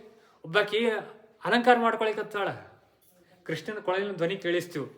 ಅದು ಹಣಿಗೆ ಕುಂಕುಮ ಹಚ್ಕೋಬೇಕು, ಕಣ್ಣಿಗೆ ಕಡೆಗೆ ಹಚ್ಕೋಬೇಕು, ಹೌದಲ್ಲ? ಕಣ್ಣಿಗೆ ಕಡೆಗೆ ಹಚ್ಕೋಬೇಕು, ಹಣಿಗೆ ಕುಂಕುಮ ಹಚ್ಕೋಬೇಕು. ಕೃಷ್ಣನ ಕೊಳಲಿನ ಅದು ಕೇಳಬೇಕು ಅಂತೇಳಿ ಗಡಬಡಿ ಒಳಗೆ ಉಲ್ಟಾ ಪಲ್ಟಾ ಮಾಡ್ಕೊಂಡ್ಬಿಟ್ಲು. ಕಣ್ಣಿಗೆಲ್ಲ ಕುಂಕುಮ ಹಚ್ಕೊಂಡಾಳ, ಹಣಿಗೆ ಕಡೆಗೆ ಹಚ್ಕೊಂಡು ಓಡಿ ಹೋಗ್ಬಿಟ್ಲು. ಮಕ್ಕಳನ್ನ ಕರ್ಕೊಂಡು ಹೋಗ್ಬೇಕು. ಸಣ್ಣ ಕೂಸದ ತೊಟ್ಟಲ್ದಾಗ ಮಲ್ಕೊಂಡದ, ಬಿಟ್ಟು ಹೋದ್ರೆ ಕೂಸು ಅಳ್ತದ. ಹಿಂಗಾಗಿ ಕೂಸಿನ ಕರ್ಕೊಂಡು ಹೋಗ್ಬೇಕು. ಗಡಬಡಿ ಒಳಗೆ ಏನು ಮಾಡಿದ್ಲು ಅಂತಂದ್ರೆ, ಕೂಸು ಅನ್ಕೊಂಡು ಅವನ ಬೆಕ್ಕಿನ ಮರಿನೂ ಅಲ್ಲೇ ಮಲ್ಕೊಂಡಿತ್ತು. ಬೆಕ್ಕಿಗೆ ಬಡ್ದು ಎಬ್ಸಿದ್ಲು, ಅವನು ಕೂಸಿಗೆ ಬಡ್ದು ಎಬ್ಸಿದ್ಲು, ಬೆಕ್ಕಿನ ಮರಿ ಎತ್ಕೊಂಡು ಹೋಗ್ಬಿಟ್ಲು. ಕೃಷ್ಣನ ಕೊಳಲಿನ ಧ್ವನಿ ಹಂಗೆಲ್ಲ ಏನು ಗದ್ದಲೆ ಮಾಡಿಸ್ಬಿಡ್ತು. ಮಕ್ಕಳ ಬಡಿದಳಿಸುವರು, ಬೆಕ್ಕ ಮರಿಯ ನೆತ್ತಿ ಮುದ್ದಾನಿಕ್ಕುವರು, ಉಕ್ಕುವ ಹಾಲ ಲೆಕ್ಕಿಸರು. ಏನು ಸವಿಯೋ ನಿನ್ನ ಕೊಳಲು, ದಾಸರು ಕೇಳ್ಸ. ಎಷ್ಟು ಅದ್ಭುತನ ನಿಂದು. ಇಷ್ಟು ಎಲ್ಲ ಉಲ್ಟಾ ಪಲ್ಟಾ ಮಾಡಿದ್ದು. 1 ಲೀಟ್ರ್ ಹಾಲು ಇಟ್ರು ಉಕ್ಲಿಕತ್ತರು ಹಂಗೆ ನೋಡ್ಕೋತ ಕೂತಾಳ ಗೋಪಿಕಾಸ್ತ್ರಿ. ಕೇಳಿಕತ್ತಾಳ, ಅಲ್ಲಿ ಇಲ್ಲಿ ಲಕ್ಷಣ ಇಲ್ಲಿ ರಂಗೋಲಿ ಹಾಕ್ಲಿಕತ್ತಾಳ ಒಬ್ಬಾಕಿ. ಕೃಷ್ಣನ ಧ್ವನಿ ಕೇಳಿಸ್ತು, ಕೊಳಲಿನ ಧ್ವನಿ ಕೇಳಿಸ್ತು. ಓಡೇ ಬಿಟ್ಲು. ಅರ್ಧಂಬರ್ಧ ರಂಗೋಲಿ, ಅರ್ಧಂಬರ್ಧ ಕಸ ಹೊಡಿಗಾಳ. ಮನೆ ಕೆಲಸ ಇಲ್ಲ, ಏನಿಲ್ಲ, ಎತ್ತಿಲ್ಲ, ಓಡಿ ಹೋಗ್ಬಿಟ್ರು. ಎಲ್ಲರೂ ಹೋಗಿ ನಿಂತಿರ್ತಿದ್ರು. ಹಿಂಗೆಲ್ಲ ಅಷ್ಟು ಮರಳು ಮಾಡಿಬಿಡ್ತಿದ್ದ ಕೃಷ್ಣ. ಮಂಗಳಮಯವಾಯಿತು ಧರೆಯ ಜನಗಳು, ಜೀವನ ಚೇತನ ಮರೆತು ರಂಗ ಧ್ಯಾನ ಪರರಾದರು. ರಂಗ ಕೊಳಲ ನೂದಲಾಗಿ ರಂಗಯ್ಯ ಕೊಳಲ ನೂದಲು. ಇಡೀ ಇದೇ ಪ್ರಸಂಗವನ್ನು ವರ್ಣನೆ ಮಾಡ್ಯಾರ ದಾಸರದ್ರೊಳಗೆ. ಏನೆಲ್ಲ ನಡೀತು ಅಂತ. ಕಚ್ಚಿ ಅಲ್ಲಲ್ಲಿಗೆ ನಿಂತವು ತಲೆಯಲ್ಲಿ, ಹುಚ್ಚವ ನಗೆಹಿ ನೆಂಟಿಸಿ ಅಂತ. ಇಲ್ಲೇ ಇನ್ನೊಂದು ವೇಣುಗೀತ ಅಂತ ಬರ್ತದೆ. ಏನು ಅದ್ಭುತ ರೀ ವೇಣುಗೀತ ಅಂತ. ಅದ್ಭುತ. ಕೃಷ್ಣ ವೇಣುನಾದವನ್ನು ಮಾಡುವಾಗ ಹೆಂಗಿತ್ತು ಅಂತ ಅದರ ವರ್ಣನೆ ಮಾಡಿದಂತಹ ಪ್ರಸಂಗ ವೇಣುಗೀತ ಅಂತ ಹೇಳಿ. ವಾಮಬಾಹು ಕೃತ ವಾಮಕ ಪೋಲೋ ವಲ್ಗೀತ ಭ್ರವರ ಅರ್ಪಿತ ವೇಣುಂ, ಕೋಮಲಾಂಗುಲಿ ವಿರಾಶ್ರಿತ ಮಾರ್ಗಂ ಗೋಪ್ಯ ಈರಯತಿ ಯತ್ರ ಮುಕುಂದ. ವೃಂದಶೋ ವೃಜ ವೃಷಾಮೃಗ ಗಾವೋ ವೇಣುವಾದ್ಯ ಹೃತ ಚೇತಸ ಇತ್ಯ, ದಂತದಷ್ಟ ಕಬಲಾಧೃತ ಕರ್ಣಾಹ ನಿದ್ರಿತ ಇವ ಚಿತ್ರ ಲಿಖಿತ ಚಿತ್ರ ಇವಾಸನ್. ಇದೇ ಶ್ಲೋಕದ ತರ್ಜಮೆ ಅದು. ಕೆಲವು ಆಕಳುಗಳು ಏನು ಮಾಡಿತ್ತು ಅಂತಂದ್ರೆ, ಬಾಯಿಯೊಳಗೆ ಹುಲ್ಲು ಇಟ್ಕೊಂಡ್ಬಿಟ್ಟ. ಕೃಷ್ಣನ ಧ್ವನಿ ಶುರು ಆಗಿಬಿಡ್ತು, ಕೊಳಲಿನ ಧ್ವನಿ ಶುರು ಆಗಿಬಿಡ್ತು. ನಾನು ಬಾಯಾಗ ಹುಲ್ಲು ಇಟ್ಕೊಂಡೇನಿ, ಅರ್ಧ ಹುಲ್ಲು ಹೊರಗದ, ಅರ್ಧ ಹುಲ್ಲು ಹೊರಗದ. ಇನ್ನು ಕಚ್ಚಿ ತಿನ್ಲಿಕ್ಕತ್ರ ಕಚ್ಚಿದ ಧ್ವನಿಗೆ ಎಲ್ಲ ಕೇಳಲಾರ್ದಂಗೆ ಆಗ್ತದೆ ಅಂತೇಳಿ ಹಂಗೆ ಬಾಯಿಗೆ ಇಟ್ಕೊಂಡು ನಿಂತುಬಿಟ್ಟು. ಒಬ್ಬ ಗಂಡ ಪೂಜೆ ಮಾಡ್ಲಿಕ್ಕತ್ತಿದ್ದ, ಗಂಟೆ ಬಾರಿಸ್ಬೇಕು, ಗಂಟೆ ಬಾರಿಸ್ಲೇ ಇಲ್ಲ. ಯಾಕೆ? ಆ ಧ್ವನಿಗೆ ತಪ್ಪುತ್ತದ. ಲಿಖಿತ ಚಿತ್ರ ನಿವಾಸನ್. ನದಿ ಹರಿಯೋದನ್ನು ನಿಂದ್ರಿಸ್ಬಿಡ್ತೀವಿ. ಸ್ಟಾಪ್. ಸ್ಟ್ಯಾಚು ಕೊಟ್ಟಂಗೆ ಸಣ್ಣ ಹುಡುಗರು ಆಟ ಆಡ್ತಿರ್ತಾರೆ ನೋಡ್ರಿ, ಸ್ಟ್ಯಾಚು ಇದೆಲ್ಲ ನಿಂದಿರ್ಬೇಕು. ಹಂಗಾಗಿಬಿಡ್ತು. ಲಿಖಿತ ಚಿತ್ರ ವಿವಾಸನ್. ಅವು ಏನು ಚಿತ್ರ ಬರ್ದಾರೇನೋ ಅನ್ನೋ ಹಂಗೆ ಕಾಣಿಸಿರ್ಬೇಕು. ಆ ಥರ ಈಗೆಲ್ಲ ಈ 3D ಪಿಕ್ಚರ್ ಒಳಗೆ ತೋರಿಸ್ತಿರ್ತಾರೆ, ನಿಂತು ಬಿಡ್ತಾವ ಅಲ್ಲೇ. ಹಂಗಾಗಿತ್ತು. ವೃಂದಶೋ ವೃಜ ವೃಷಾಮೃಗ ಗಾವೋ ವೇಣುವಾದ್ಯವೃತ ಚೇತಸ ಯತ್ಯ. ವೇಣುವಾದವನ್ನ ಕೇಳ್ತಾ ಎಲ್ಲಿದ್ದು ಅಲ್ಲೇ ನಿಂತುಬಿಟ್ಟು ಅಂತ. ಗೋಪಿಕಾಸ್ತ್ರೀಯರ್ದು ಹಿಂಗಾಗಿ ಪರಿಸ್ಥಿತಿ. ಆ ಆಕಳುಗಳೆಲ್ಲ ಬಾಯಾಗ ಹುಲ್ಲು ಇಟ್ಕೊಂಡು ಹಂಗೆ ನಿಂತು ಬಿಟ್ಟಿತ್ತು. ಹಿಂಗೆಲ್ಲ ಆಗಿತ್ತು. ಇಲ್ಲಿ ಶ್ರೀಮದಾಚಾರ್ಯರು ಒಂದು ತಾತ್ಪರ್ಯವನ್ನು ಬರೀತಾರೆ, ಬಹಳ ಅದ್ಭುತವಾದ ವಿಷಯ. ಶ್ರೀದೇವಿ ವೇಣುಮಾವಿಶ್ಯ ರೇಮೆ ಕೃಷ್ಣ ಮುಖಾಂಬುಜೆ. ವೇಣುವಿನಲ್ಲಿ ಅರ್ಥಾತ್ ಆ ಕೊಳಲಿನಲ್ಲಿ, ಆ ಕೊಳಲಿಂದ ಏನು ಪುಣ್ಯ ನೋಡ್ರಿ. ಕೃಷ್ಣನ ಕೈ ಸ್ಪರ್ಶ, ಕೃಷ್ಣನ ತುಟಿಯ ಸ್ಪರ್ಶ ಆಗ್ಬೇಕು ಅಂದ್ರೆ ಎಂತಹ ಪುಣ್ಯ ಮಾಡಿರ್ಬೇಕು. ಹಂಗೆ ಸಾದಾ ಕೊಳಲೆಲ್ಲ ಇಟ್ಕೊಳವಲ್ಲವ. ಶ್ರೀದೇವಿ ವೇಣುಮಾವಿಶ್ಯ, ಲಕ್ಷ್ಮೀದೇವಿ ಬಂದು ಕೂತಿದ್ಲಂತ ಅಲ್ಲಿ ಒಳಗ. ಹಂಗೆಲ್ಲ ಬೇರೆದವ್ರಿಗೆ ಬಿಟ್ಟು ಕೊಡೋದಿಲ್ಲಕಿ. ಶ್ರೀದೇವಿ ವೇಣುಮಾವಿಶ್ಯ ರೇಮೇ ಕೃಷ್ಣ ಮುಖಾಂಬುಜೆ ಪಪೋಚ ತದ್ಗತಂ ವಯಿತಂ. ಆ ಕೃಷ್ಣನ ತುಟಿಯ ರಸದ ಆಸ್ವಾದನೆಯನ್ನು ಲಕ್ಷ್ಮೀದೇವಿ ಮಾತ್ರ ಮಾಡಲಿಕ್ಕೆ ಸಾಧ್ಯ ಇದೆ ಅನ್ನೋದಕ್ಕಾಗಿ ಲಕ್ಷ್ಮೀದೇವಿ ಅಲ್ಲಿ ಬಂದು ಕೂತಿದ್ಲು. ಇನ್ನು ಉಳಿದ ದೇವತೆಗಳೆಲ್ಲ ಬಂದು ಕೂತಿದ್ರು. ಅಲ್ಲಿ ಆಕಳದೊಳಗ, ಪರ್ವತದೊಳಗ, ನದಿ ಒಳಗ, ಅಲ್ಲಿ ಇಲ್ಲೇ ಬಂದು ಕೂತು ಕೇಳಿಕತ್ತಿದ್ರಂತ. ಹಿಂಗೆ ಕೃಷ್ಣ ವೇಣುಗಾನವನ್ನ ಮಾಡಿದ್ದಾನೆ. ಗೋಪಿಕಾಸ್ತ್ರೀಯರೆಲ್ಲ ಓಡಿ ಬಂದರು. ಬೇಕಾದಷ್ಟು ಅವರಿಗೆಲ್ಲ ಆನಂದ ಪಡಿಸಿದ, ಬೇಕಾದಷ್ಟು ಅವ್ರ ಜೊತೆಗೆ ಆಟ ಆಡಿದ. ರಾತ್ರಿ ಆಯಿತು, ಅಲ್ಲೇ ಇದ್ರು. ಅವ್ರ ಜೊತೆಗೆಲ್ಲ ರಸಕ್ರೀಡೆಯನ್ನು ಆಡ್ತಾನೆ ಕೃಷ್ಣ ಪರಮಾತ್ಮ. ಎಲ್ಲ ಗೋಪಿಕಾಸ್ತ್ರೀಯರ ಹೇಳ್ತಾನೆ. ಮೊದಲು ಕೃಷ್ಣ ಎಲ್ಲೋ ಮಕ್ಕಳನ್ನ ಬಿಟ್ಟು ಬಂದಿರಿ, ಗಂಡನ ಬಿಟ್ಟು ಬಂದಿರಿ, ಅತಿ ಬೈಸ್ಕೋತೀರಿ, ಮನೆಗೆ ಹೋದ್ರೆ ಹೋಗ್ರಿ ಅಂದ್ರೆ ಬಿಟ್ಟು ಕೇಳೋದಿಲ್ಲ. ಬೈದ್ರೆ ಬೈಲಿ ಬಿಡ, ಏನ್ ದಿವಸ ಬೈತಿರ್ತಾರೆ ಅಂತ. ಎಂದ್ರೆ ಒಂದಿನ ಅಪರೂಪಕ್ಕೆ ಬೈದ್ರೆ ಏನ್ರೆ ಅಂಜಿಕೆ ಹೆದರ್ಬೇಕು. ದಿವಸ ಬೈಯೋರಿಗೆ ಏನು ಹೆದರು, ದಿವಸ ಸಾಯೋರಿಗೆ ಹೇಳೋರು ಯಾರಂತಾರಲ್ಲ, ಹಿಂಗಾಗಿ ಬಿಡ್ತೀವಿ. ಹೀಗಾಗಿ ನಾವು ಇಲ್ಲೇ ಇರ್ತೀವಿ ಕೃಷ್ಣನ ಹತ್ರ. ಕೃಷ್ಣನ ಸಾಮೀಪ್ಯವನ್ನ ಅಷ್ಟು ಬಯಸಿದ್ರು ಅವರೆಲ್ಲ. ಎದ್ರ ಕೂತ್ರ ಕೃಷ್ಣ ಅಂತಿದ್ರು.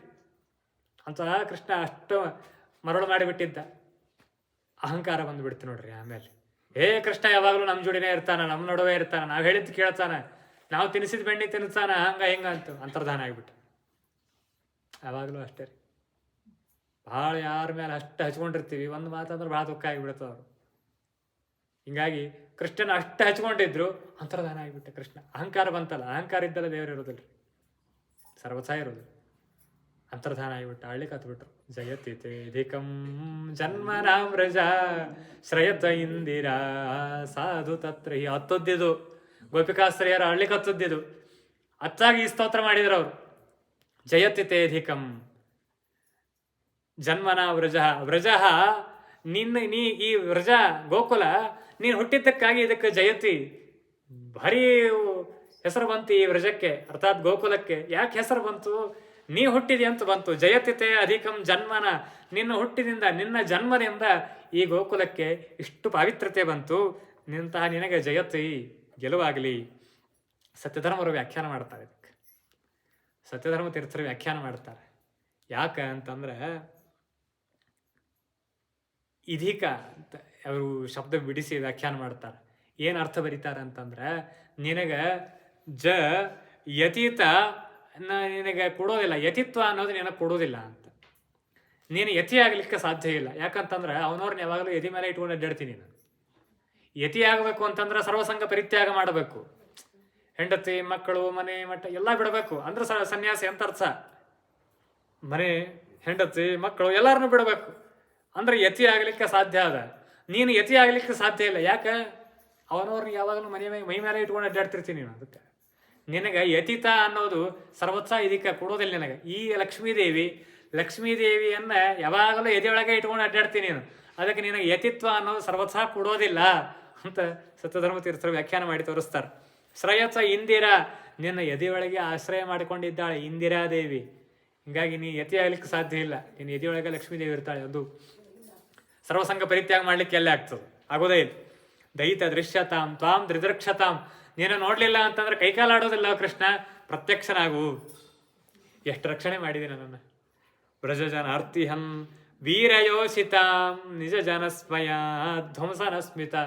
ಎಷ್ಟು ರಾಕ್ಷಸರು ಬಂದರು, ಎಷ್ಟು ಪಿಶಾಚಿಗಳು, ಎಷ್ಟು ಕಷ್ಟಗಳು, ಎಷ್ಟು ನೋವು, ಏನು ದುಃಖ ಎಲ್ಲ ಬಂದರು. ನೀನೊಬ್ಬನೇ ಇದ್ದಿ, ಎಲ್ಲವನ್ನು ದಾಟಿಸ್ತಿದ್ದಿ. ಭಜ ಸಖೇದ್ಭವೆ ಕಿಂಕರಿಸ್ಮನು ಜಲರುಹಾನನಂ ಚಾರುದರ್ಶಯನ್. ಎಷ್ಟೇ ದುಃಖ ಇರಲಿ, ಎಷ್ಟೇ ನೋವಿರಲಿ, ನಿನ್ನ ಮುಖ ನೋಡಿದ್ರೆ ಸಾಕು, ಎಲ್ಲ ಕಳೆದು ಹೋಗ್ತದೆ. ಒಂದು ಚೂರು ಬೇಸರ, ಏನು ಬಾಮ್ರೆ ಮತ್ತದೇ ಅಡಿಗೆ, ಅದೇ ತಗಿ, ಅದೇ ತೊಳಿ, ಅದೇ ಪಾತ್ರೆ, ಅದೇ ಬಟ್ಟಿ, ಅದೇ ಒಗ್ಯಾಣ, ಸಾಕಾಗಿರ್ತದ. ಒಂದು ಸರ್ತೆ ಕೃಷ್ಣನನ್ನು ನೆನೆಸ್ಬಿಟ್ರೆ ಸಾಕು, ಆರಾಮ ಅನಿಸ್ತದೆ. ಮತ್ತು ಹೊಸ ಉತ್ಸಾಹ ಬರ್ತದೆ. ಅಂತ ನೀನು ಮರೆಯಾಗಿ ಬಿಟ್ರೆ ಗತಿ ಏನು? ವಿಷ ಜಲಾಶಯಾತ್ ವ್ಯಾಲ ರಾಕ್ಷಸಾತ್ ವರ್ಷ ಮಾರುತಾತ್ ವೈದ್ಯುತಾನಲಾತ್. ವಿಷದ ನೀರಿನಿಂದ ನಮ್ಮನ್ನು ರಕ್ಷಣೆ ಮಾಡಿದಿ. ವ್ಯಾಲ ರಾಕ್ಷಸರಿಂದ ನಮ್ಮನ್ನು ರಕ್ಷಣೆ ಮಾಡಿದಿ. ವರ್ಷ ಮಾರುತ, ಸುಟ್ಟರ ಗಾಳಿ ಬಂತು, ಅದರಿಂದ ರಕ್ಷಣೆ ಮಾಡಿದಿ. ಜೋರಾಗಿ ಮಳೆ ಆಯಿತು, ಅದರಿಂದ ರಕ್ಷಣೆ ಮಾಡಿದಿ. ಎಲ್ಲ ಲಿಸ್ಟ್ ಹೇಳ್ತಾರ್ರಿ. ವೃಷಮಯಾತ್ ಭಯಾತ್ ವಿಶ್ವತೋಮುಖಾತ್ ವೃಷಭತೆ ವಯಂ ರಕ್ಷಿತಾಮುಹು. ಒಂದೇ ಸರ್ತೆ ನೀನು ರಕ್ಷಣೆ ಮಾಡಿದ್ದಲ್ಲ, ಮೇಲಿಂದ ಮೇಲೆ ನಮ್ಮನ್ನು ರಕ್ಷಣೆ ಮಾಡ್ತಾನೆ ಬಂದೆ. ತವ ಕಥಾಮೃತಂ ತಪ್ತ ಜೀವನಂ ಕವಿಭಿರೀಡಿತಂ ಕಲ್ಮಶಾಪಹಂ. ನೀನು ಕಥೆ ಕೇಳಿಲ್ಲ ಅಂದ್ರೆ ಆಗೋದಿಲ್ಲ, ನೀನು ಮುಖ ನೋಡ್ಲಿಲ್ಲ ಅಂದ್ರೆ ಕೈಕಾಲು ಆಡೋದಿಲ್ಲ, ಬರಲೇಬೇಕು ನೀನು ಅಂತ. ಶ್ರವಣ ಮಂಗಲಂ ಶ್ರೀಮದಾತತಂ ಭುವಿ ಗೃಣಂತತೆ ಭೂವಿದ ಜನ. ಸರ್ವಥಾ ನೀನಿಲ್ಲದೆ ಬದುಕಿರ್ಲಿಕ್ಕೆ ಸಾಧ್ಯ. ಅಷ್ಟು ಹಚ್ಕೊಂಡಿದ್ರಿ ಕೃಷ್ಣನನ್ನು. ಏನು ಧನ್ಯರವರು ಗೋಪಿಕಾಸ್ತ್ರೀಯರು. ಅಷ್ಟು ಹಚ್ಕೊಂಡಿದ್ರು ಕೃಷ್ಣನನ್ನು. ಒಂದು ದಿನ ಆ ಕಡೆ ಈ ಕಡೆ ಸರದಾಡಿದ್ದಿಲ್ಲ ಕೃಷ್ಣನನ್ನು ಬಿಟ್ಟು. 7-8 ವರ್ಷ ಕೃಷ್ಣನನ್ನು ಬಿಟ್ಟು ಸರದದ್ದೇ ಇಲ್ಲ. ಮುಂದೆ ಹೇಳ್ತಾರೆ, ಅಟತಿ ಯದ್ಭವಾನ್ ಅನ್ಹಿ ಕಾನನಂ ತ್ರಿಟಿ ಯುಗಾಯತೆ ತ್ವಾಮ ಪಶ್ಯತಾಂ. ನಿನ್ನನ್ನು ಒಂದು ಕ್ಷಣ ನೋಡ್ಲಿಲ್ಲ ಅಂತಂದ್ರೆ ಒಂದು ಯುಗ ಕಳೆದಂಗೆ ಆಗ್ತದ. ತ್ರುಟಿ ಯುಗಾಯತೆ ತ್ವಾಂ ಅಪಶ್ಯತಾಂ. ಒಂದು ಕ್ಷಣ ನಿನ್ನನ್ನು, ತ್ರುಟಿ ಅಂತಂದ್ರೆ ಕಾಲದ ಅತಿ ಸಣ್ಣ ಪರಿಮಾಣ. ನಮಗ ಅತಿ ಸಣ್ಣ ಕಾಲ ಅಂದ್ರೆ ಯಾವುದು? ನಿಮಿಷ, ಕ್ಷಣ, ಸೆಕೆಂಡು ಅಂತಂತೀವಿ. ಅದಕ್ಕಿಂತ ಕಡಿಮೆ ತ್ರುಟಿ ಅಂತ. ತ್ರುಟಿ, ಲವ ಅಂತ ಹೇಳಿ ಕಾಲದ ಗಣನೆಯಲ್ಲಿ ಬರುವಂಥವುಗಳು. ತ್ವಾಂ ತ್ರುಟಿ ಯುಗಾಯತೆ, ಒಂದು ತ್ರುಟಿ ಕ್ಷಣ ಒಂದು ಯುಗ ಕಳೆದಂಗೆ ಆಗ್ತದ ನೀನು ಇಲ್ಲ ಅಂದ್ರೆ. ಹೀಗಾಗಿ ಬರಬೇಕು ನೀನು ಅಂತ ಹೇಳಿ ಎಲ್ಲ ಬಿಟ್ಟು ಬರ್ತೀವಿ. ಪತಿ ಸುತಾನ್ವಯ ಭಾತೃ ಬಾಂಧವಾತ್